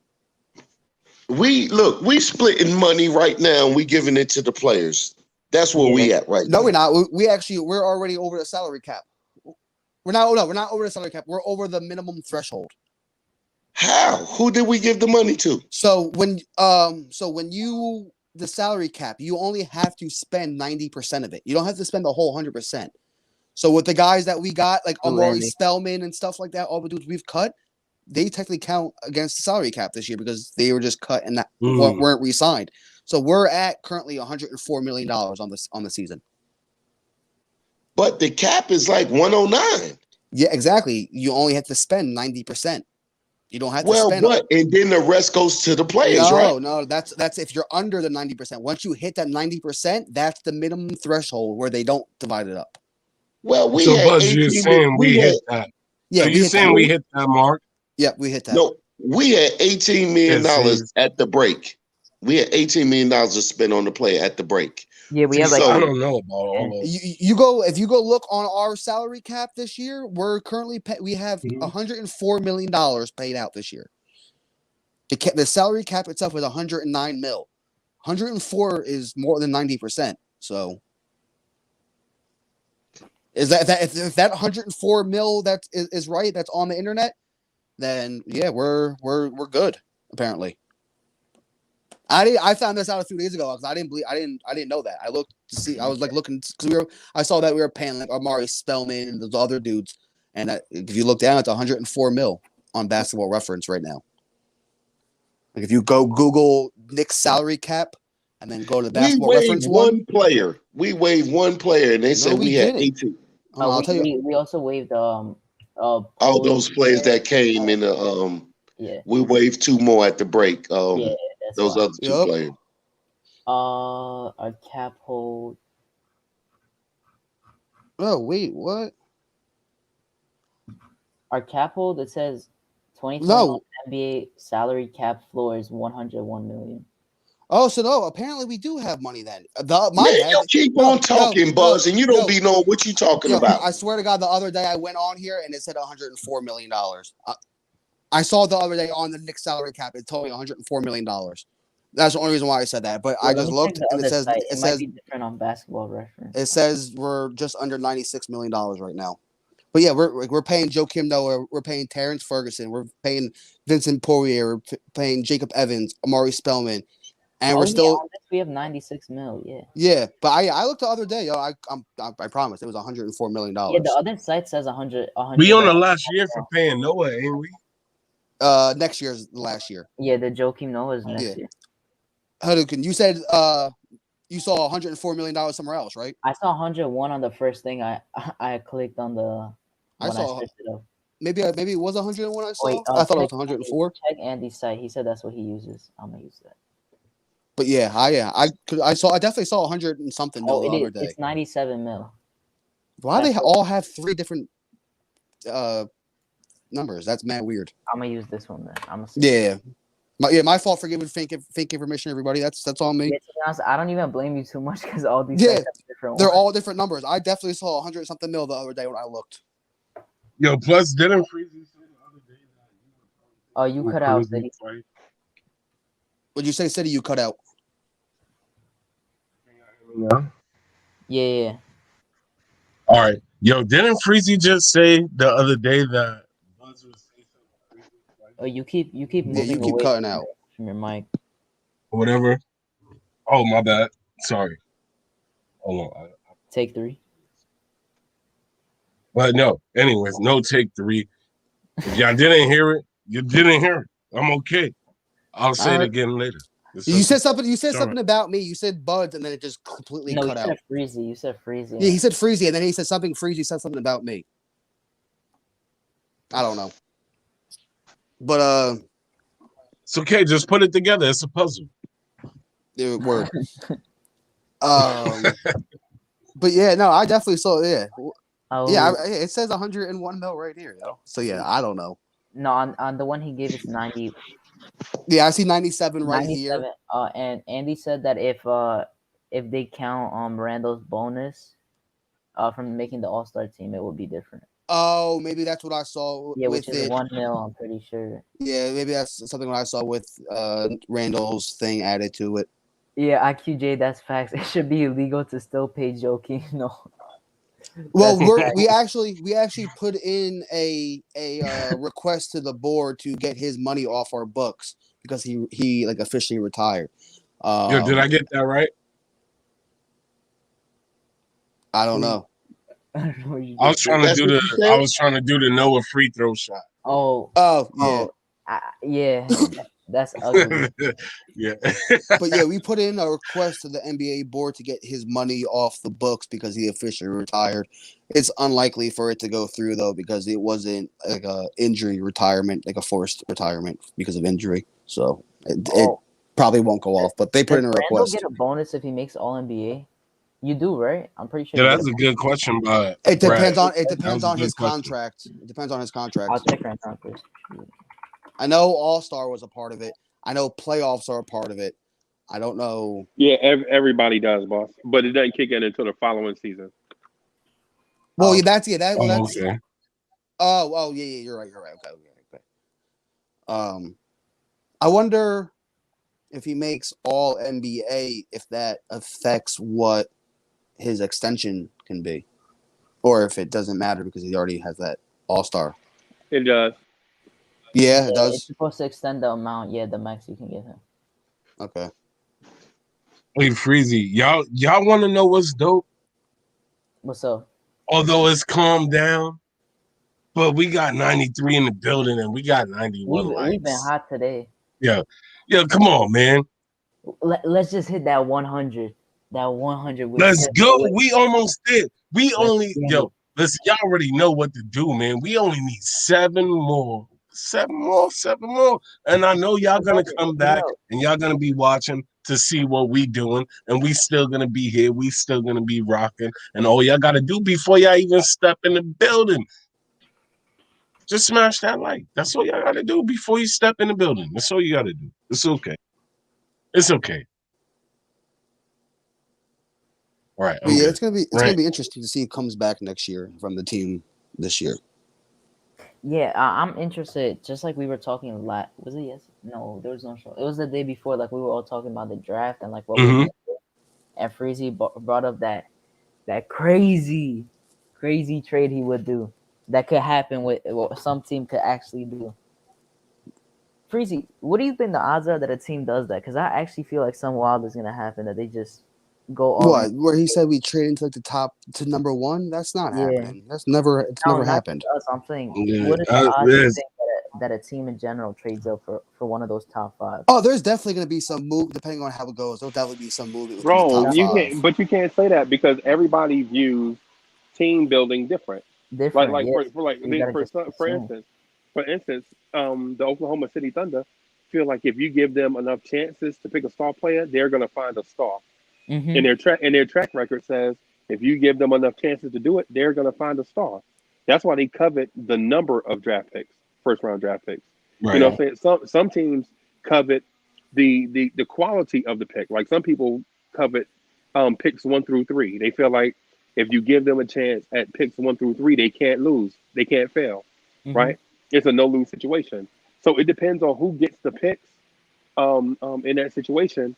You know, whatever team it is. Say if it's Houston, Houston might feel like they have holes everywhere and would prefer to get a number of first-round picks and young players and trade back. Right.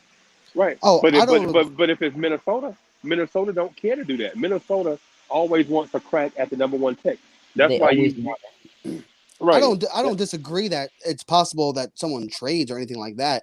I just don't see a team going from number 1 to number 17 or whatever like that, plus a few more first rounders or whatever. I'm not saying 17. I'm just saying, what do you think? Right. Do you think that a team is just going to go, like, let's say top 15, and they just jump all the way up to, like, a top 5? Oh, I thought you were talking about, like, you can't assume that either because you don't know how they value the young players we might include in the package.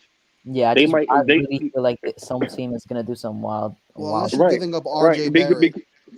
Nah, man. So that's okay. For Cade Cunningham, no one's just gonna be like, oh, I value Mitchell Robinson and Emmanuel Quickly over this generational prospect. Like, yeah, Mitch and Emmanuel Quickly are good, but no one's gonna trade out of Cade Cunningham for 4 first-round picks that are slated to be, in the late teens, maybe even early 20s. Like that's wild. Unless you're giving up an RJ Barrett or a Julius Randle or like if you're adding a top player or a really good prospect, then maybe that's possible. But no one's just going to trade Cade Cunningham for some decent prospects, but no franchise-changing prospects. But you can't just say that. I mean, I legit just gave an example of both, like the Houston Rockets, who are. But what has actually happened though? There's never been. All right. I mean, we can say it's if a team values it, but we've never seen a team value it. I don't see the value in him like that. He had an okay season, but he's not gonna. I don't think he's gonna be like college basketball player of the year. Rob, you bugging. You missing the boat. You missed it. You don't do that, Rob. Was he? No, I'm asking you this. Was he college basketball player of the year? No. I don't think so. I don't think so. Wasn't He Obi the wasn't. college player of the year though? I don't know who won it. I don't think he deserves it though. If that goes to Jalen Suggs, if you're going to give it to anybody. Exactly. Bro, don't do that. Don't do that, Rob. No, Obi he was the no to me. Hey, look. Rob, Hey, look. Hey, Freezie is subjective. That award is I think useless. that. Come on, dog. Freeze. I don't. think When I y'all think be talking, Suggs. when y'all be talking, man, I legit just let y'all rock. Every time I jump in and say something, y'all cut me off. I got to do the joint by Rock out. myself. All I'm saying, all I wanted to do is just say this one thing real quick. Last year, Obi Toppin was the Naismith Basketball Player of the Year, but you would not have picked him over LaMelo Ball or Anthony Edwards. That's all I wanted to say. Yeah, the Naismith Award is a joke though. If you go look at the past winners, that there's some, you know what I mean, like Tyler Hansborough, Frank Kaminsky, Frank Obi did Mason. really good, though. That's the thing. No, he had a good year, but like that award is completely useless. But if you're gonna give it to a player last year, the best college player is Jalen Suggs. Like he was on the best team that went to the furthest. You know, you could go without winning. Look, let me put it like this here. To me, Cade Cunningham is probably like he wouldn't be if I had the first pick, it wouldn't be him. Would it be Suggs? It would be Suggs. Yeah, no doubt. I think for us too, it would be too. I think Suggs is more of a Tom Thibodeau point guard. I don't think we would Cade take Suggs though. I think we would trade back if we would want Suggs. If we did get the number one. Oh, we want to go number one for Suggs. Yeah, we if we want to go wanted number one for Suggs. Hey, Hadouken and Sharon, I'm gonna say this real quick, and it'll probably make you laugh, but I promise you, when you think about it, you'll probably think there's some merit to it. All right, go ahead. I think Jalen Suggs is gonna be the next Marcus Smart. That's wild because he's so much more athletic and so much better. They don't even play the same position. Yeah, they don't really do the same thing. But I mean, I'm not even that high on anyone, to be honest, like that. Like, I'm not either. Like me neither. Yeah, me neither. They're just like, to me, they're all, I think, are gonna be above average at least. I don't think any of them are gonna be bust the top five. And bro, I'm here to tell you. When I watched Marcus Smart in college, he was doing the same thing Jalen Suggs was doing. The same thing. People were like, "Oh man, he's built like a football player. Oh, his explosiveness, man. Look at his open court passing." And then when his weaknesses were can't shoot and can't run a half court offense, and they're the same two weaknesses. But Suggs can shoot. Suggs shot it's like 72% from three. No, he didn't. No, he didn't. He can't shoot. Not yet. Let me tell you exactly how. I'm on the website right now. It's gonna be up to 2 seconds. He shot 33% from three. Yeah, 30. Oh yeah, he did. Bro, he shot 33%. 50% college, from the field. Bro. 50% from the field. He shot 35% from NBA three in college. Bro, think about this. Think about this though. He shot 33% from three in college. And that's not a warning sign. But 50% from the field. Yeah, 50% from the field, 35% from the NBA three in college. I mean, he averaged 14 points though. That's only down, but I mean. Oh, we almost did. Sorry. But I bet the franchise. I bet Tom Thibodeau and Leon Rose would see Jalen Suggs as their next Derrick Rose over Cade Cunningham. Yeah, like he just looks like a Derrick. He just looks like a Tom Thibodeau type point guard. And the 3-point percentage to me is like not even that. Like, I wouldn't think he can't shoot just because of. I mean, I don't think he has the same mentality as RJ, but I'm like, we saw RJ shoot 30%. Yeah, and he shoots 76% from the free throw line on a good volume. But it's also that Suggs doesn't shoot as much because he averages 14 points, so I wouldn't think he shoots as much at all. Well, how many shot attempts does he average? I don't know. I don't know why it doesn't show me here. Games. Yeah. Okay. College stats are weird to get. College stats are kind of weird. All right, he shot 5 to 10. He made like 5 to 10. It's like that. 5 out of 10 shots. So he didn't even shoot Wait, that what? much. He shot like 10 shots in a game and he would make 5. Oh, okay. Yeah, and then for threes, it's like he made 1.2 threes out of like 3.5. Yeah, I mean, I'm not mad at that. Yeah, so it's like it's okay. It's not bad, I would say. But I'm telling you, I like 2.5 turnovers. I would be just as happy if we got Trey Mann as I would be if we got Jalen Suggs or Cade Cunningham. I mean, I would be happy because we don't have to trade up. Trey Mann's nice, boy. Yo, Freezie, I heard you. I just heard you. Can we hit that 100 mark? We need 5 Can we do that? 5 more. Can we do that? Can we hit that 100 mark? City, hit that 100 mark for your boys in the building right now. Come on, man. Let's go. Hit that 100 mark. Brad Johnson, hit that 100 mark. Yo, Elvis, hit that 100 mark. Man, child, I see you. You're a child, but you're a man. Man, child. Let's go. Let's go. Swaggy OG. Let's hit that 100 mark. Y'all in the building. I see y'all, man. Let's go. Let's go, Cully. I see you in the building. We going. We going. Let's go. Don't make me get on my King Kong Gorilla joint. Let's get hit 100. Let's go. Let's go. We here. We here. We rocking. We in the building. Y'all know what to do, man. Hit that like button because y'all here and y'all watching. Why y'all watching and y'all not hitting the like button? That's what I'm asking. Yeah, you here. You here. So you here for a reason. Boom. Let's go. We had 97, baby. Come on, 97. Let's get it up. Let's get it up. Let's get it up. Let's go. Let's go. Let's go. Come on, man. Now we getting. Why y'all even playing? That's what I'm talking about. Y'all got the orange. All right, we had 99. 99. We need one more, yo. Let's go. That's what I'm talking about. That's what I'm talking about. Chat family, that's what I am talking about. We appreciate the support, chat. Let's go. And I didn't even have to use Darth City to do it, but y'all came through for me, chat family. We appreciate it. And whoever hit that dislike button, I want that fade. 101. Let's go. Let's get it to 105. 106 in Park. Let's do it because I'm from New York. Let's go. I'm from the Bronx. You know what I'm saying? Let's go. Come on.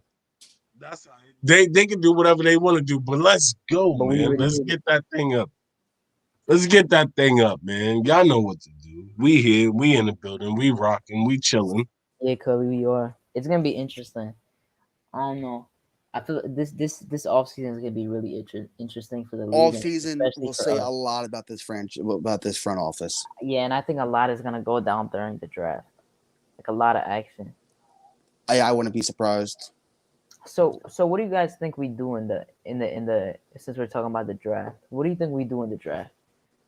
Do we draft our picks or do we trade it in a package, draft up? I think if it was up to me, I would select our pick. Hold on. First off, if there was no star players available to trade for, this is, you know what I mean? This is not trading for anybody. This is just for the draft itself. So I would use our pick to select, Trey Mann or whoever's on the board that I like at the time. And then with the Mavs pick, I would use like our Detroit second rounder. And if our other second rounder, if we needed to move up with our Mavs pick into the team somewhere. You know what I mean? Whether it's move up 3 spots, 2 spots, 4 spots, whatever. But yeah, like I don't care if we get into the top 10 or top 5. Like, I think there's good prospects. You can find a good prospects in value picks. Yeah, I think 1 through 20 in this draft have good players. Outside of that, like the later round guys, I'm not huge on a lot of those guys. I don't see so far. I could be wrong, but I don't see some potential sleeper pick at pick 35 this year. Maybe if when I look a little bit more, but as of right now, I don't see like last year. There was dudes like Jay Scrub who was who played junior college basketball, who I thought was going to be a sleeper, who hasn't played a game yet. But he got drafted by the Clippers or whatever. But like, you know what I mean? Like I saw a lot of prospects that could be, have futures in the NBA later in the draft. I haven't seen that so far this year, but I also had a lot more time to look at draft prospects last offseason because it was so long. So I don't know yet. Yo, so shout out to Brad Johnson, my man. 50 grand, my man. 50 grand, Brad Johnson with the $8. I don't know if I don't know what the A means, but it means something because it comes from somewhere else. So it means something. So shout out to you, Brad Johnson, with the $8 super chatter platter. He says, "Good work, Knicks family. Good work." That's what I'm talking about. Good work. We got this thing up to 100. Let's get it up to some more. If y'all still here, get it up to some more. That's all we ask for. Like, you know what I'm saying? It's nothing. It's all right. That's all y'all got to do. Get it up to some more. It's okay. We good. We here. We chilling. We rocking. You know what I'm saying? Freezie got us bobbing. What are you talking about? I was like, what A are you talking about? But yeah, that means Australian dollar. Yeah. Yeah. I don't know what to call it. Like, you know what I'm saying? Like, I don't know what it's called there. All right, shout out to Andy N again. Yeah. He says, we are trading all picks to get up the draft board and drafting only one player, or are we going to trade both picks for an established player and just pick a dude with a second rounder? I see the second option as a possibility. I don't really see the first option. I don't think we crack the top 5 or maybe even the top 10. Me and Andy have the same mind right now because. Well, it's hard to say. It's hard to say because of what we have. Really do at the end of the day, you know what I mean? We have no idea what Leon Rose is thinking. I think we do a 2-for-1 or 3-for-1 could happen. That's what I think. We're trading up 100%. I just don't see the appeal to another team from whether they're at number 5 or number 8 or whatever. I don't see an appeal for another team to go from there to take a 17th pick, a 21st pick, a 33rd pick, and a 55th pick. So you know what I mean? The way I tell you is this: like, I think we're projected to get like a 19th or like a 20th pick or like somewhere around there, right? So we could try to get in the lottery at least, like a top 13. So the way you get someone to want to do that is we give them our first rounder, and then you give them the beginning of the second round, which is the Detroit pick.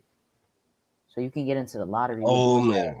So we can move up like a good amount of spots, and we could trade them the second Detroit pick, which is basically the 32nd pick. Well, that's going to be in 33rd probably. Yeah, it's one of those. Hold on. Yeah. A first rounder. Hold on. Brad Johnson, did you just say this? Brad Johnson, I'm going to tell you this, right? Brad Johnson said it's Australia, and I get it. I understand. But Brad Johnson said that's to start the Get Fox to the NYK Foundation. Listen. Hey, man, put your money to a better cause. Brad Johnson, if they bring in Fox into the NYK Foundation, let's hope when he comes across the border, right? He's in the kangaroo pouch. You know what I'm saying? Because I know you guys got the kangaroos over there. So let's hope if you guys bring him over across the water, let's just make sure he's coming over in a kangaroo pouch where he's nice and safe. Hey Brad, what do you think of Josh Giddey? Since you're over in Australia, I know you're probably able to catch more Australian league games or whatever it's called out there. What do you think of Josh Giddey, the 18-year-old 6'8" point guard from over there? He's probably gonna grow to like 6'9". He could possibly, but only females have pouches. I like Josh Giddey, bro. yeah, we talked about. I'm just saying. I like Josh Giddey. Freezie, you don't think he's overrated? Just because he, like, what do you see in Josh Giddey? Because I'm not too familiar, but I know just a bit. Because I'm hearing mixed Well, reviews. Brad says he loves Giddy. So. Yeah, he says he loves Giddy. Yeah, everything I've seen, I'm not big on him. Brad, tell us what you know. Yeah, tell us what we don't know. As a matter of fact, tell us what we don't know. I haven't. Like, you know what I mean? And Freezie, you too. Like, what do you like in Giddy? Oh, he said he played against his old man. Oh, that's awesome, dude. But yeah, other than like his extreme, him being 6'8" and being able to see over the top of defenders' heads and be able to kick out outlet passes and like that because he's able to get good dribble penetration.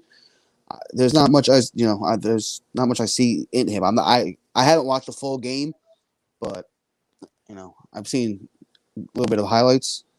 Just off that alone, I'm not huge on him. I would take him with like the Mavs pick or something like that in like the late first, but I wouldn't go lottery for him or anything like that.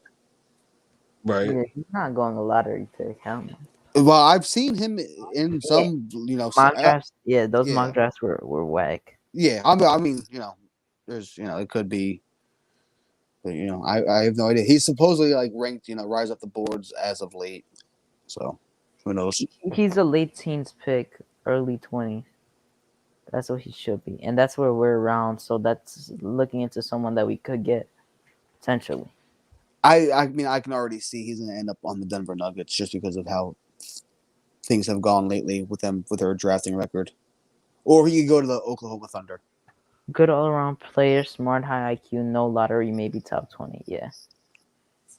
I hope so. Hey, man, listen. If we can do that and add that on to what we got, plus what we potentially might get, that'd be dope. Yeah. Yeah, if I had a perfect draft, I would walk out of this draft with Trey Mann and Moses Moody. That would be my perfect draft to end up with those two. He said he'll still go Trey Mann over him. Okay, word. Yeah, that's my favorite prospect. Nothing wrong with that, though. Like, you know what I mean? Yeah. Trey Mann's my favorite prospect as of right now. Yeah, it's kind of late. I'm gonna have to head out. I'm gonna catch you guys tomorrow. Yeah, I'm about to head out. So this is usually the time things get shut down anyway. 4 a.m. Yeah, it's already 4 a.m. I'm gonna head out, go to bed in a bit. Yeah, for I sure. appreciate everyone. For sure. Peace out, City. Peace out, Buds. Shout out to you, Uncle Freezie. Shout out to the chat. I'm gonna see y'all tomorrow. Peace out. All right, player. Yeah. Yo, y'all already know, man. So go check it, man. I'm gonna take us out of here. Just in case y'all don't know. I'm gonna take us out of here. Yo, listen, shout out to the chat. You know what I mean? Shout out to the panel. Shout out to everybody that was on. Shout out to everybody that's watching. Shout out to everybody that's gonna watch. We respect it. We appreciate it. Shout out to everybody that showed us love. Everybody that commented when you didn't want to comment, but you had to comment because you felt like you had something to say. And we responded. So shout out to you guys. Yeah, shout out to listen. I love the chat, yo. Yeah, shout out to even if you didn't like the stream, shout out for you just watching. You know what I mean? For being here with us, listening to us rant about being a New York Knicks fan. We appreciate all that. And the guess what? Chats, I still got the hat on. I still got the hat on, so we can go on a 7-game joint. Let's go. Let's go, Knicks family. Let's go, man. We about. Listen, I don't even want to. Sorry, I'm not even gonna jumpstart things. I was about to say we about to take over. You know what I'm saying? But no, but listen, don't man, stop. Go ahead. Shout out to you guys, and I appreciate it. Like everybody appreciate it. I'm pretty sure Uncle Freezie appreciates it. Like, you know what I'm saying? Hoodie Kev appreciates it. Like, you know what I'm saying? The KMD crew appreciates it that you guys are here and y'all rocking with us. Like, you know what I'm saying? Y'all doing y'all thing. And listen, man. We be back at it again on the next jump off. Well, like, you know what I'm saying? Freezie will be alive in you already know 5 hours. Knicks Morning Drive is in 5 hours. So Freezie would probably be Yo, Freezie would be live, like, you know what I'm saying, in like Yeah. 2-3 hours, something like that. Like it's whatever. well, he like 9 a.m. or whatever. Episode. But guess what? I'm probably gonna jump on with it because guess what? I ain't gotta work tomorrow, so I'm good. Like, you know what I'm saying? I'm with it. I'm rocking. I'm rolling. Yeah, I'm off tomorrow. You know what I'm saying? Or whatever. But Freezie, hey, hopefully, if you're watching, guess what?